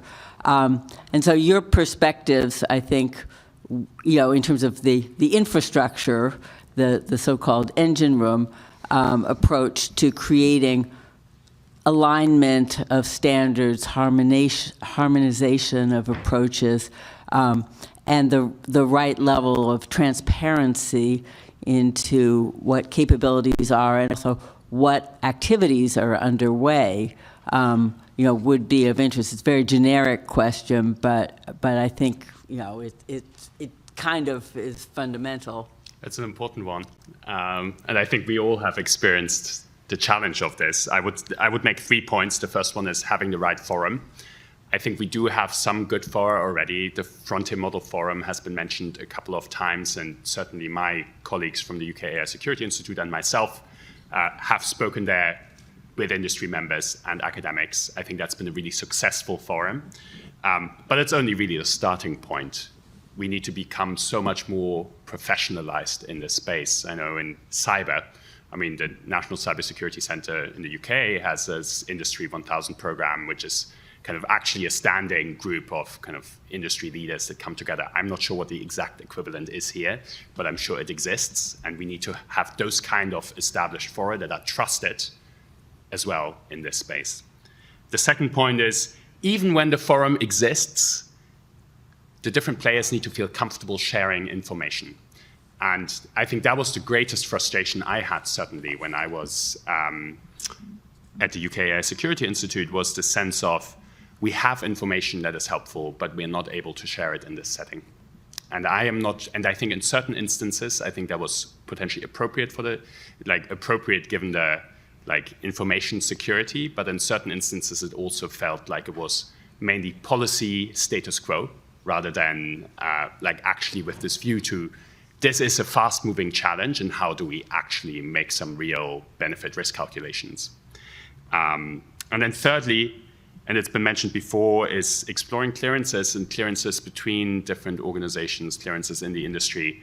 I think that is something that may be reserved for kind of certain and most sensitive pieces of information, but is certainly something that I think should be considered as part of the playbook.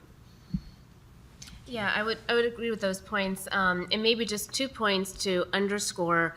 I think in large part on the basis of this commission, a lot more awareness has been created. I know in the last administration, when the AI bioconvergence was kind of coming up, we had a lot of conversations around the information hazard that would present by us talking more openly about how these advanced AI capabilities could promulgate biohazardous materials or techniques, or basically provide the uplift.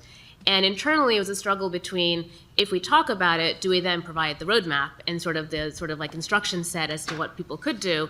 But if we don't talk about it, does that basically, do we lose an opportunity to raise the level of understanding and awareness and do the public-private partnership that is so critical to this space? So I think more of that is important. I think, a series of strategic decisions were made that we should be talking about it openly, often, transparently, and part of that was to engender trust, to demonstrate that we see this on the horizon as a potential technology risk, and we want to get ahead of it in a way that also enables us to maximize the potential that we have, because if you unlock the promise of biotechnology, it's quite extraordinary when you think about medical, health, life sciences, but you have to manage and guard against the risks as well. So I think that's one. And then the second piece is just scaling between the local and the global. part of my portfolio included a sort of set of activities related to federal mission resilience. So on a very bad day, like, do we have the right capabilities to sort of manage the continuity of government services? And we were because of COVID, but also because of these emergent threats, we were having conversations at the state and local level of, are your facilities for COOP-COG appropriately managing against potential bio threats? Like, do you have right screening? Do you have ways to sort of do temperature checks, quarantines? And so for many of the jurisdictions that we were initially engaging with, this was new.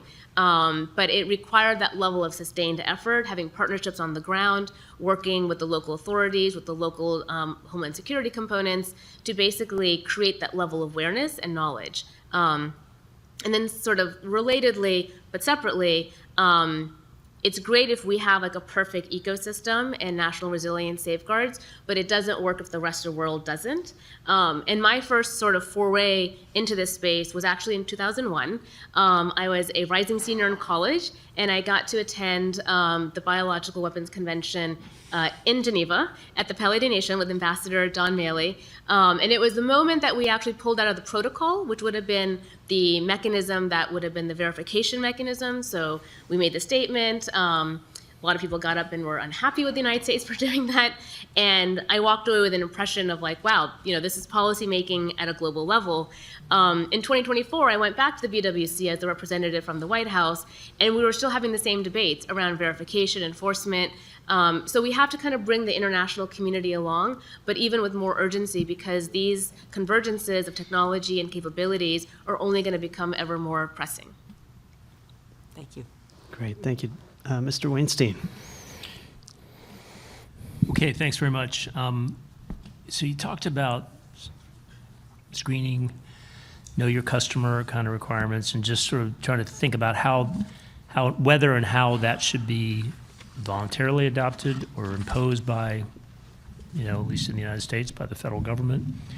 Just wondering if you have a position on that. And obviously, the equities are fairly apparent. And you sort of think back to just using the term know your customer makes me think of like the imposition of know your customer rules on the banks. And how at first different banks interpreted them differently. If a person didn't have a sign saying I'm a terrorist, they'd say, okay, that's not a terrorist, I'm going to go ahead and bank that person. Other banks looked a little bit deeper to find out whether the person was a risk, a money laundering risk. So obviously there's a concern about making sure there's a uniform standard of care, both imposed on the industry, but also that the industry could then rely on, so that, when liability comes along, they can say we adhere to that standard of care. So do you have a position on sort of how that should be done, given those equities that are at play? So I think we're in the lucky position with the Frontier AI labs that we have kind of, leading labs that are very, forward-leaning in this space. And I think they take this responsibility seriously, and they're willing to invest resources. And that at the same time, we're in this unique position where everybody wants to get access to their systems. So as long as kind of all those like 2 or 3 leading labs are doing the same thing, everything is fine. And then the voluntary system works. So I would say there's an opportunity actually to practice in this voluntary system of how to do it well. And what is the friction that we couldn't put onto scientists and life scientists that is actually gives you assurance, and what do we not need? And then the second step is, how do you then raise the floor? How do you then make sure that there's no one that's defecting in the system, that there's no way to exploit and get to that level of capability? And we've mentioned open weight models, and I think that's a real challenge. But I think there could also be other players, especially in those areas where we're not just talking about 2 or 3 frontier labs, but we're talking about hundreds of gene synthesis companies and hundreds of contract research organizations and dozens of benchtop synthesis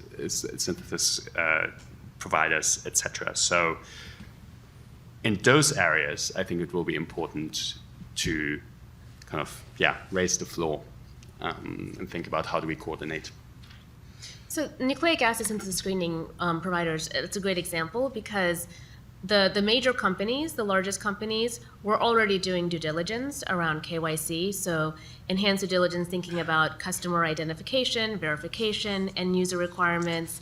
So I feel like with a lot of the regulations, the sort of optimum balance ends up being pulling from the standards that are already being adopted by the industry, if there are some, and in this case there were, and then codifying it so that you create a sense of certainty and you reduce the sort of like the lack of clarity that might arise from a variance of standards. And I think where national security imperatives are more prominent, it's more important to have that sort of level set, and that's where Congress can play a role in sort of like engaging with industry, assessing what are the controls that are meaningful but not unnecessarily restrictive for innovation, but nevertheless sort of advance the secure safeguards, and then adopting those into a uniform mechanism that can be applied across the industry more uniformly.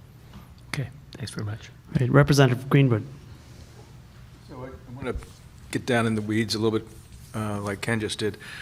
So if we're going to require that the providers of genetic sequences, synthetic genetic sequences, need to both inform the government of what their customers are buying, and query their customers as to what the purpose is for using these genetic sequences.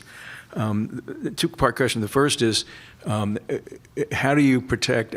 So you have researchers and biotech companies, for instance, who will be the customers there.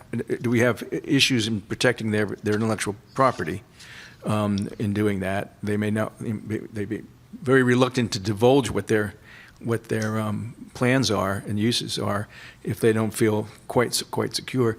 And then the other side of it is, how does the inquirer know that they're getting a straight answer from a nefarious user?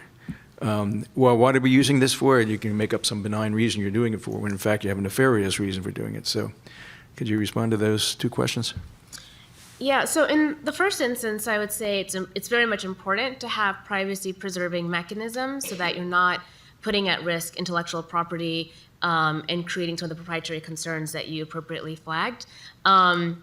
We're now getting to a point where we can start leveraging technological solutions to support that. For example, cryptographic logging, so it's secure, the keys are managed, you can determine who would have the keys, but that way you actually have a record that you can sort of go back to, but that database is not sort of open and public for anyone to query or access, and that would provide a level of sort of assurance between the companies that are sort of developing these orders that their information, or the pharmaceutical companies that are leveraging it, are not going to be subject to like open disclosure. But in the event that you have a series of sort of like incidents that you can trace back, and then you want to better understand how was this particular sequence compiled, who were the entities that supported it, you want to have a way to kind of walk back and do that. And I think one mechanism that's been talked about is through this cryptographic logging mechanism. And there's discussions around, well, how many days do you keep it for, who has the keys to it? And I think those are all the details that can be worked out, but there are technical solutions to these emerging issues that I would say we should sort of share our best practices and benchmark against them and figure out the best way to do it. How does the inquirer have any assurance that they're getting an honest answer from the purchaser? Because a nefarious person is just going to make up. Right. So this is where you can only do so much with an equipment, for instance, and so having the choke point be a benchtop synthesizer, you also have to sort of look at the actual user, and this is where the KYC, the enhanced due diligence, comes in. So do they have like the provenance of their request? Like, are they affiliated with the university? What kind of supporting materials have they provided for the end use of their products? In some ways, it can be almost similar to how we think about export controls around advanced GPUs. Like when you're looking at, a particular country that may be in a high-risk environment, Like, who are the people that are asking for it? How are you going to validate it? Do you keep logs? Do you continuously monitor? Do you have mechanisms to validate end user requests? So it's part of that broader KYC space. And, you know, one of the early uses of that was in the anti-money laundering space. And there's lots of different sort of, I think, cross-sector learnings that we can share and imbue into this emerging field as well. And I think that is one of the things as a former lawyer that did compliance, like looking across the board from different disciplines and then pulling the best practices and sort of applying them here, I think would warrant discussion and merit. To those excellent points, I would just add two things. The first thing is already now, gene synthesis companies are asking for intended use, at least those that screen voluntarily. Same for AI labs that try to get trusted access to AI systems. And how does it work there? I think you look at the whole picture of the company and look at, is there something that's weird here? Is there something, do I want to have an interview with them to understand their use case? And then you kind of build confidence through that. So I think that's the first piece of it. And then the second piece is... And I assume that government would have to give the authority to the provider to make those requests, to demand those requests. So, I mean, right now it's on a voluntary basis because individuals want to buy the products from a given gene synthesis company or from a given frontier AI lab. And so that's on a consensual basis. I'm not a lawyer. So that's my understanding of how it currently works. And then I would say that the second piece that can help with that is then the feedback loop with the monitoring. So if you say, I want to use this AI system for X, and then there is some kind of automated monitoring that maybe is in a privacy-preserving way, checking for, are you actually using the AI system for X? That can then give that feedback loop. And potentially we can establish that feedback loop as well across the ecosystem by integrating those different signals from AI labs and gene synthesis companies and AI biotool developers, et cetera. And then the second thing, just briefly to say, is I think, in a way, the good thing about kind of credentialing and know your customer and monitoring is that they empower each other, and where you can do more credentialing and rely more on reputation for a large pharma company, maybe you need to do a bit less monitoring. But where you have less of that reputational signal, you maybe can do more monitoring to make up for that, and maybe those customers are then willing to also do that kind of thing. So there's a bit of a, like, the different pieces of the puzzle can help us get different players onto the playing board. Thank you. Thank you. We do have about 10 or 15 minutes left in our session. I'm going to turn over to Representative Brooks. I want to continue on when you talked about different sectors and maybe pulling from what they've done. Banks, for instance, have to verify their customers, but there are lots of regulating agencies that oversee banks, and we just don't have that in this space. And so when you're talking about monitoring customers, I get it with the big companies and the big AI labs, and that is easier, but what about, and I'm not sure that I fully understand what open weight systems are, open source systems and so forth. What about the smaller or the unknown systems that are requesting this technology? How do you monitor those? Who monitors those? Well, maybe I'll start off Okay. and then invite my colleague to jump in as well. One of the things that we thought about, in particular with benchtop DNA synthesizers, so that's an example of anyone could sort of, not anyone, but a lot of folks could probably purchase one, and you wouldn't have to have a large lab backing your institutional requirement. So the benchtop synthesizers do present a high vulnerability point because you could sort of like just put in the order and it could print your DNA, and there's less sort of like logging requirements as it stands. But if you were to require, for instance, benchtop synthesizers to log in and be connected to the internet so that when it's receiving the orders and when it's printing out the orders, it has to basically query back to a database, and that then is logged, that is a way to kind of help manage against some of the smaller actor threats that you speak to. Okay. But that is something that, I think is an important facet that should be sort of looked at in greater detail. Okay, thank you. In addition to that, firstly, what is an open weight system? An open weight system is a system where the model weights, so the numbers that make up the neural network, are released to the user. So that means they can run it on their own local hardware Okay. without any oversight of anybody, and they can remove potential safeguards from the AI system as well. So that means you can't track what they're doing. And once the open weight system is released, you can never take it back. Okay. So that's the challenge with those. And then the second piece here is you mentioned you asked about we don't have any of that infrastructure. I guess the point is maybe we need it as the stakes are increasing. And the question is, what's the first step that really makes sense, is proportional on that path? And I mean, we've talked about DNA synthesis screening, and I think that is probably the first step that gets you to that first step. But then you think about where you go from there. Thank you. And I would just maybe add to that point, which is an excellent point, that there's a lot of fragmentation in how regulations are managed in this space.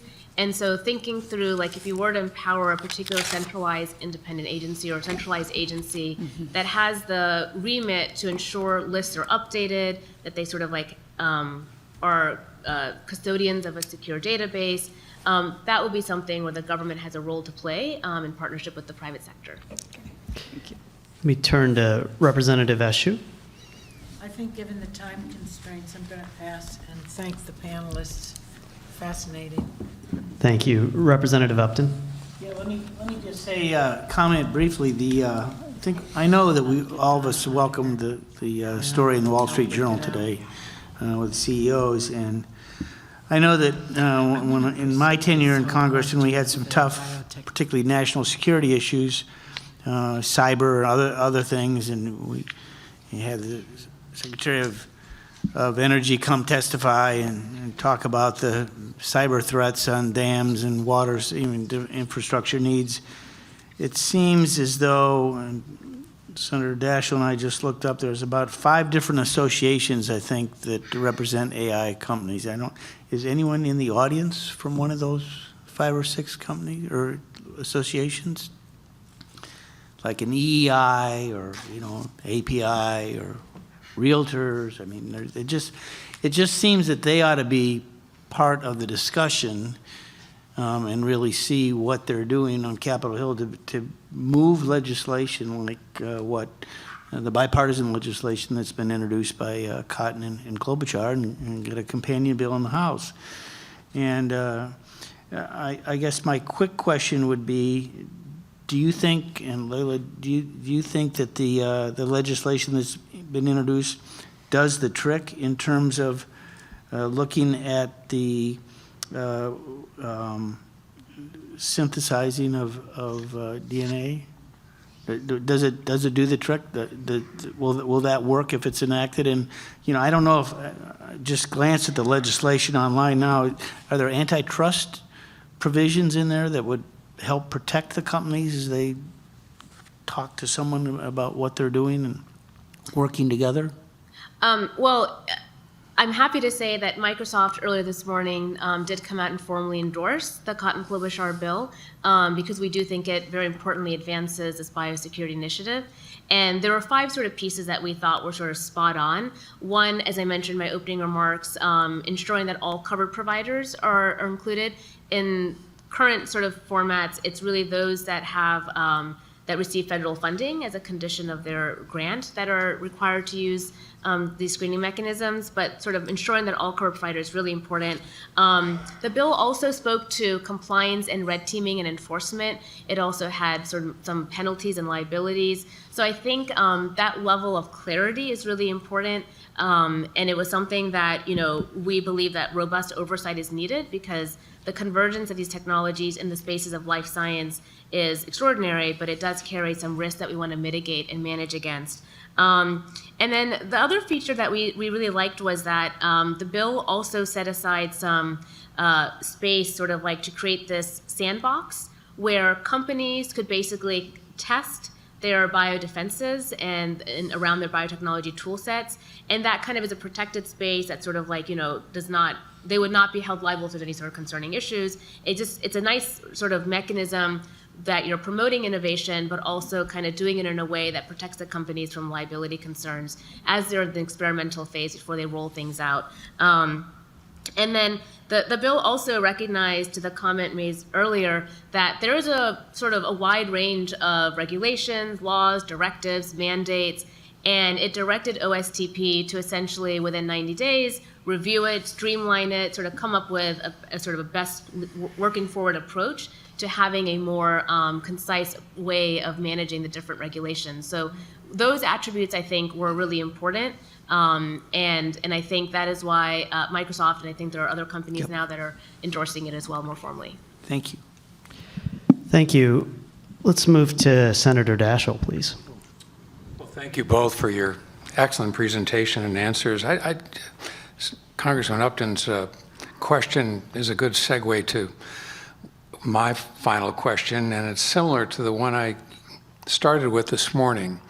And that is my concern for the international ubiquity of the threat and the efficacy of efforts domestically to address the threat. What is your confidence level that we can address the threat adequately simply by focusing on threats here in our own country when they're so ubiquitous and so international in their scope? I would say with the AI providers, we have a real opportunity with that because there are no frontier AI systems of the same level of capability developed in other parts of the world. So if these few companies say, okay, to get access to our AI systems, you need to be part of our credentialing system, you enable a global credentialing approach. And I think that is a real opportunity, actually, to establish a system that we can then use for DNA synthesis and things that are the parts of the biotechnology supply chain that otherwise we would never be able to get onto a single system with regards to all the scientists that need to access them. But you're fairly confident that it's just going to be the United States that has these AI systems that can be that powerful in denying access? I mean, we know there's the open weight systems are following. Maybe the gap is 6 to 18 months, depending on the domain. At the same time, I think the fact is right now it is looking, based on the track record, that the US will continue to lead in those most advanced capabilities, and those are the capabilities that the frontier scientists will want to access. Otherwise, they're not going to be able to keep up with their colleagues. And in addition to that, I would just add, it has to be a holistic approach. So you've got the frontier models. You also have identifiable choke points. So you look at nucleic acid synthesis screening as one, equipment, high flow throughput cytometers that can sort of create that volume that you would have. And the reality is that as of now, the transition between in silico to wet lab production it still takes time, and there's a lot of sort of like developments you can get from an in silico computational proposal that then fail in the actual wet lab space, and that's good. But I think the concerning point, which is why the work of this commission is so important, is that in the future, that gap will become narrower and narrower. So we're in this unique moment, this window of opportunity to really take actions now to secure those various sort of like entry points, whether it's through the frontier model systems themselves, the advanced compute, the choke points, the screening mechanisms, the KYC diligence, having that be standardized, and also, clearly working with the relevant entities from intelligence and law enforcement to be monitoring the threat actors. I think that's really important. And at the same time, there's also an equal importance sort of like mandate to think through resiliency as a deterrence. So thinking through PPE, thinking through stockpiles, medical countermeasures, so that when you're looking at the sort of threat landscape, you have a really holistic approach and you're hedging against the sort of two elements. And one of the efforts that Microsoft is proud to be partnering with right now is with Lawrence Livermore National Lab.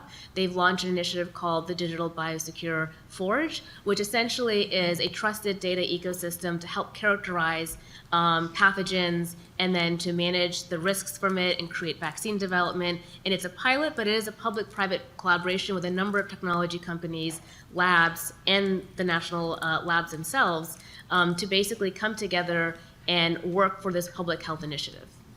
Oh, thank you both. Thank you, Senator Daschle. Let me turn to Secretary Shalala.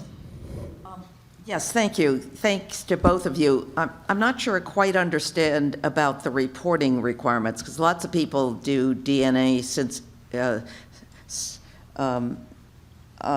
synthesizing for different reasons. And as a former college president, I'm very protective of my PIs in terms of adding bureaucratic requirements, particularly when they're reporting information to government. Is this really a good idea? Is there another way to do it? Is there another proxy? I mean,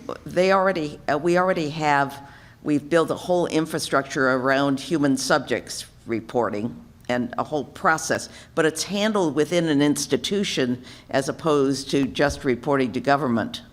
So have you thought about how this would work? Well, I think an important feature is that it's a risk management framework. So to the extent that there are certain universities or certain labs or certain companies that essentially have demonstrated credentials that they are safe and secure and trusted and have the appropriate safeguards in place, that they are sort of like almost whitelisted. So, their own internal compliance mechanisms could be tracking, and if there's then a sequence of concern, that sort of is a So red the flag. oversight would be on their internal tracking and security measures? I think in the first instance, yes, but then when there is an incident or when there is a red flag, I think that's where the work has to be done to figure out what would be the entity to whom that would get reported, how would it be logged, how would it be securely managed. That's sort of one of the pieces that I think the efforts on the Hill are trying to piece out. Could I ask a question about the UK? I'm not quite sure which ministry is responsible for this area. You talked a little about your bureaucratic experience, but how is it organized in the UK to deal with this subject? So it would be the Department of Science, Innovation and Technology, DSIT, that is responsible for both engineering biology, and the UK AI Security Institute is also part of that same department. Okay, thank you very much. Yeah. Thank you. Let's move to Dr. George. Okay, just really quickly. Something about this situation reminds me very much of where we were in World War II, when the United States and others were trying to develop nuclear weapons. There was not a lot of in-house expertise in the nuclear field, in explosives, et cetera. And as we all know from watching Oppenheimer, if nothing else, we know the United States brought a whole bunch of people in. We went over, got a bunch of people out of Germany, elsewhere in the world, and most importantly, out of the private sector to come. Granted them some clearances, and then revoked one person's in particular. But when we talk about government involvement in this and visibility into this, I would like you both to tell me whether you think that who we have in government right now would even be able to understand what the companies would be reporting to them.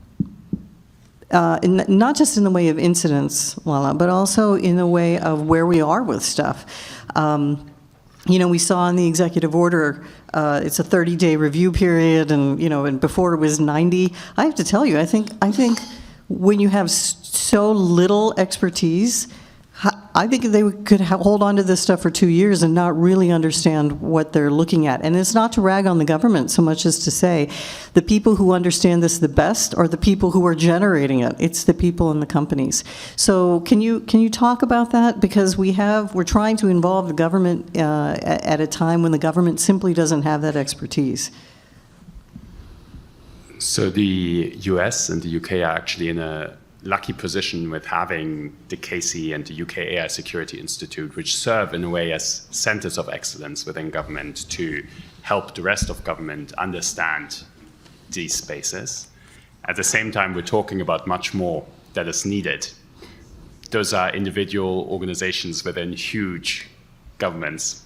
There's many departments where we don't have that level of expertise, and we just said that a small piece of the puzzle is AI. There's a lot of biotechnology that's going on here. And I think you're right that we need a lot more in terms of expertise. I think there is some interesting lessons that I think we can learn from the UK Air Security Institute and the KC in terms of what it means to bring people that are close to this fast-moving technology into government. And maybe we need parallels in biotechnology for those things, to really think about how do we enable the flexibility to bring in people that are not your traditional civil servant path, but people that come out of industry, that move fast, that really are close to the technology. Mm-hmm. And I would add that I think one of the defining features right now in this space with this administration is they have a very proactive outreach to industry. They've really brought industry in. If we look at the Genesis mission, which was launched earlier, they've really taken quite extraordinary measures that I think previously had not been taken with regard to how they're thinking about co-investment with industry itself. I think part of that is a result of the post-World War II experiment, where in that world, a lot of the emergent advanced technologies were driven by government, regulated by government, secured by government. And in the last 5 or so years, there's been this growing recognition that the leading edge, the bleeding edge technologies are no longer being cultivated within government, but rather being developed by the frontier labs, by industry. And so I think one of the bright spots is that the recognition that the industry partnership model has to sort of be more refined and more robust. And in the AI action plan that this administration has put out, in the more recent NSTM around adverse distillation, they've been very clear about the collaboration between private public needing to get sort of like amplified to address these ongoing vulnerabilities and issues. And so I think that is one positive development. Okay. Thank you. We're deeply grateful to both of you. And we've had 4 outstanding panels. The way in which we work here is we take the recommendations of the panels. In this case, we'll work with the AI companies as well as those involved in research in this area, and produce a report and make recommendations to both Congress as well as to the administration. So your contributions have been important to us, and we've all gotten a seminar without paying heavy tuition. And so thank you very much. Thank you.